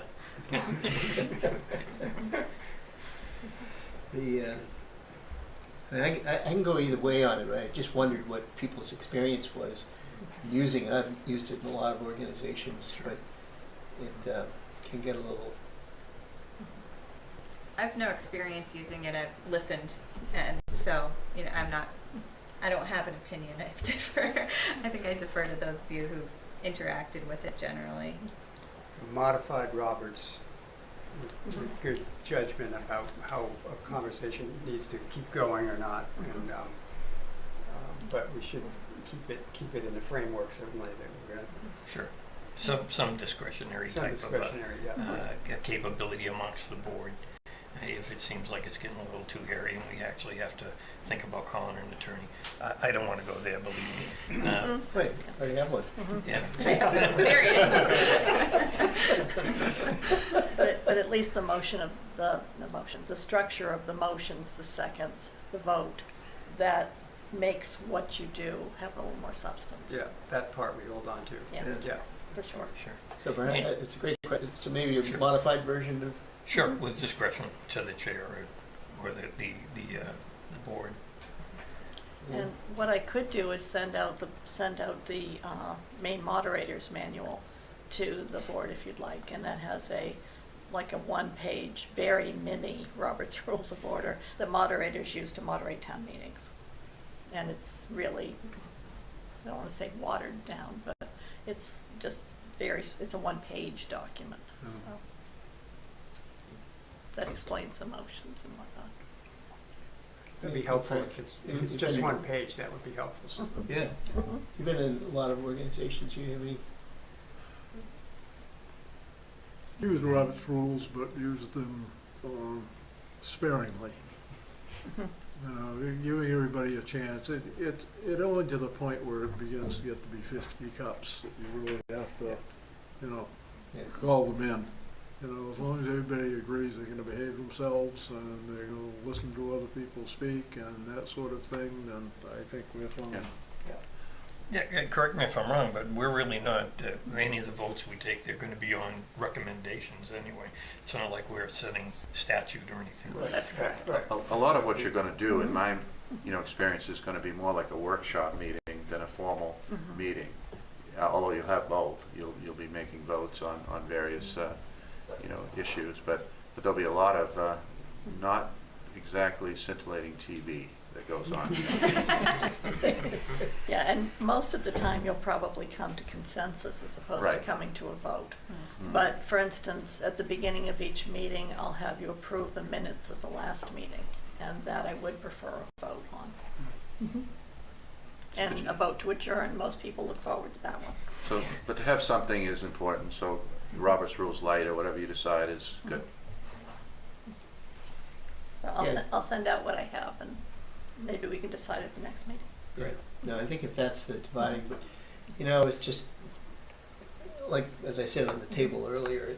It just if we have to get into wait a sec, that's non-debatable.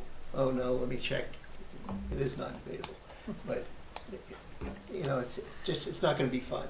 And I think this really, we're all here to kind of have fun and get involved in the community and just kind of help shape the future. I think so.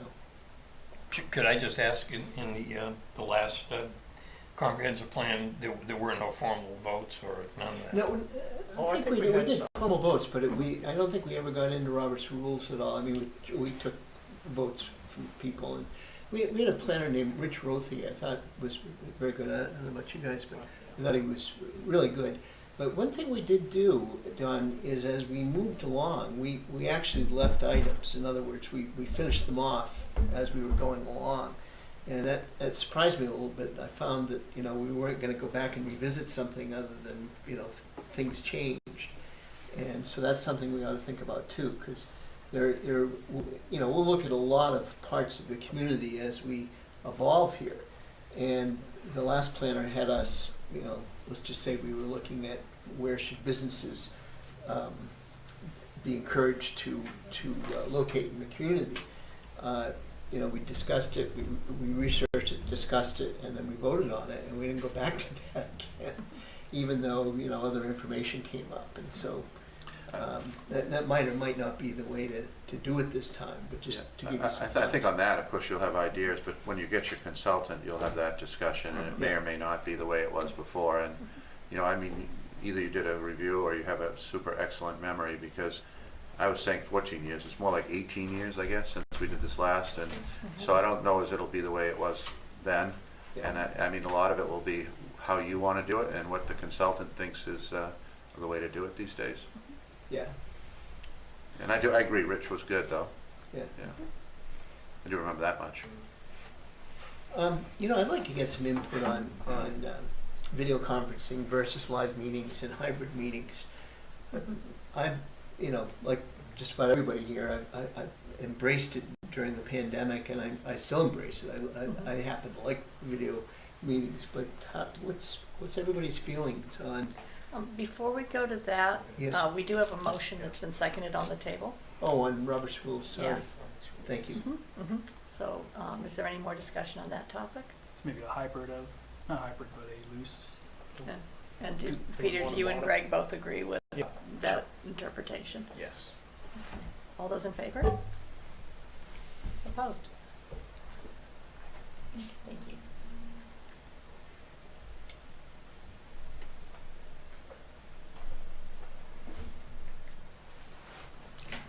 I'm sorry, go ahead. No, I'd just be interested in hearing everybody's thoughts on whether people would like to meet in person for all the meetings, or occasionally do video, occasionally do in person, hybrids, and what your experiences have been. I guess I'll start. Personally, I'm incredibly busy, so being able to remote in is extremely helpful, and it makes me a lot more available. I like the idea of doing a little bit of both. You know, I always think it's important to sit across the table from one another and really hash out an idea. And but I do like the convenience of zooming in and not having to be here, you know, specifically when I have to drive home, especially during the winter times. But I think a little bit of both, but still having those in-person meetings, I think is important to do every once in a while at least. I wonder if we could do some sort of a rotating schedule perhaps, so that, you know, I find it very beneficial to sit face to face and be in a group with people and be able to have a discussion. I think it flows much better than doing a Zoom meeting where everybody's on their own screens. So I wonder if perhaps there are certain topics that might fit better with an in-person type meeting, and some could be more remote, and it would work well for whatever it is that we're discussing during that meeting. I would be open to kind of either a rotating sort of a schedule, or maybe every other month sort of, you know, hybrid and in person or something like that. Frank? I may have a problem if we go with that kind of a setup, because I go away for the winter. I leave in December and come back in probably the end of April, but I'm available to Zoom anytime. And if that's a problem, then that would be a problem, and I will graciously get off the committee. You would consider flying back for the meetings? Well, depending if Dawn paid for it. This is Raymond, Frank, get a hold of yourself. Sue, this time and whatever time we set up for our meeting will be held for us, correct? Yes. So we could say that the meeting is here, but if you have to attend remotely, that's an option for you? Yes. Okay. Yes, that's what the. I would suggest that's what you should policy do. is. I mean, Yeah. I would like to see Frank stay, on the committee. He has a wealth of information, as you know. Some of the folks who worked with him over years about the community, and some really great ideas, I'm sure. And so increasingly, the technology is the way we conduct meetings. And I like Zoom, but I do agree you lose some of the personal connection, and it's not quite the same. So we could do a blend, but always have that option for people who, for whatever reason, can't do it. I think that's the way to go. We've had enough Zooming, in my opinion, or Teamsing over the last 2 years. It's going to take us all 2 to 4 years to heal from all that technology learning, which has obviously advanced the world. But yeah, let's have a meeting here every month or whatever it is, and for those that need to Zoom, that'll be available thanks to the technology savvy of the town of Raymond. That'd be a simple way to do it, I guess. Yeah. So I have a question. I mean, would we be seeing people on Zoom on the screens You here? would see them up here on the screens, or if we had some sort of presentation, you would see it up there. Anything that's seen on the screens is also broadcast. What you don't get when you Zoom into a meeting that's here is getting to see everybody at once, because the camera angle is so far back that you don't really see anybody if you, other than little stick figures around the table. It's So not going to be the same. It won't be as- the same as experience. You know Zoom. Mhm. Yeah. You're going to be looking into the meeting room. Yeah. As So- opposed to a Brady Bunch thing. Yeah, so whoever is being focused on at the time, basically whoever's speaking generally is who the videographer will move the camera to. And that's who you'll see on your Zoom if you're on your phone or on your laptop or whatever. But you can still hear everyone if someone else speaks. You just won't, unless you get really good at recognizing And- voices, and you we won't can see you. necessarily see. Yeah. And we see you all the time. And if you're the only one, we see you really well.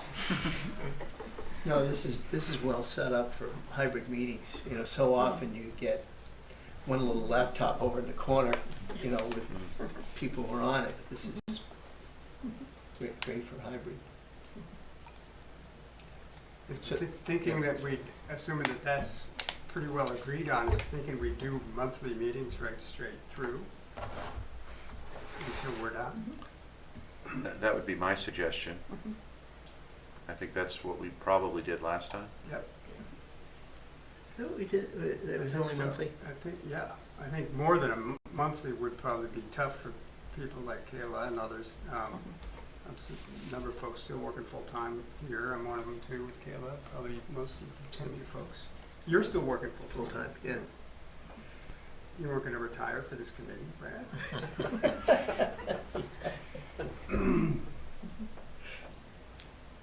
And just for scheduling, it's a bit easier if you pick a particular day. Lock it in. And lock it in. Yeah.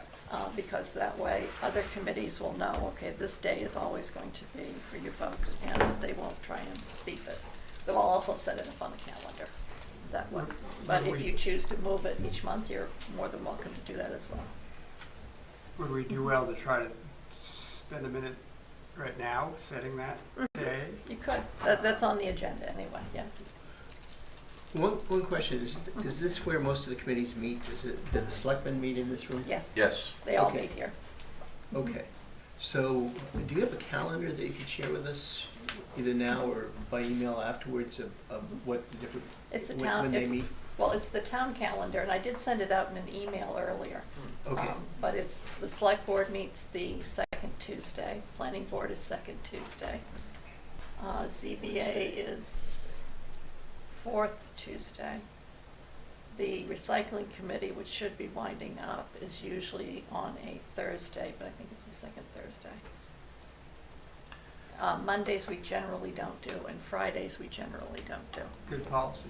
Yeah. Although sometimes Mondays are used by the Yeah. budget committee during the budget review. Not for the last 3 years, but they have been. Yes, but they have been.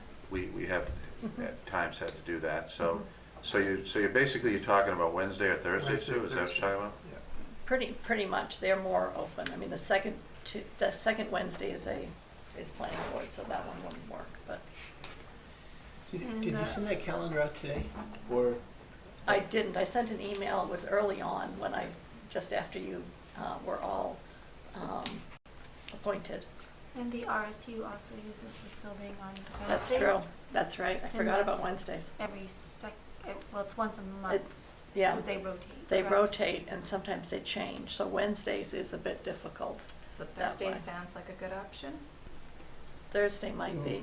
Yeah, it's a tough, it can be a tough night for me. Yeah, There's- and Yes, it can be for Thursday Kayla. I usually have a standing meetings, Mhm. but they Mhm. start at 5, so if we did remote, on my way home I can tune in and pop in as I drive by. But that might be difficult for me, particularly Winter, yeah. for instance, this October, every Thursday I have a meeting at 5. How late does the RSU use the building on Wednesdays? It's hard telling at the school board. School board meeting. Yes. Would they be? But they rotate, right? I mean, it's They not. rotate. They do. It's And every other week, so it isn't So it's locked about in. once a month. They're here on Wednesdays. Roughly. Some months it Yeah, ends up being So twice. if we picked So a if we pick a day, Wednesday, they rotate around I think you could work around that if you liked Wednesday better. Or even, I mean, Monday, the only issue is when you have a Monday holiday, but we could work around those. Mondays are a bad day for pretty much everything I've found. but for being a good creative energized meeting, Monday's kind of hard. I would vote for the Wednesday slot, I think. It seems Monday like. would also be unkind to Sue. Yeah, but I wasn't gonna say that. That's why it's bad. I We don't have- always work on Mondays and I live in Richmond. That's why it's bad, Sue's not in town. Budget and Finance Committee, what days do they? Well, generally Tuesdays Okay. in between select board, and that will begin in pretty much end of March, 1st of April. Okay, so I'm good for Wednesdays. I'm good for Thursdays, but sounds Thursday's not great, so I'm good for Wednesdays.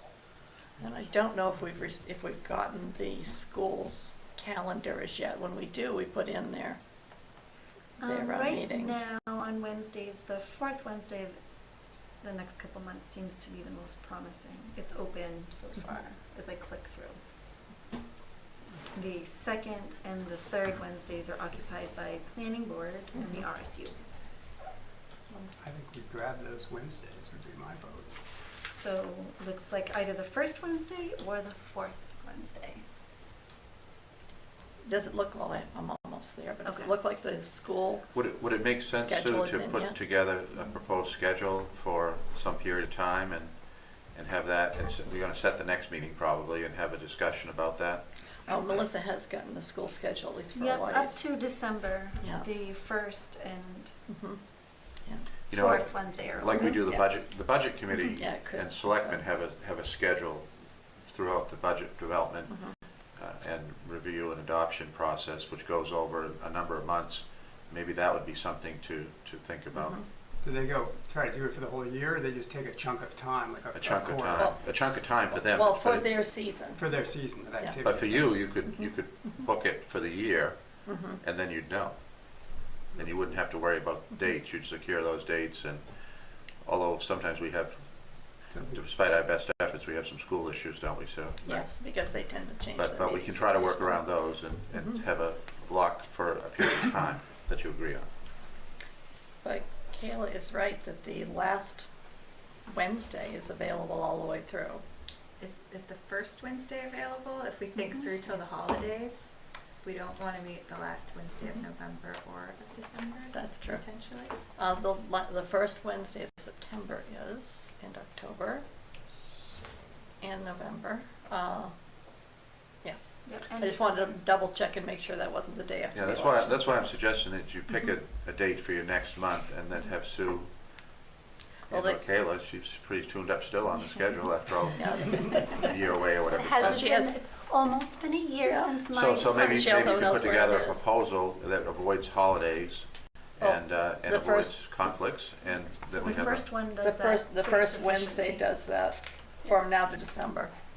And then in December, or when it gets closer to December, Okay. maybe Look decide. at it then. Yeah. But we could lock in the fall quarter right now and not have more emails for folks to chase. And if most of us are good with the, what did we say, first Wednesday? Would first Wednesday work Let's be for? done with that and move on to the next.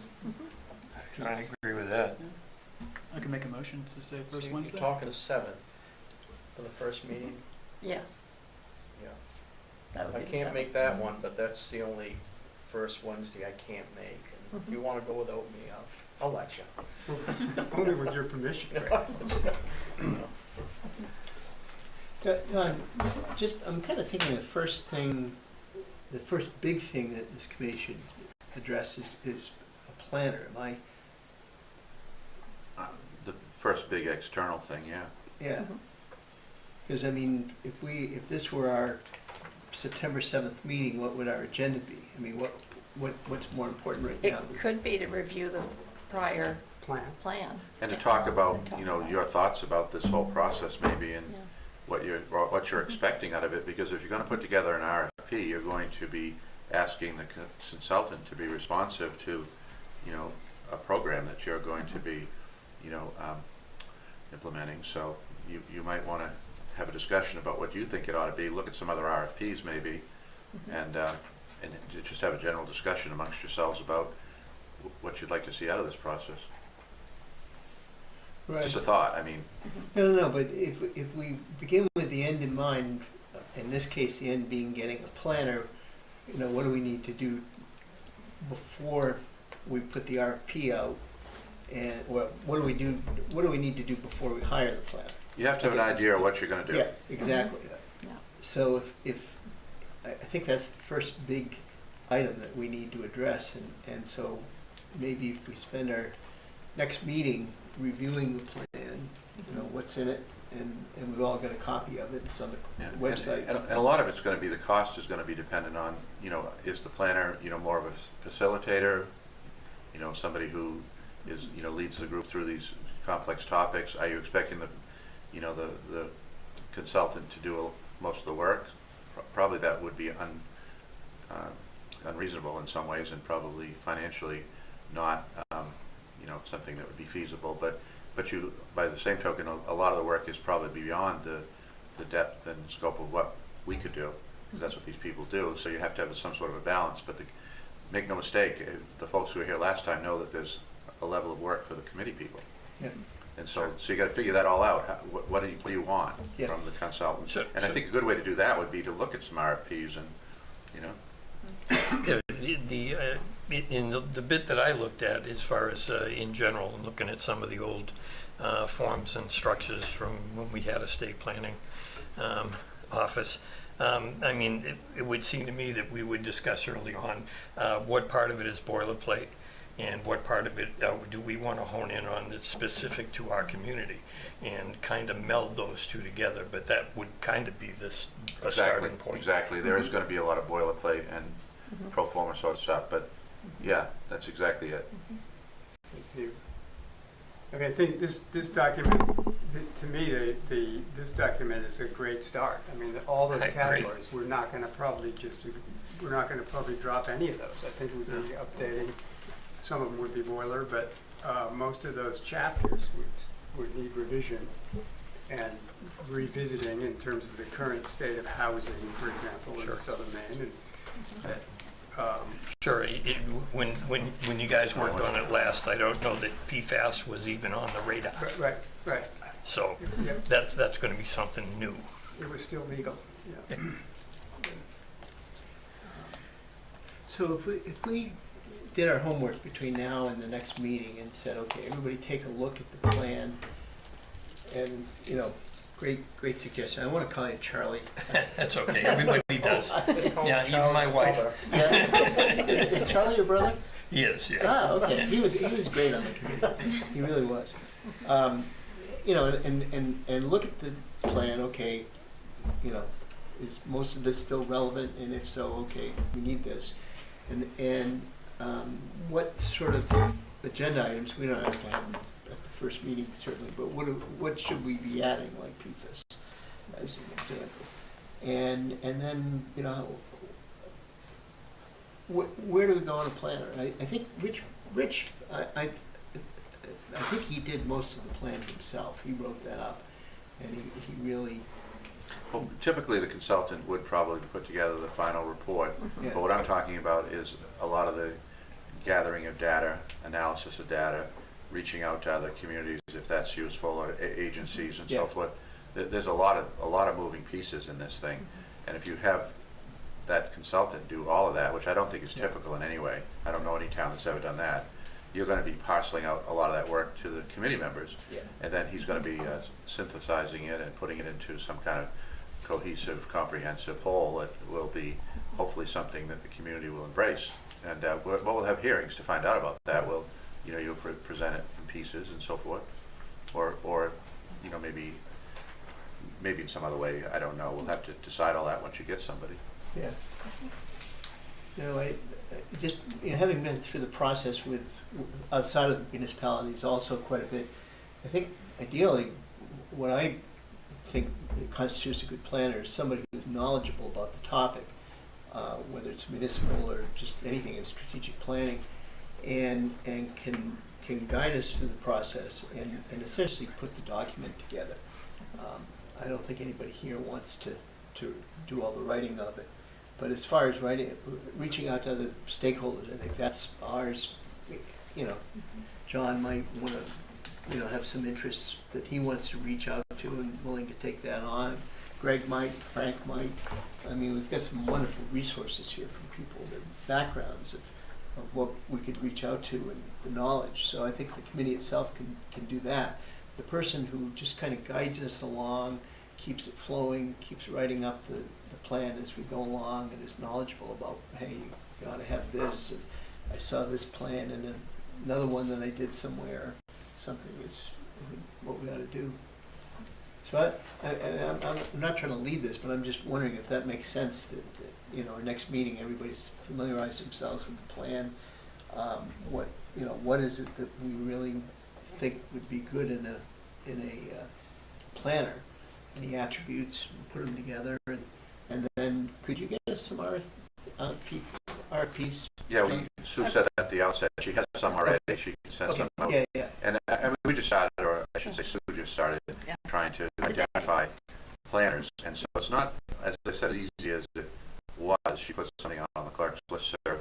We're contacting the councils of government, you know, our GPCOG, APCOG, and some of the different, you know, organizations like that. As I said, there's no state planning office, but you know, there is a DCD. We can talk to them, and other agencies of state government that do planning. So I'm sure we're going to shake some planners out of the trees, but it's just not a thing as it was before. Are those land use planners in general, or were they land use planners that experience with comprehensive plans? I couldn't get that specific. I couldn't get that specific just in terms of doing searches. I've left messages with some of these folks. I have had some clerks get back to me and let me know who they used to update the comprehensive plan. One in Cutler, I'm not sure we'll use that one. But maybe. There's one that, where was it? Was it York that used? No, there's a contract planner with APCOG that also does other main planning and development. So I've got a few names. Yeah, I've begun, and I did find that the main office of community development doesn't assist towns in any way with the comp plan and doesn't have planners, which doesn't make any sense to me. Well, this was a state requirement. Of course, people were in this business heavily, and so it's less. It's not now. It's less of a business, if you will. But you know, Chris had a great idea, and I think this is another option. And so I would suggest that we post an ad on the Maine Municipal Association, you know, classified ads, and among other things. But what you see today too, are you might get somebody who's left a municipal planning full-time professional position to start their own consultancy. He knows somebody really good who's done that. You might also find somebody who's a professional planner in a larger jurisdiction who would do it on a, you know, on a part-time, you know, on a basis as an extra job, this kind of thing. So some really great planners in Maine, but and then there's still the independent consultant type planners. So I think we're going to find somebody, but you know, it's just a matter of getting, you know, some names together and getting the word out and advertising in the right places, and you know, we'll find somebody. We'll find someone good. Yeah. And the RFPs I found are fairly recent. They're from like 2021, some of them. So. Yeah. And it may turn out that I'm wrong. I mean, there may be planners everywhere. No, I don't know. That's good. I don't have as much experience with this, so in terms of what a planner does for us, how much of a time commitment is it for them? Do they just meet with us on our Wednesdays, or do they do work outside to assist reaching out to resources? What level of commitment is it for them? The second one, and then some. Okay, all right, thank you. Yeah, it's a big commitment, and as Brad indicated, writing stuff up, doing research for you. You'll do some, and you'll assist to the degree you can, but it's a lot. It's the meetings and then a lot more. Are there job descriptions that are available? And this is just to understand the full extent of the scope of their work.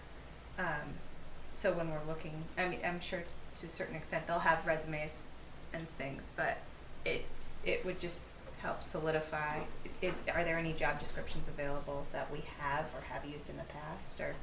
I haven't looked for that, but I can.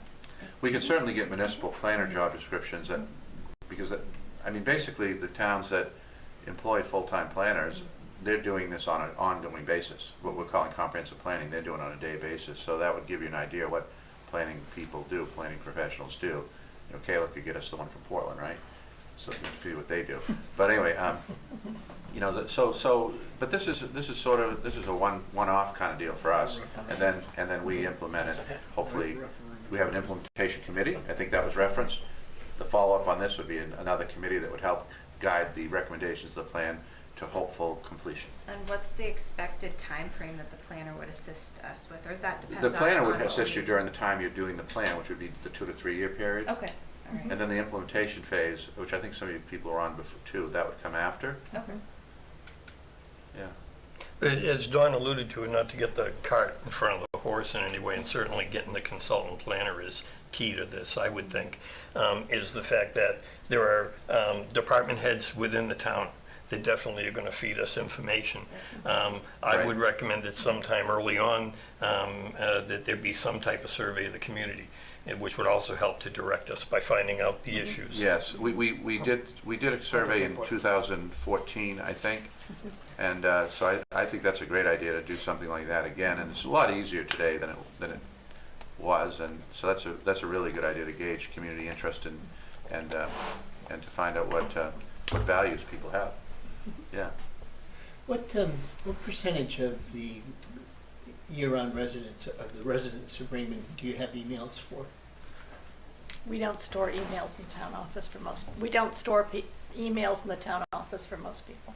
Though we do have emails for people that have signed up for the Roadrunner and compost bins and certain projects, but we don't, as a general rule, have email addresses for people. Would the town have any privacy concerns if the committee were to ask the town to ask Sue, for example, to send out an email to everybody you had emails for? No, there wouldn't be privacy concerns. Okay. But it's a pretty low percentage is what you're saying. Yes. Yeah. And it would be kind of targeted audiences because they signed up for specific things. Yeah. And it would be people who are already engaged with the town, usually. Yes. Right. Your best bet would be to create such a survey and then put it out for everyone to do. So you would advertise that the survey is out and to where to go if they wish to complete it. I recall, this is dating, so this is a while back, but I remember attending at town office. There was a meeting of, and it was just basically dispersed as general information to the community to come in and talk about what the priorities were in the town. I think what happened at that time is number one was clean water, which was interesting as far as what was most important with those individuals that showed up. Once again, probably a couple of dozen people, but even a couple dozen beside us that are engaged enough to give an opinion about what direction we should be going, where they think the issues are going to be in the coming years. But would be helpful. But once again, that's a cart before the horse. Getting a planner to guide us would be number one priority. So I'm kind of thinking if we came here next month, looked at the plan and just some ideas. We have our RFPs, and what do you think, Don, is a realistic time from the time the RFP goes out? And do we mail out the RFP or Yes. we go through? Okay, so we'd advertise its availability in places where planners might hopefully look for such opportunities. We would mail it out to known planners directly. So we'd publicize it to the best of our abilities, and you have to give a sufficient amount of time because it's going to be, I think, somewhat of an undertaking to reply to the RFP once you see what it is. I would think 30 days anyway. A month, yeah. Anyway, and then you're gonna get them in. You're gonna have to have a meeting to go through them and decide who you like to interview, and then you're gonna start interviews. So there's another month. You see how we get to deliberate municipal speed, all deliberate municipal speed. So I think your best case is probably, maybe the first of the year or something like that. Yeah. Is there a requirement to use an RFP? I'm wondering because did we use one? I thought we did interview a couple of planners, and Rich floated to the top. Yeah. That's my recollection too. We started. GP Cog had someone who kind of got us in the initial meetings, much like you're doing and you're doing, Dawn. And the other thing we had back then, I think we had Amanda Simpson too, right? Yes. So Amanda Simpson is now the Director of Planning Development for the town of Falmouth. So she was very helpful. Yeah. We had her on staff here in a different capacity. So I think she helped get things rolling too. Yeah. And GP Cog doesn't do anything Not with that, planning right. any longer. They at all. don't do planning. No, not at all. Wow. They become more of a transportation organization these days. Yeah. All of the planning information they have on their website is from the 90s. Wow. So, I mean, what's the downside of doing an RFP is not having a planner in place till January. And Well, you might do December, I don't know. Yeah. yeah, but we're not But going to get much the, done. the upside is the planner knows what we're looking for. It's a broader section of people, Right. rather than just 2 or 3 that we talked about. The reason that you do it, I mean, there may be a way to short circuit it if you wanted to do it faster, but the reason that you do it is so you get a variety of, you might talk to 4 or 5 people and, you'd learn a lot about planning and how they approach it by talking to different people, So, I mean, if you could select somebody, but that maybe would close some opportunities that you wouldn't know about if you didn't talk to people who are responsive to your RFP. Sue, the RFPs that you're digging up, are they RFPs that towns have put out for general planning services? No, for a comprehensive For plan. comprehensive plan. So Yes. if we get 2 or 3 of those, we're going to have a template that would be spot on and adjustable to what we need. Yes, you can pick and choose different paragraphs or different Yeah, pages cut that and you like, paste yes. and- And I can paste them together for you. And I think it's incumbent probably on the group to go home and before we come back for the next meeting to have a sense of the categories in the 2004 plan. So Sue, and can you use send that as if they don't have the plan, can you send the plan electronically to everybody? They already And have Oh, they already have it, access to okay, it. so can you send the RFPs to them ahead of time too? Yes, so I they can send see that tomorrow. We can do that kind of thing, Yeah. push things out to you electronically so you can see Yeah. it before the meetings. So we're coming to the next meeting well versed in what an RFP looks like, and everyone hopefully will have had a chance to read up on the current plan, and also with a sense, which I was hoping we'd spend a minute on tonight, which is which of these items are the hot burner items, because we obviously want to address all of these and maybe some new ones and maybe drop some out, but to me it seems like there's so much info in a comprehensive plan.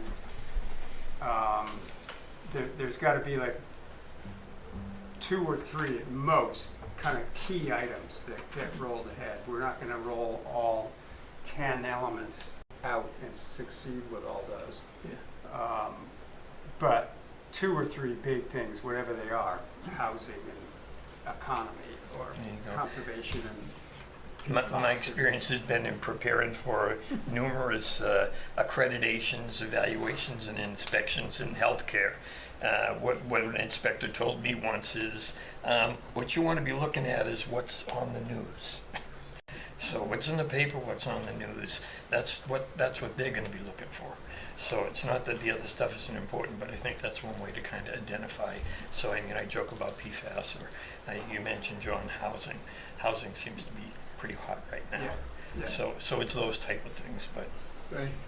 I'm just kind of, I mean, the way I would do this if I were trying to do it for our company is I basically would talk to people, in this case, talk to some other communities. Gray, I think, just completed one or is in the process of starting one. I think McGloucester completed its. And I'm happy to do this. Maybe somebody would like to help me with it, but get on the phone and call a few communities. When did you last update your plan? Who did you use as a planner? Were you happy? And then send us. That's what Sue's doing. That's what I'm doing for you. Oh, you're doing it. Okay. That would be That's what I'd great. be And then down. just send the RFP out to them rather than, if we advertise the thing, and we got to wait however long before the publication of the website. I don't know, but I could see that just dragging on for 30 days, just waiting. Well, no. Well, one of the things I was going to say is while you guys are looking for a planner, one of the things you should be thinking about is what is your vision individually for the town. Right. Comprehensive plans are developed to direct growth and to affect the zoning ordinances for the town.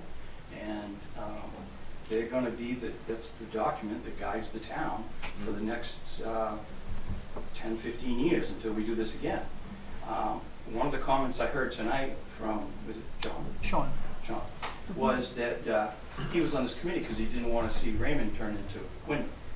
Well, comprehensive plans were developed to slow sprawl, because if you don't have controlled growth, you get it everywhere. And my role for the town is I'm code enforcement, zoning administrator. I've been doing it. I did it for Portland. I've done it for Wyndham. And zoning is the most important piece to direct growth. We have areas in town where we have 3-acre zones, we have 2-acre zones, we have 1-acre zones. We have commercial districts and residential districts. We have a shoreline zone. This comprehensive plan that you have did a great job. Raymond is a wonderful community. That's why I live here. It's probably why most of you live here. So I think that, you know, reviewing the plan, coming up with what your vision is, where you think growth should happen, where you want to see this town, where do you want to see it go? You should be the mic, I'm sorry. Look, I thought I was talking loud enough. You know, You probably are for the committee, but. I think, you know, I'm not a planner. I've worked with a lot of planners. Don was alluding to some of the planners I know that I worked with in Portland and Wyndham. Wyndham did a comprehensive plan while I was there. It's a great opportunity to get public participation, find out where we want to go as a town, and keep the ship floating in the right direction. Because this is a great town. We have some of the most precious mountains, rivers, streams. We have clean water. And I think that's what we all want. We want it for our kids. We want it for our grandkids. So I think it's a real important task that we have. I'm excited to be here, and I know you wouldn't have volunteered if you're not. So, you know, I didn't really want to say too much, but I think this is an opportunity for us to shape the future, and I think that's why we're all here. Yeah, I would second what Chris is saying. Just real quickly, what I had jotted down was, this is from the Maine Communities Comprehensive Planning Committee 2005, and it basically just defined comprehensive plans are the legal underpinning of zoning ordinances, intended to ensure that the power of the zoning is not used arbitrarily, unfairly, and with attention to documented need. And that just seemed to me to be fairly succinct as far as describing what a comprehensive plan's goal is. It's the underpinning of our zoning ordinances, Well, legally.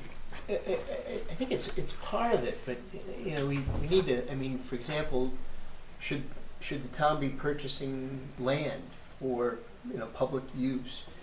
When, you know, if it's in the plan, then when something comes up, you know, what does the plan say about it? Sure. Yeah. But as you say, Brad, And- it's use, so that's the Right. word. It's nice we've got a liaison to the planning board here. Right. I mean, that's an excellent piece but- of resource. Right. It goes far beyond, though. I think, Chris, it's an important part. If you go back to the plan that we had, when was it? 1990 or something? Someone mentioned that. 89 was Yeah. I mean, that one thought that the way to slow sprawl was 5-acre minimum lots out in the area. And Raymond became the fastest growing community in Cumberland County, in southern Maine, I think, wasn't it? We went from What time period? when we did our started the plan in 2001, so the census from would have been what, 90 to 2000. Yeah, I think in that time period there was a lot of you know, proposed development on the boards, and a lot of it didn't happen. But you know, because with the recent you know, what had been sort of a housing boom, we saw things coming back. But now perhaps they're cooling again. But Raymond as to my knowledge, has never been the fastest growing. I mean, when you look at fast growing communities that probably would regret a lot of what happened, my hometown of Scarborough is one. Gorham was the fastest growing town in the 80s, for sure. Maybe Scarborough in the 70s, Right early now 80s. it's Wyndham and Auburn. It's Wyndham and Auburn. So it's not us, but that's good in a way, because you know, we want to preserve the values that we have, but you can't have zoning that's, you know, discriminatory, as Peter, you know, outlined. That's a big part of it. But there's also, you know, there are other elements. You know, there's environmental protection that's unrelated to zoning. There's capital planning, which of course we do in a much better way than we did, you know, 15 years ago, 18 years ago. So there's all kinds of different elements of the plan. You'll see it when you look at the plan. But he's right. I mean, that's a big part of it. Chris, it goes beyond zoning. For I example, totally agree bus with you. service 100% was something I that we advocated for. It's everybody's vision. Yeah. And, you know, whether Can you go to the it's- podium?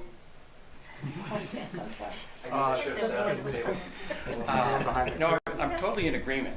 I just wanted to make the point that this plan is the underpinning for zoning, is how this all came about. But it involves, in the 2005 guide that he was referring to, I think it's 255 pages of guidance to the comprehensive plan, which we don't get from Maine State Planning now, but there's a lot to this, and I agree with you.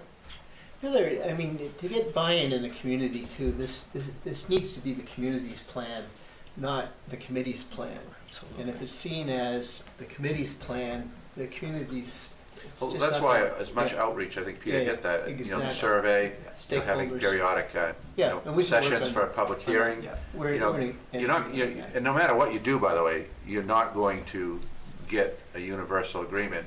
You know, when this thing's done, hopefully it's something that, you know, people are going to embrace and think is a good plan and approve. But it may be bumpy getting there, and you know, people don't get engaged until they see something in the plan they don't like. Then they get engaged. I think that's a good point. I think we're going to want to see both sides. We're going to see people that want growth. We're going to see people that don't want growth. There's going to be a lot of disagreement, I hope, in this committee, and then we come to a consensus. That's what a good committee should do, is disagree and then agree to disagree. And then compromise. And compromise. Yeah. Compromise. I think John is on to something when he starts talking about the 10 areas. Looks like we're going to be spinning our wheels for a little time as we get this thing up and running. Maybe the next time we come back after reading and going through the comprehensive plan and looking at those areas, we can come back and talk about what areas we have interest in, or what areas people we know have an interest in, just to find out where people are.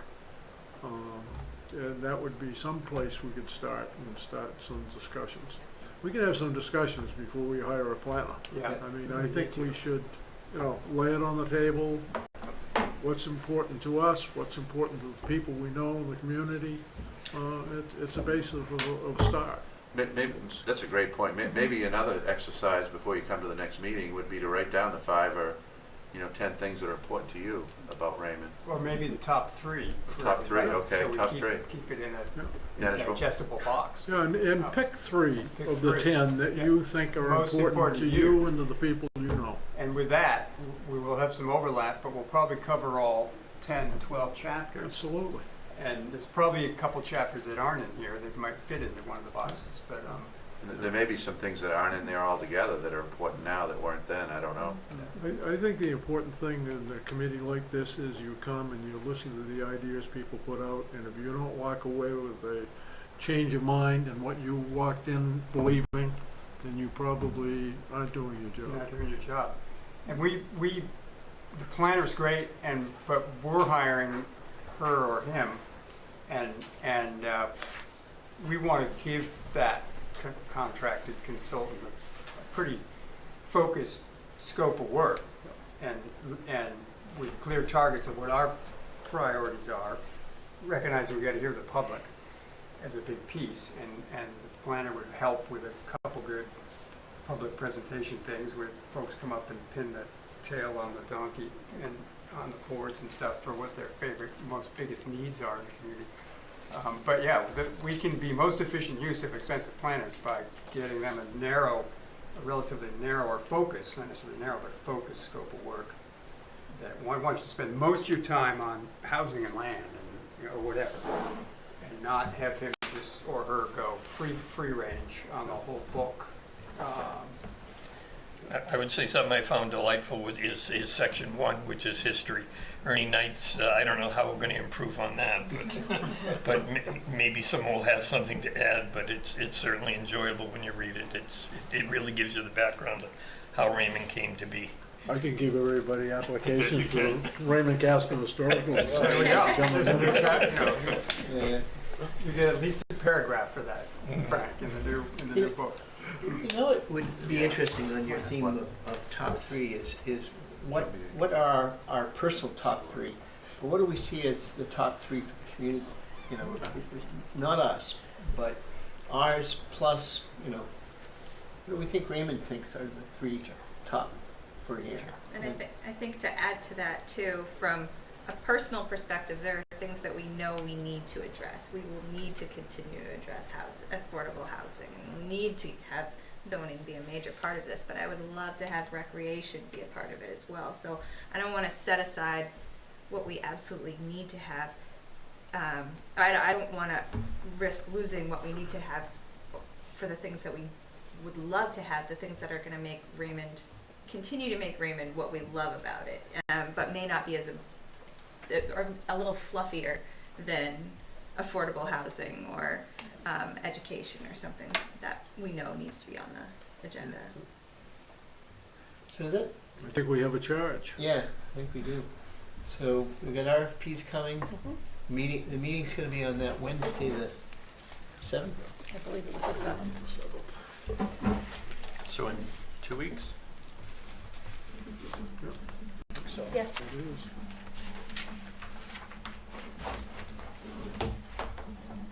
Wednesday the 7th at 6:30 here? Mhm. Wednesday, September 7th. And we'll come with 3 items that we think are important to the community. We'll have some RFPs to study. We'll talk about the plan. Looks good to me. Do we want to have a target for run times on these eventful nights that we're signing up for? The ZBA just did that. They said let's stop at midnight. They went till 1:30 the night before that. Is that local time or? I think you want to have maybe a couple hours. Yeah, I think they said no new items after 10. Yeah, I don't think you want to go past 10 to begin with. But that's just me. It's fine with me, because I'll be in Arizona for the winter. It can be 3 hours after the time change. 6:30 to 8:30 is a pretty good run for a meeting midweek. I mean, we don't need to go to 9:30, do we? No. Okay, no, thank you. I think a 2-hour meeting. I mean, it'll focus all to be. It'll encourage us all to be focused in what we're saying and trying to get to common ground or areas that we need to debate further. But I just suggest a 2-hour. And I think that's right. I think the way to make I'm getting a sense you want to really get going and make good progress. The way to do that is to have the materials you need transmitted to you electronically between meetings, so you can come in prepared and ready to go and make some progress. And we'll do our best to do that. I mean, we just need to know what you need. So Sue, just to reach out, I just kind of have I downloaded this and basically it's the use map for Raymond. Yes. And the different, but I've got no way to know if this is the current. This is 2008. So are those questions we can just ask you? That's something that Chris might know. Oh, I It's might be able to 2008. Yeah. Would you let mine go into the mic, sir? I don't know what version you have. It just says it's the 2008 use map for the town of Raymond. Zoning map? Yeah. I think it's out of date. Yeah, I know of a couple of amendments since 2008. Yeah, There was some an of this has overlay changed. district. Some of that's changed. Yeah. So a we'll current get you use map we would can get be you A helpful. current use map would be helpful, yes. Yep. If there's a need to go later than 8:30, we can always take a majority vote of the board to do that. And the other thing, I mean, people have varying familiarity with the community. Some people have been here a long time, some people not so much. If there's anything at all that you think would be helpful, contact us. We'll send it to you. Any documents about the town history. I mean, the Ernie Knight thing, that's a great suggestion. There's all kinds of materials that you could review, or not. I mean, but it's. I think knowing something about history is important to maybe developing a path forward. But we'll provide whatever it is you want, individually. Some of the old timers, like myself, and maybe not Frank and Brad or John, but we can Greg. We can send it out to the people who are newer. Well, and one thing, if you don't mind, I'll throw out is that We do have a sizable election coming up on November 8th. It's quite soon, but if the committee had anything they wanted to try and get out to the community, or do a straw poll type of That's a great opportunity thing for at the the survey. election, it is. Frank has some experience with how many people will stop and talk at the Absolutely. election. He did that for the Absolutely. blacksmith shop. Yeah. But November is potentially going to be huge, so. When do you go south or west? In December. End of December. So you're here 3 calendar year in, and you're back in May? Be back in April. April? Yeah. Excellent. Quick question. How well do you know the town? That's rhetorical. I mean, think about it. Would it be useful for us to take a tour sometime of the town of Raymond and see the Yes. hither and yon of it? Because Yes. Raymond covers a pretty That's a big great territory. idea. That is a great idea. And it's interesting to go from the tip of Raymond Cape to the gray Raymond line in North Raymond, and around the horn here. And not to belabor that point, but as far as in Ernie's history, he talked about just the size of Raymond. And one of the things that interests me is just the topography. So, I mean, at one point, a few hundred years ago, I mean, we also incorporated Casco and part of Naples. And they actually had to cut it down. So we are pretty big land-wise, but when you think about planning and zoning, we're all hills and lakes.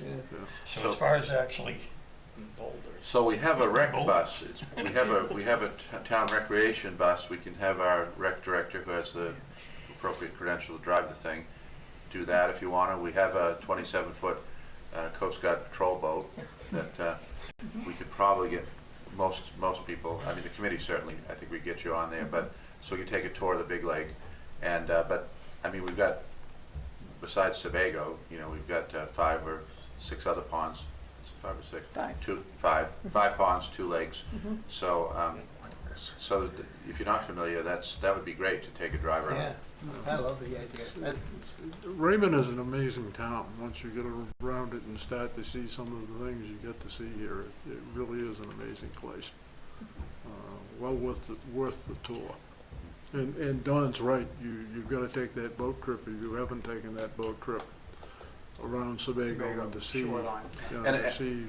and right now, if you're following, and probably are, the media, right now we have a unprecedented in my career, and I think in Chris's as well, and violation that has happened on Sebago, and it is striking, and it will tell you why you need to protect the natural environment and why this process you're in is so important, and to have strong ordinances and to uphold them. And that's what we're going to do on this one. What would you suggest for a boat tour, like a Saturday or Sunday or something? Yeah, I don't know. We got to do it before it gets too cold, and we probably, I mean, we're probably going to need the 2 boat deal again, so we could do that. We could pull together, and we could do Sebago. And what, meet down at Raymond Beach? Yeah. Yeah. Yeah, I think our boat, We is had it 10 on our boat? 10, but there's 3 crew members, so it's 7. Yeah, so 7. Yeah. So we need to have a second boat, but we can do that too, I think. Yeah. So why don't we put that on the agenda, because September is probably going to be a great month for that. It is. And then we'll, Even into early October, it's not a bad ride. yeah. Yeah, no, that would be, We can go goose hunting. what's that? Yeah. We can go goose hunting. Yeah. And then the bus tour too. Yeah, the bus tour, that's no problem. We can do that anytime. Right. Do we need a special driver for that, or? Yeah, Joe has the school bus driver license or whatever the credential to do that. Joe I think Nathan, no, Joe Clark. We actually have if you don't know, we have now a full-time recreation director who's great. He's got excellent programming, and he's working a lot with young people, but also he's working on developing programming for adults and senior citizens. I think that we could do a lot more in that area. There's the whole age-friendly thing. We're going to get this school here, so we're going to have an immense opportunity there. That's a big discussion, is what do we want to do with it? It's much larger than what the town needs for a town office. I envision that you could have adult education, you could have maybe some nonprofit presence there, you could have different committees, and different organizations. Community center. Community center, the library, of course. Now we have the town library. The library is a town department. So Raymond's kind of on a roll moving forward, preserving the values of the past.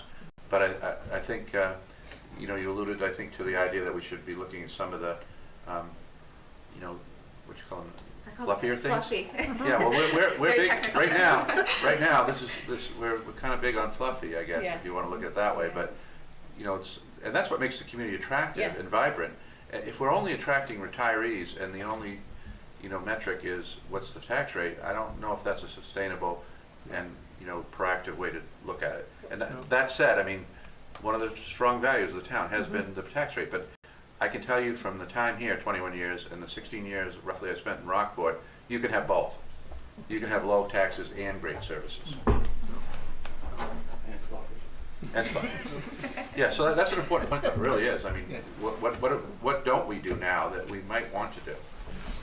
What a difference in the village.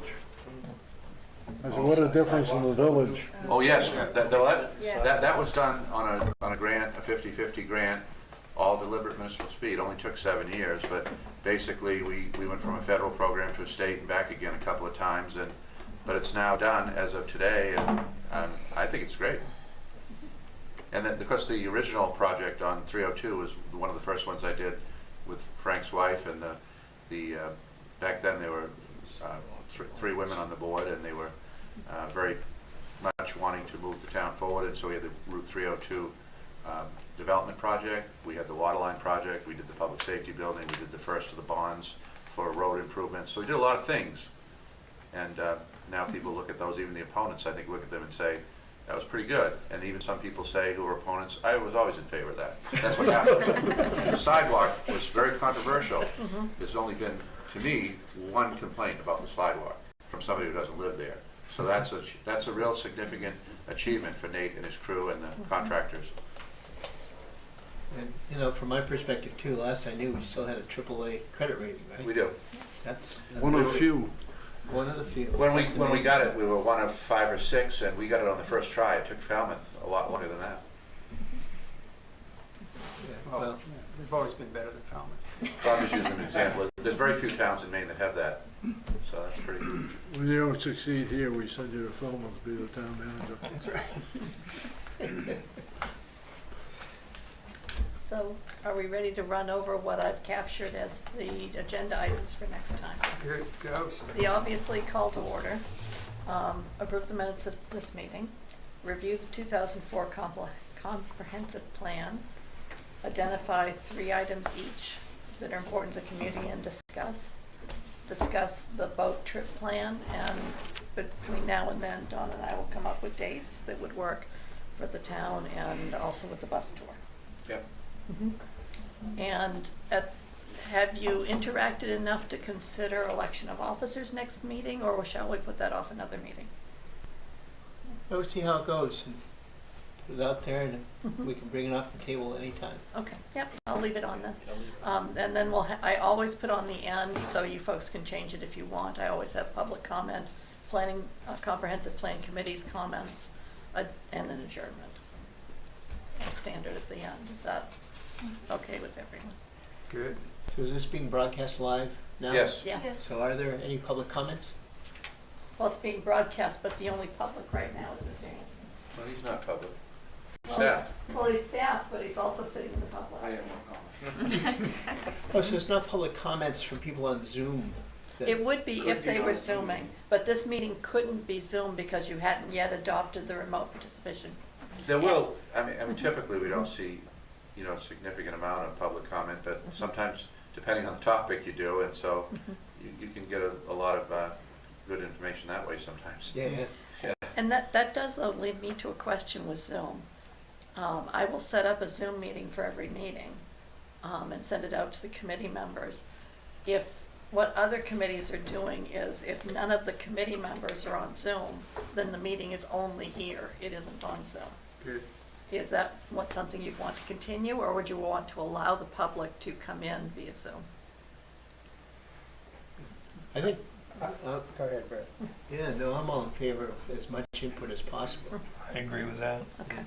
Yeah, it seems like that would make sense for this committee. But you have to, and some towns have learned the hard way about controlling Zoom too. Yes. And we had to come up with procedures, policies to prevent something really. Yeah, I have the ability of cutting off video and sound. Right, but we've actually seen a little bit of it here even, so, yeah. You post a Zoom link for the meeting. Yes, it's on the Raymond website, just like the recycling committee, anybody could jump in. Yes. It's on the meeting on the calendar. But they can jump into view, but if they're muted, they can't speak. But you can. They can raise their you hand can raise within your hand Zoom. and participate. That's correct. So I would just suggest that we perhaps have that as an option, but maybe once we get our feet on the ground and get rolling, just so that we have a course and a speed, and as opposed to having it be public for the next couple of meetings when we're getting organized, I guess is my point. You can use that option intermediately, you know, when you decide that you're having a meeting that you would really like to have more public input than other meetings. I mean, we may find some of our meetings don't really need public input, and others we would want. So you can decide that per meeting, couldn't you? Yes, you could. And you could advertise more that we're seeking public comment for this meeting, for instance, in particular. This is the subject we're talking about tonight. And we'll be able to put it on Facebook, on the website, on the sign out front, on the sign by the fire department. But when it's live, anybody from the top of Pismere Mountain or maybe Kate could show up in a corner in the screen here and say, I think that's a great idea, or don't think that's a great idea. No, they wouldn't. They'd have the ability to raise their hand, get acknowledged by the chair or whoever, and then they're on the screen and they're in the meeting. Well, if the public comment, and I'm looking to you two for guidance on this, but if the public comment is at the end, why would the chair recognize them? Not until their piece in the agenda. Right. But if they want to comment and you want to entertain comments while you're discussing something that's on the agenda, then the chair would recognize the people. I would let the chair know there's someone that's raised their hand that has something they want to say. Right. But I like the idea of having the public comment, but maybe just having it at the end, unless it's a separate, separate agenda block. where we're looking for the comment. Dedicated block. Is there a way to do like a mailer for a survey to That's what we did last time, was a mailer. And it was pretty successful? But it can be, pardon? It was fairly successful. It was fairly successful. I'm trying to think what the return rate was. It was very successful as they go. Yeah, it was much higher than they expected it to be. We had Pat Murphy from Pan Atlantic do it. You probably know him, and so yeah, he was really good, and so it wasn't terrible. I mean, I think the cost of it ranged. I think the high one was about $20K, and I think Pat came back with about $13.5, and then I negotiated him down to about 10. The Raymond thing, and so it was money well spent for what we got out of it, I think. So it's not big money, not huge money. No, but you know, I wrote a lot of articles. I was looking at them the other day for the whatever the newspaper was at the time, and you know, we were out there all the time, and just letting people know the comprehensive planning was out there. We did neighborhood meetings, and we were, you know, you mentioned about the election. I'm glad you did that, because that was a great opportunity, as you know, Frank, to just get in front of people and have some conversations. And here's our survey. If an idea, if you were able before then to identify the 10 things that you think are important, let's say, and you had the ability to have somebody at the checkout with a single sheet of paper with 10 things on it, pick 3. Maybe people would do that. Yeah. They would, actually. That's how I found out about the Raymond Casco Historic Society. So and then that led to the voting of it too. So I thought that was very impactful. So somebody would have to be manning that throughout the day, and you'd probably so you'd probably get good feedback, I think. Oh yeah. It would be great feedback. Yeah, and there's probably going to be at least a couple thousand people go through there. on election day. Usually, it's either the polls or the dump are the best people, but we don't have a dump. The best places to meet people. Talking about politics, those are the best places. That would be a great start for us. It really would be a great start for us. We're getting feedback there. So should I add to the next meeting as well, identifying what you want to ask the voters? That's got to be simple, something you can do fast.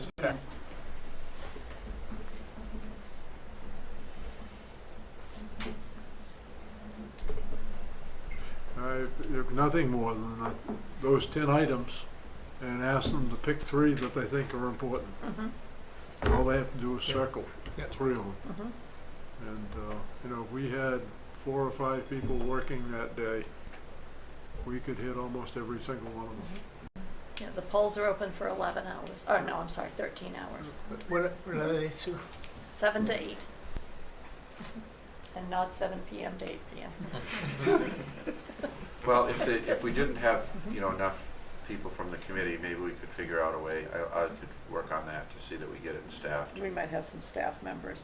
I would work on that, but it would be better if we had committee people to the greatest degree possible. And you know, Frank's right. You got to have enough people so you can handle the flow, so people aren't inconvenienced. Do either of you know roughly offhand, in person versus, I saw a ballot box in front of the town office. That's absentee. And mail-ins, what, roughly how that breaks down for Raymond? Exactly, I do in a second, as soon as I get to my folder. All of those stats are on the website as well. And right now I have election statistics going back to, oops, and I'll go away.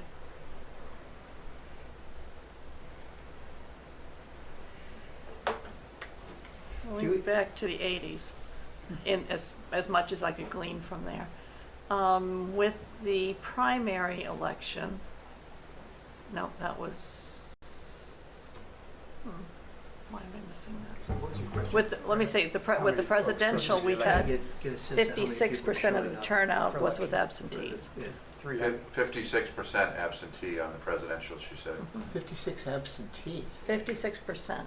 Wow. Of 4,300 registered voters. We had 1,799 absentees out of a total of 3,177 Do you think cast. a pandemic influenced that? Yep. Absolutely. Well, it has and it will continue to, I believe, because through the pandemic, it really has changed. Yeah.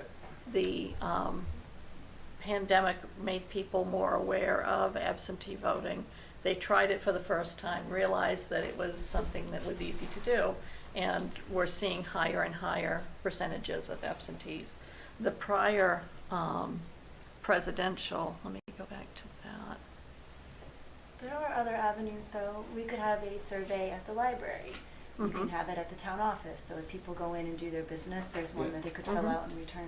That's what we need, is creativity of Yes. different places. We should do that too. Yeah. We do everything we can. Well, is the survey something that could go out with an absentee ballot? Or no, it can't, that's not legal. Okay. It's a good idea. But we can have an electronic survey that we send out and we advertise. Survey Monkey. The other thing that will be going out is tax bills. That hits a few households in town. And that we could potentially put a slip of paper in that said, we have a survey online, or whatever. And if you like, I could look into possibly Survey Monkey, for instance.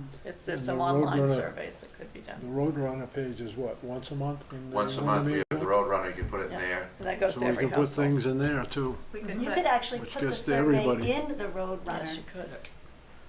Because we could use that space, that She used to produce the Roadrunner. 2 pages that you have for the Roadrunner. We could actually put that in there, so you could just cut it out and return it.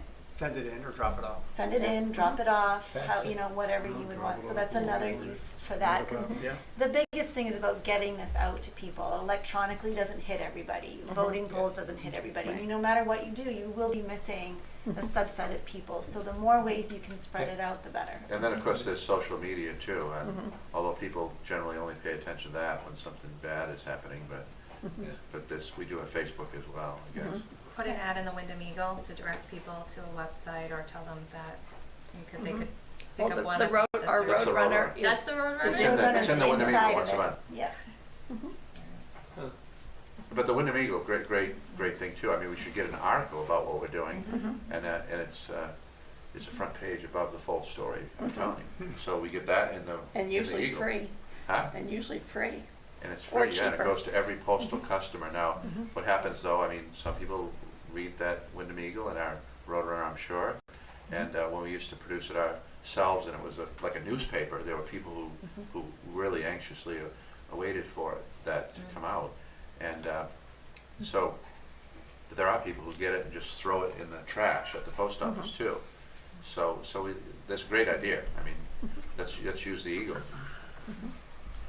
And to answer your previous question, Brad, the previous presidential was only 30% absentees. So And that's a then big we difference. went up to almost 60%. That was 2000? That was 16. 16 versus 16 was 20. versus 20, yeah. So the pandemic had a great effect and will continue to, I think. Doubled it. The percentages have remained high since then. Is there anything local, anything Raymond on this ballot? Yes. There's the Portland Water District Board of Trustees 5-year seat. Okay. That's up this year. That does not usually generate a big So turnout. that's a big ticket item right there. Yeah. I almost forgot to do it. That's how big it is. Yeah. But we don't have our own seat though, do we? No, we have a shared seat with Yeah. With Wyndham. Wyndham. Yeah. And I'd never met our representative until I compelled her to go out on our boat trip to see the violation. She's nice. She's a nice person. I'd say we got a pretty good list for next time.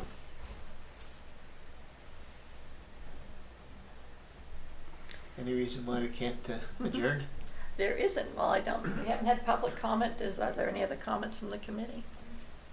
I'll entertain a motion to adjourn. So move. Second. Second. All those in favor?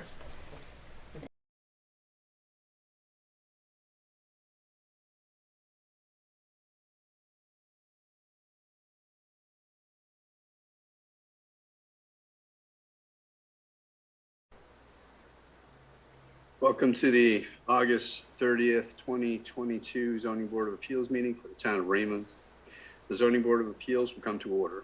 The board does have a quorum. I'm now going to do roll call. David Murch. Fred Mella. Pete Lockwood. This is a public proceeding, and unless the board specifically votes to go into executive session, you have the right to hear everything that is being said and to look at all of the exhibits that are presented. Please notify the chair if you are unable to see or to hear. The board works from a published agenda and will be considering tonight's items in the following order. Number 1, call to order. Number 2, approval of minutes of the July 26, 2022 meeting.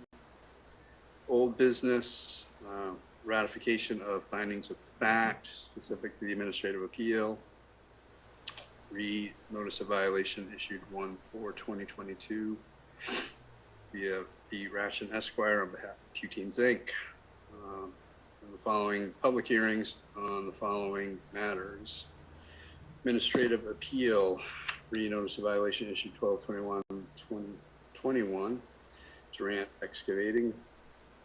And we have administrative appeal, read notice of violation issued 3/10/2022. Applicant Gregory P. Braun, Esquire, on behalf of Big Lake Marine LLC. Then this next one is actually number 4 on the list, but we'll be bringing it up. Administrative appeal, read notice of violation issued 1/28/2022, Durant Excavating, specific to 28 Whitetail Lane. Then we have administrative appeal, read notice of violation issued 1/28/2022, BB Ration on behalf of Management Controls for 28 Whitetail Lane. And we have administrative appeal, read notice of violation issued 3/10/2022, applicant Gregory P. Braun, Esquire, on behalf of Big Lake Marine, location 28 Whitetail Lane. Then we have new business, administrative appeal, re-denied business license, applicant Adam Nappy, High Wire Hydroponics. Then we have code enforcement officer communications, and then finally adjournment. In each instance, the burden is upon the applicant to demonstrate compliance with the provisions of the applicable ordinances or state law. After the board votes on the merits of each application, it will prepare a written notice of decision. Because the notice of decision may substantially affect any appeals rights, and also as a matter of courtesy, the board asks that those attending the meeting with regards to a specific application not leave until the board has completed its discussion. Generally speaking, appeals from adverse decisions must be filed with the Superior Court as otherwise provided by law within 45 days of this board's decision. Also, to be certain that you preserve your individual rights to file any such appeal, you must be certain that the board's record evidences your appearance this evening in opposition and the basis for your opposition. All persons speaking, including representatives of the applicant and members of the public, are asked to state their name, their address, and their affiliation with the application, being it for, opposed, or neutral. All persons speaking shall address all remarks or questions to the chair. This meeting is not over until the board is formally adjourned. Any discussion not included on the meeting agenda or accepted by the board is to be held until after adjournment or conducted outside the meeting room. So, Fred, Pete, assuming that you received the meeting minutes from Sandy, did you have anything to discuss with regards to those? I do. Okay, so I'll take a motion to approve those minutes from the July 26, 2022 meeting. I'll second that. I was going to take a motion, so I need someone to actually make the motion.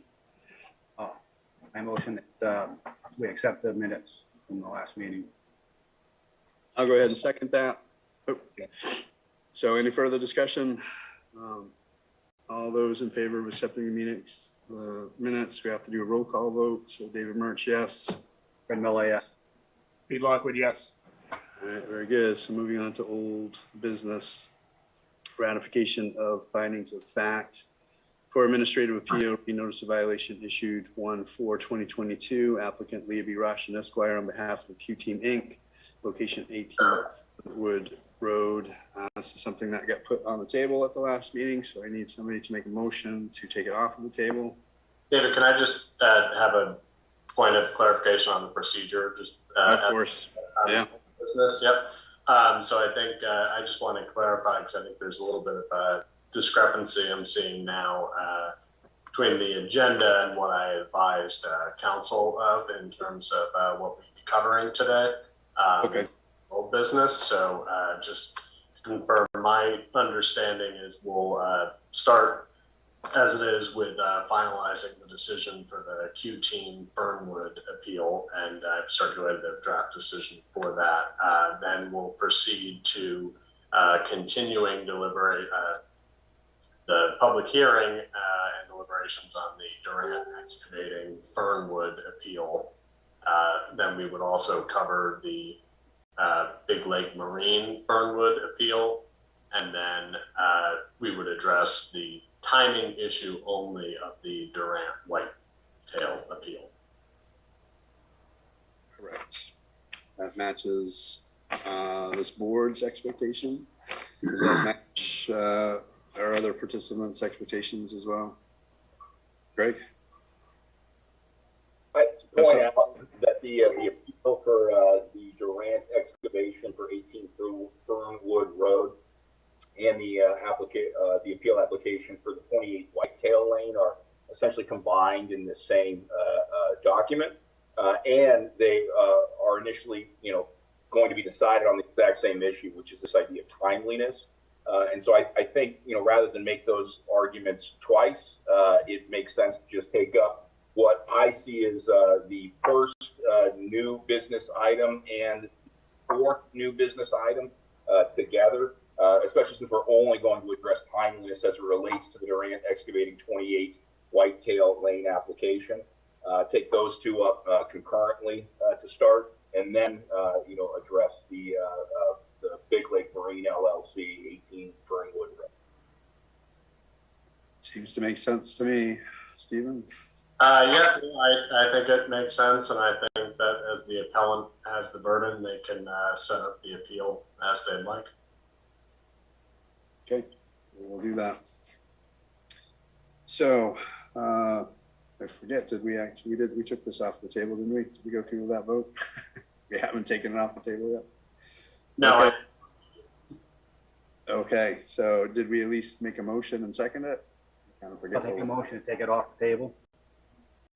And I will second that. So any further discussion before we make a vote? David Murch, voting yes to take it off the table.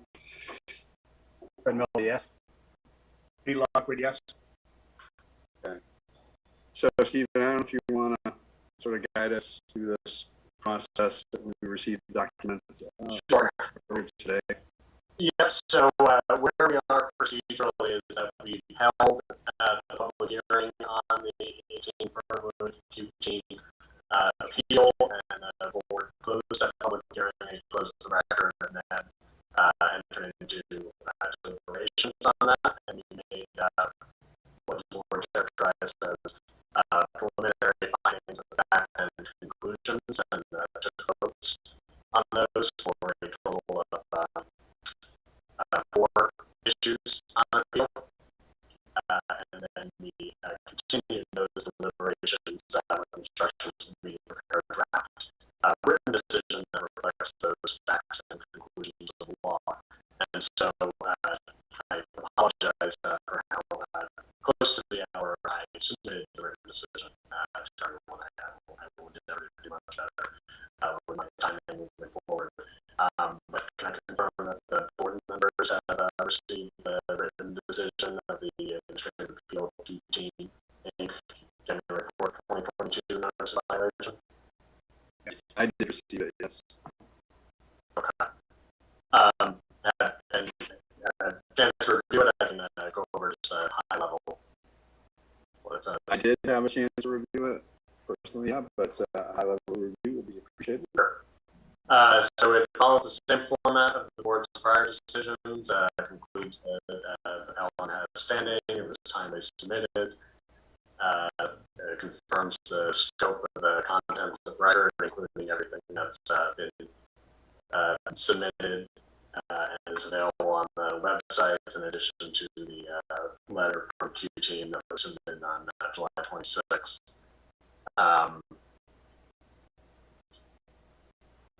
Then goes into the findings of fact and conclusions of law of 4 issues. The first issue is whether all the violations should be vacated because QT reasonably relied on the property owner's contract to obtain all the required permits. And the board made factual findings and conclusions that are reflected here, and ultimately voted to deny the appeal on that basis and uphold all violations. The second issue was whether violations 1 and 2 concerning the removal of vegetation less than 3 feet in height without a permit should be vacated, and the town, with no objection, abandoned these arguments, and so essentially that moots the appeal on these points, and so the decision reads that the board declines to address those arguments or make any findings on those points. So the third issue was whether violations 3 and 4 concerning the removal of alleged hazard trees should be vacated. This reflects the findings on this point, and ultimately the board concluded 5-0 to uphold violations 3 and 4. Everybody happy with those findings? I think that's the most detailed of the findings. Yep. Seeing nodding heads. And the fourth issue the board addressed was whether violation 5 should be vacated or consolidated with violations 3 and 4 because they are duplicative. And on this point, the board was split 4-1, so ultimately denying that ground of the appeal. And so we'll now take what I would suggest is the board take a vote to deny the appeal based on the findings and conclusions of law reached at the July 26th deliberations as reflected in this draft written decision. So I have a question, Stephen. Two of the board members who were part of this meeting last time are not here tonight to vote on this. Is there anything we should be concerned about with regards to that? The decision that was reached at the last meeting was a preliminary decision only. So I can make a notation in the written decision reflecting that we have a quorum of the board taking the ultimate final decision. So in my view, that is legally adequate, but I would suggest opening it up to the parties on this appeal to argue otherwise. So yeah. Yeah, I don't have an argument to the contrary. I just want to make sure, and I think the record is clear that it's the case, but that the folks who are here were also members present at the prior meeting and participated. That's my recollection, but I just want to confirm that that's the case. That is the case. Yep. Thank you. Eric, do you have any? No objection in proceeding in the way that you're proposing. Okay, very good. So if I heard you correctly, Stephen, we're just looking for a motion now at this point to deny this administrative appeal. Is that correct? Deny the administrative appeal based on the findings and conclusions reached at the July 26th hearing and adopt the written decision as presented with that modification to note that we have 2 members absent. Now I'm going to do a so moved to that. Do I have a second? I'll second that. Do we have any further discussion before taking a vote? So roll call vote, all in favor of denying the appeal. David Murch, yes. Fred Miller, yes. P. Lockwood, yes. Okay, very good. So Attorney Wagner, you'll take it. I'll make that modification and provide this written decision at the end of tonight's meeting to Sandy so she can make that available to you to all come into the office to sign at your earliest convenience. And I would ask that the last person to sign add the date of the written decision above, but the date of the decision will be tonight. So as a matter of clarification, those signing it, will it be all board members or only the 3? Just the 3 that voted tonight. Oh, very good. So next on our list is public hearings on additional administrative appeals. We have 1, 2, 3, 4, 5. Clearly discussed that we're not going to discuss all of them, but just for the sake of ease, can I get a motion to take all of these off of the table? Make a motion to take all these off the table. I'll second that. Any further discussion before we vote? All right, David Murch, agreeing to take these tabled items off of the table? Yes? Fred Miller, yes. P. Lockwood, yes. Okay, very good. So next on our agenda is administrative appeal, re-notice of violation issued 12/21/2021, applicant Durant Excavating, location 18 Fernwood Road. Description administrative appeal form, notice of violation. So this is one that we had discussed at our previous meeting. We were looking at the timeliness of the submission, and as part of that, we asked Attorney Wagner to provide some additional information with regards to good cause exception, to which we did receive a substantial overview to that. Attorney Wagner, what do you recommend? Do you recommend that I read this for the record? What should I do? I don't think you need to read it for the record. I think we can just agree that it's part of the record, absent any objections from any of the parties to that effect. I think I would summarize it as consistent, though more detailed than the opinion I gave to you at the the last meeting, which is that for a good cause, you essentially need to look at the special circumstances of this case and ask if they are such that it would be a flagrant miscarriage of justice to strictly apply the appeal deadline in this case, and whether an exception should be made. And essentially, you look at the totality of the circumstances, and really you're guided by the principle of fairness, and that this rule, this exception is really the exception to the rule. So it's really extraordinary circumstances that you need to find are present here. So I'm happy to entertain any questions from the board on that standard. Are there any? I don't have any. Fred or Pete, please feel free to ask. Yeah, I don't have any either, Dave.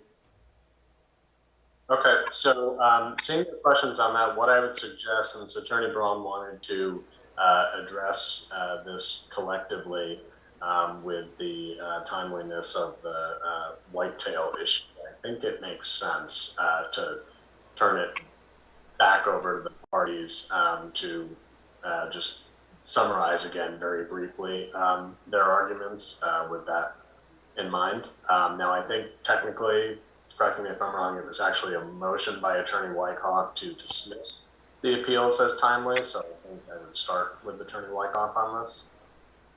And if I may, Stephen,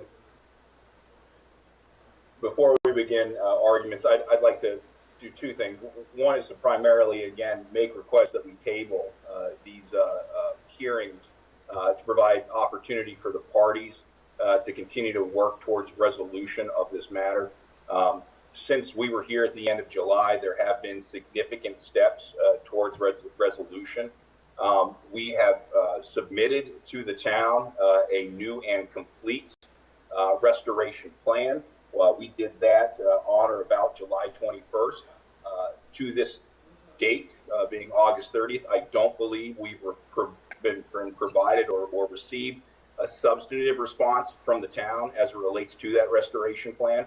My understanding is that the town and their council have made 2 separate site visits to the property related to this restoration plan since that time, without any substantive response to that proposal. And similarly, we have also submitted to the town some 8 days ago now a proposal to reach a consent agreement as it relates to all of these issues, so that the parties can move forward towards a resolution. And as of today, we have not received any substantive response from the town. Now, I haven't personally received this communication, but my understanding is that Attorney Wyckoff is prepared to provide us some update or response tomorrow from the town. And if in fact that is the case, it would seem very prudent to use what are limited resources and not inexpensive resources to further those discussions towards resolution, rather than, again, spend hours of time and, quite frankly, thousands of dollars on these hearings.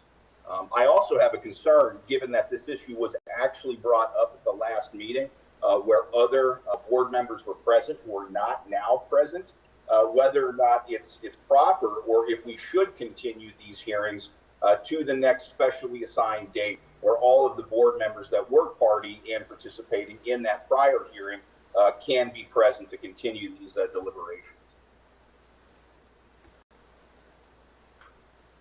Attorney Wyckoff? Yeah, sure. I'm happy to respond. So, on behalf of the town, we have received a restoration plan from a consultant that has been retained by Management Controls, and staff from the town did visit the site. I don't know, I think it was about 2 weeks ago or something on that order. I visited it just last week with our consultant, and the town is currently working on providing comments relating to the restoration plan, so that's true.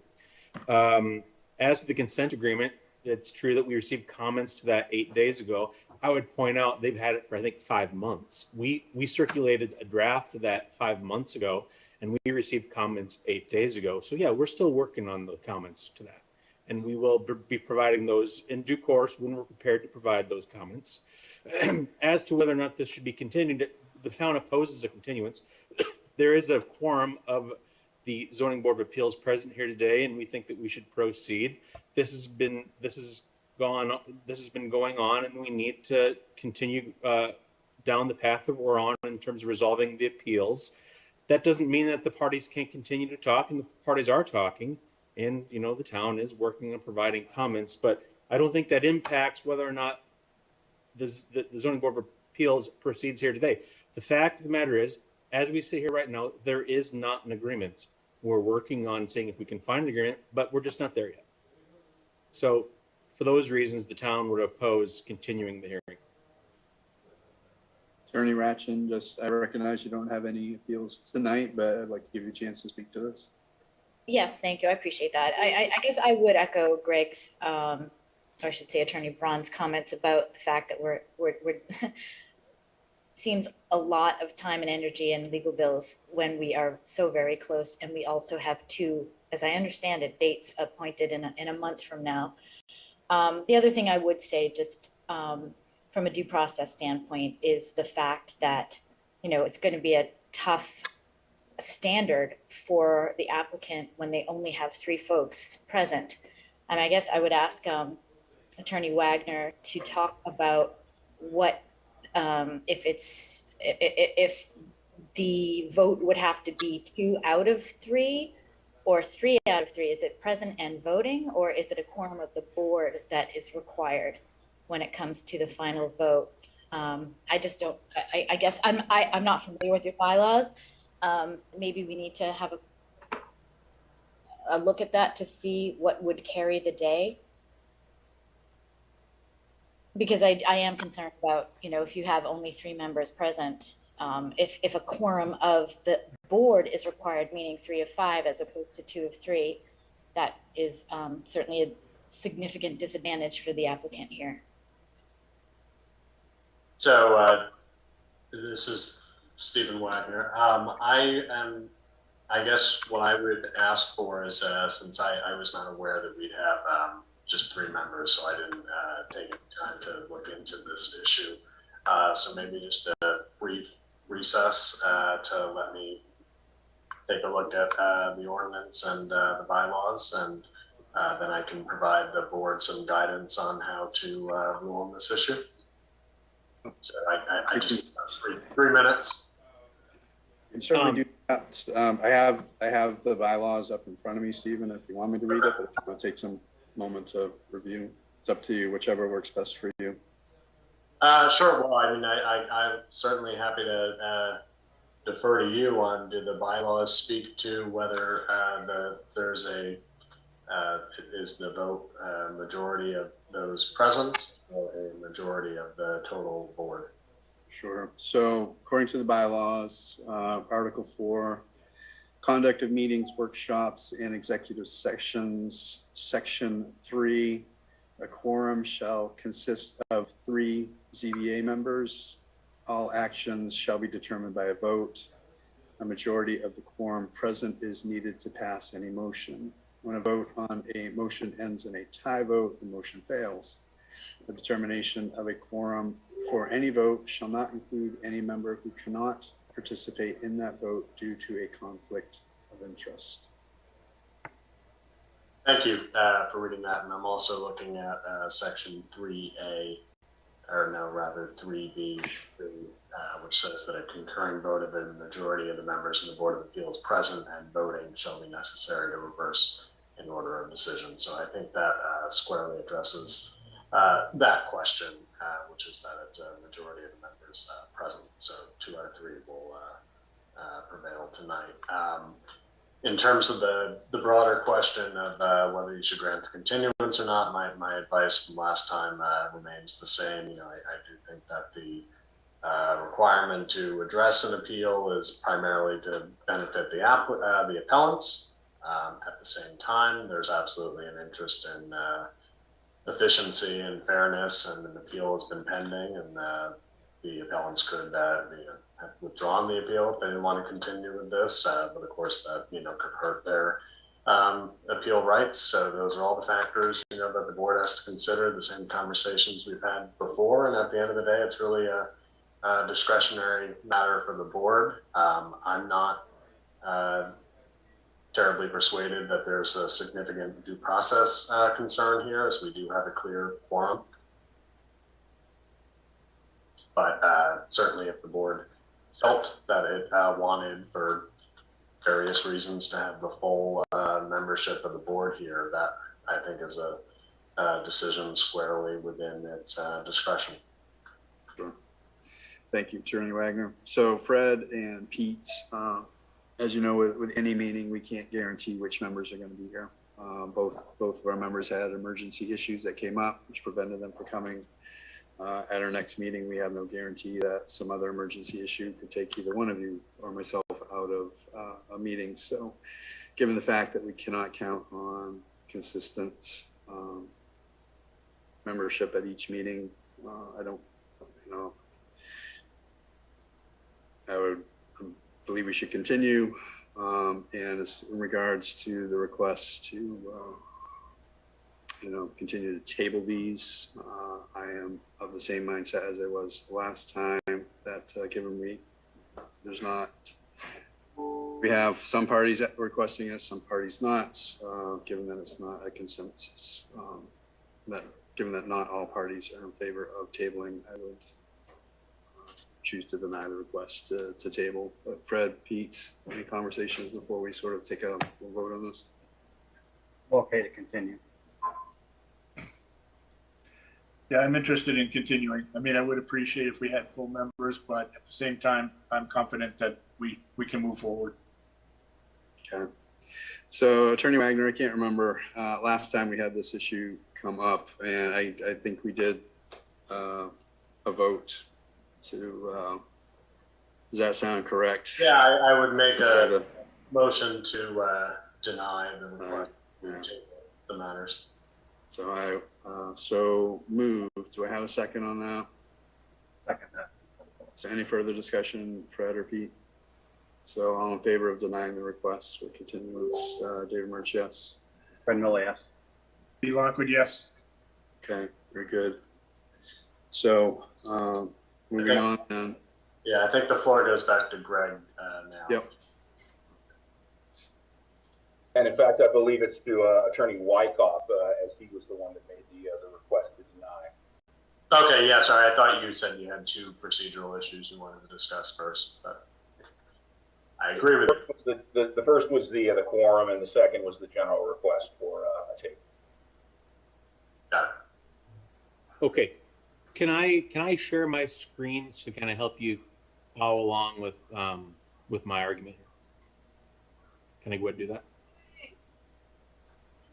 I can do it just I'm asking for permission, I guess, is really what I'm doing.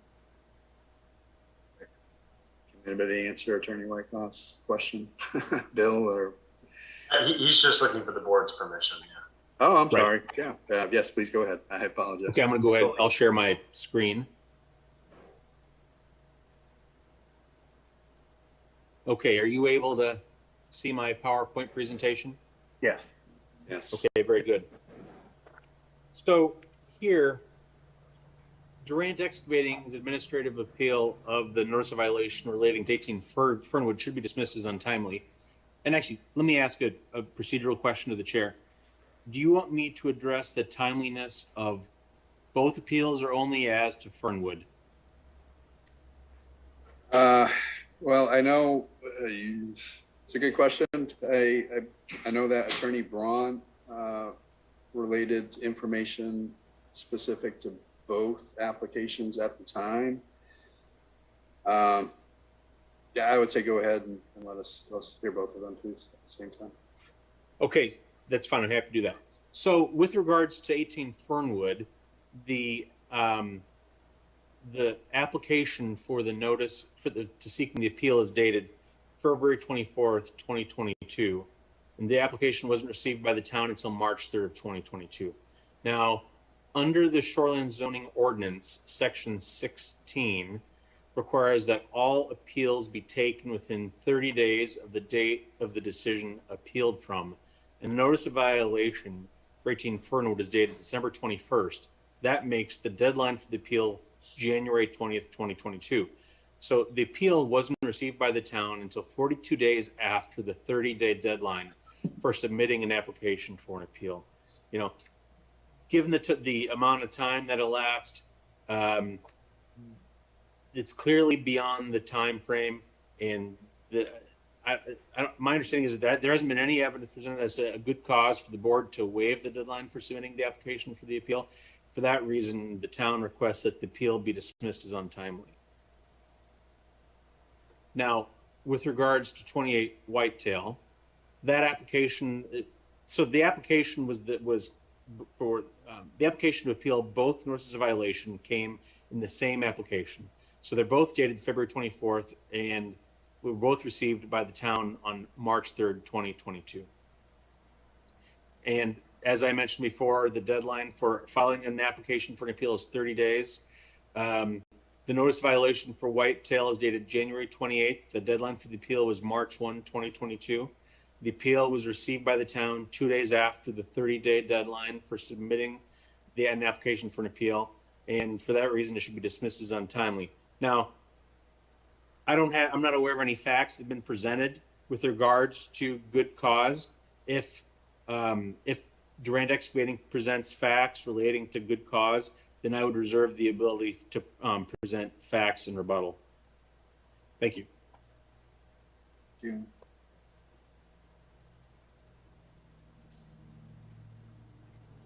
Greg, sorry, Attorney Braun, did you have just some follow-up to that? So I start by reminding the board that this project was commenced back in the fall of 2021, and that the stop work order was issued on or about October 26th of 2021. All right, and so that was back in the beginning of fall of last year. Notice of violations, the first of these, weren't issued until almost 2 months later. Rob Durant has been in this industry for more than 20 years. And during that time, he has never once received a notice of violation for any work he's performed anywhere else. He was an unrepresented individual who had no experience or history with these types of administrative issues. More importantly, and as I would expect Attorney Wyckoff might point to, and I've seen in some of the materials he circulated to the board, from the date that he was told to stop work through the period on which he submitted appeal applications, he was in constant contact with both the town and the Maine Department of Environmental Protections. He, in good faith, entered into discussions with the town aiming towards and intended to resolve the issues at hand. All right, so that's the first and foremost. The second, as this application clearly indicates, the primary argument that he meant to make through these applications was that the town had cited the wrong company, the wrong individuals per se, as it related to the alleged violations.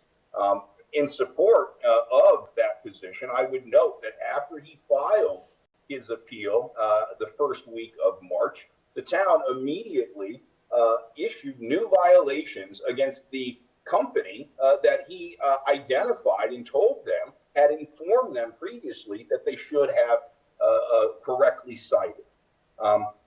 And so the first thing I would say is that we're dealing with an individual who has no prior experience with this process and who was in contact consistently with the town towards or with the intended purpose of rectifying and curing the alleged violations.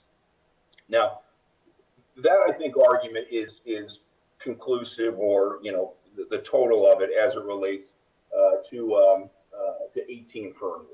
Now, as it relates to the timeliness of the 28 Whitetail Lane, which was issued at the end of January, and which by the calendar was only some 3 days late, I would note several important facts, all of which I would hope and expect the town and Alex would confirm.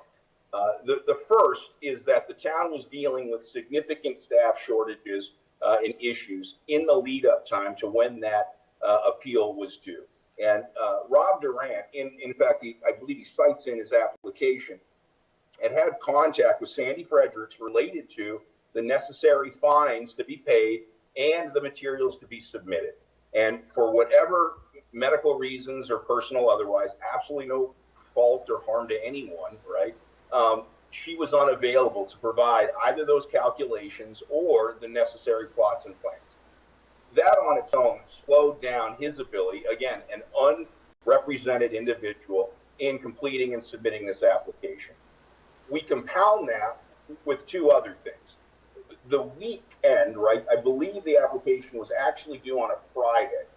That ended up being a snow day where the town of Raymond offices were closed due to inclemental weather. And so even, right, had he been able to get there, the town office was closed. And I believe that the way the schedule falls, the following Monday is a day that typically the town is closed for general business. So he was unable to otherwise submit the application on that day either. And so what did he do? He ended up filing the application on the next available business day that the town had available. And so I think given that, given the consistent communication he had with the town, given the lack of resources the town had and the limited hours, both due to weather and due to typical scheduling, it makes sense and justifies good cause for why he would have been very modestly delayed in submitting that application.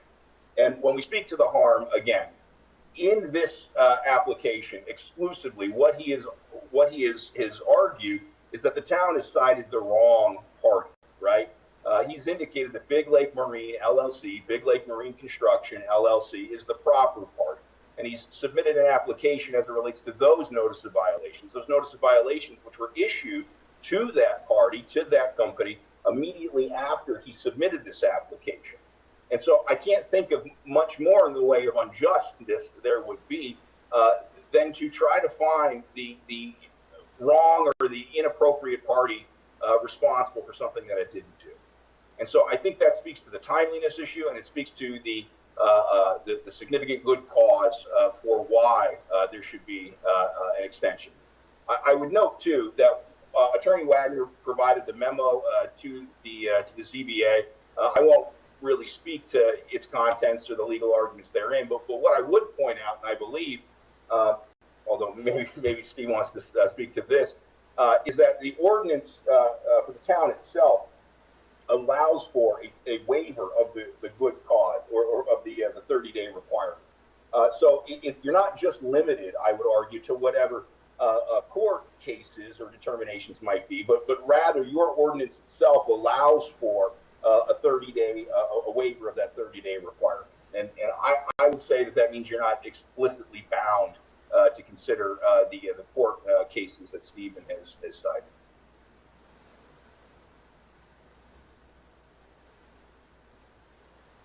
Attorney Wyckoff, did you want to respond to any of that? Trying to find the right button to click. Sorry for my delay. I guess, so I have a question. We heard a lot of argument there. I didn't hear any evidence. So if the board is of the view that they just received evidence, then I'm happy to put evidence on and have Alex testify about this. But if the board doesn't, yeah, I'm looking for a little direction here because I heard argument, but I didn't hear any evidence.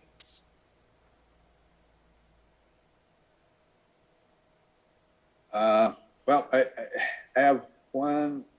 I would like to get some feedback from either you or Alex with regards to Durant Excavating versus Big Lake Marine Construction.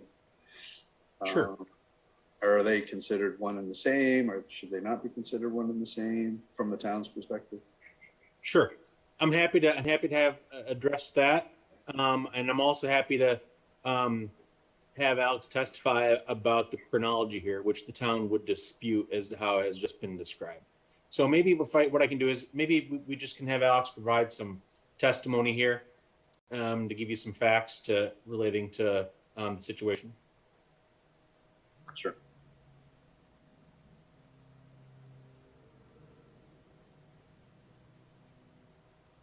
I think Alex may be having a technical. No, I'm good. I'm good. Good. Okay. So, Alex, I want to focus first on the notice of violation relating to 18 Fernwood, please.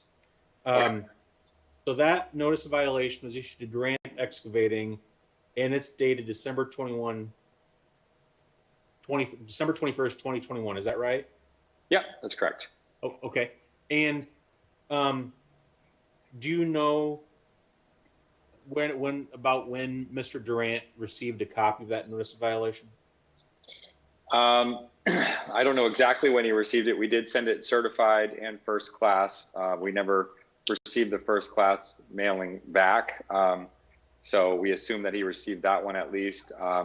And then a week later, after Christmas, sometime around the 26th, 27th, I can't remember the exact date, Rob actually came into the office and spoke with my assistant, Chris Hansen, and myself, and thanked us both for sending him the Christmas card. So we didn't send him a Christmas card. I would assume he was talking about the NOV, that we had sent the week before. Okay. And did you have a conversation with him about, the gravity of the matters raised by the notice of violation? Yeah, I've been working with Rob on projects around the lakes for a number of years. I like Rob. What we told him was, this is a very serious situation. And we suggested that if he didn't have an attorney, that he had an attorney really quick. Okay. And that was at the same time you were meeting with him in that last week in December? Yeah, correct. Okay. Now I want to switch gears a little bit and talk about the chronology relating to the notice of violation at 28 Whitetail. Sure. Durant Excavating relating to Whitetail. Now that was dated on January 28th, 2022. Is that right? Yes, correct. Okay. Now, when did the town consider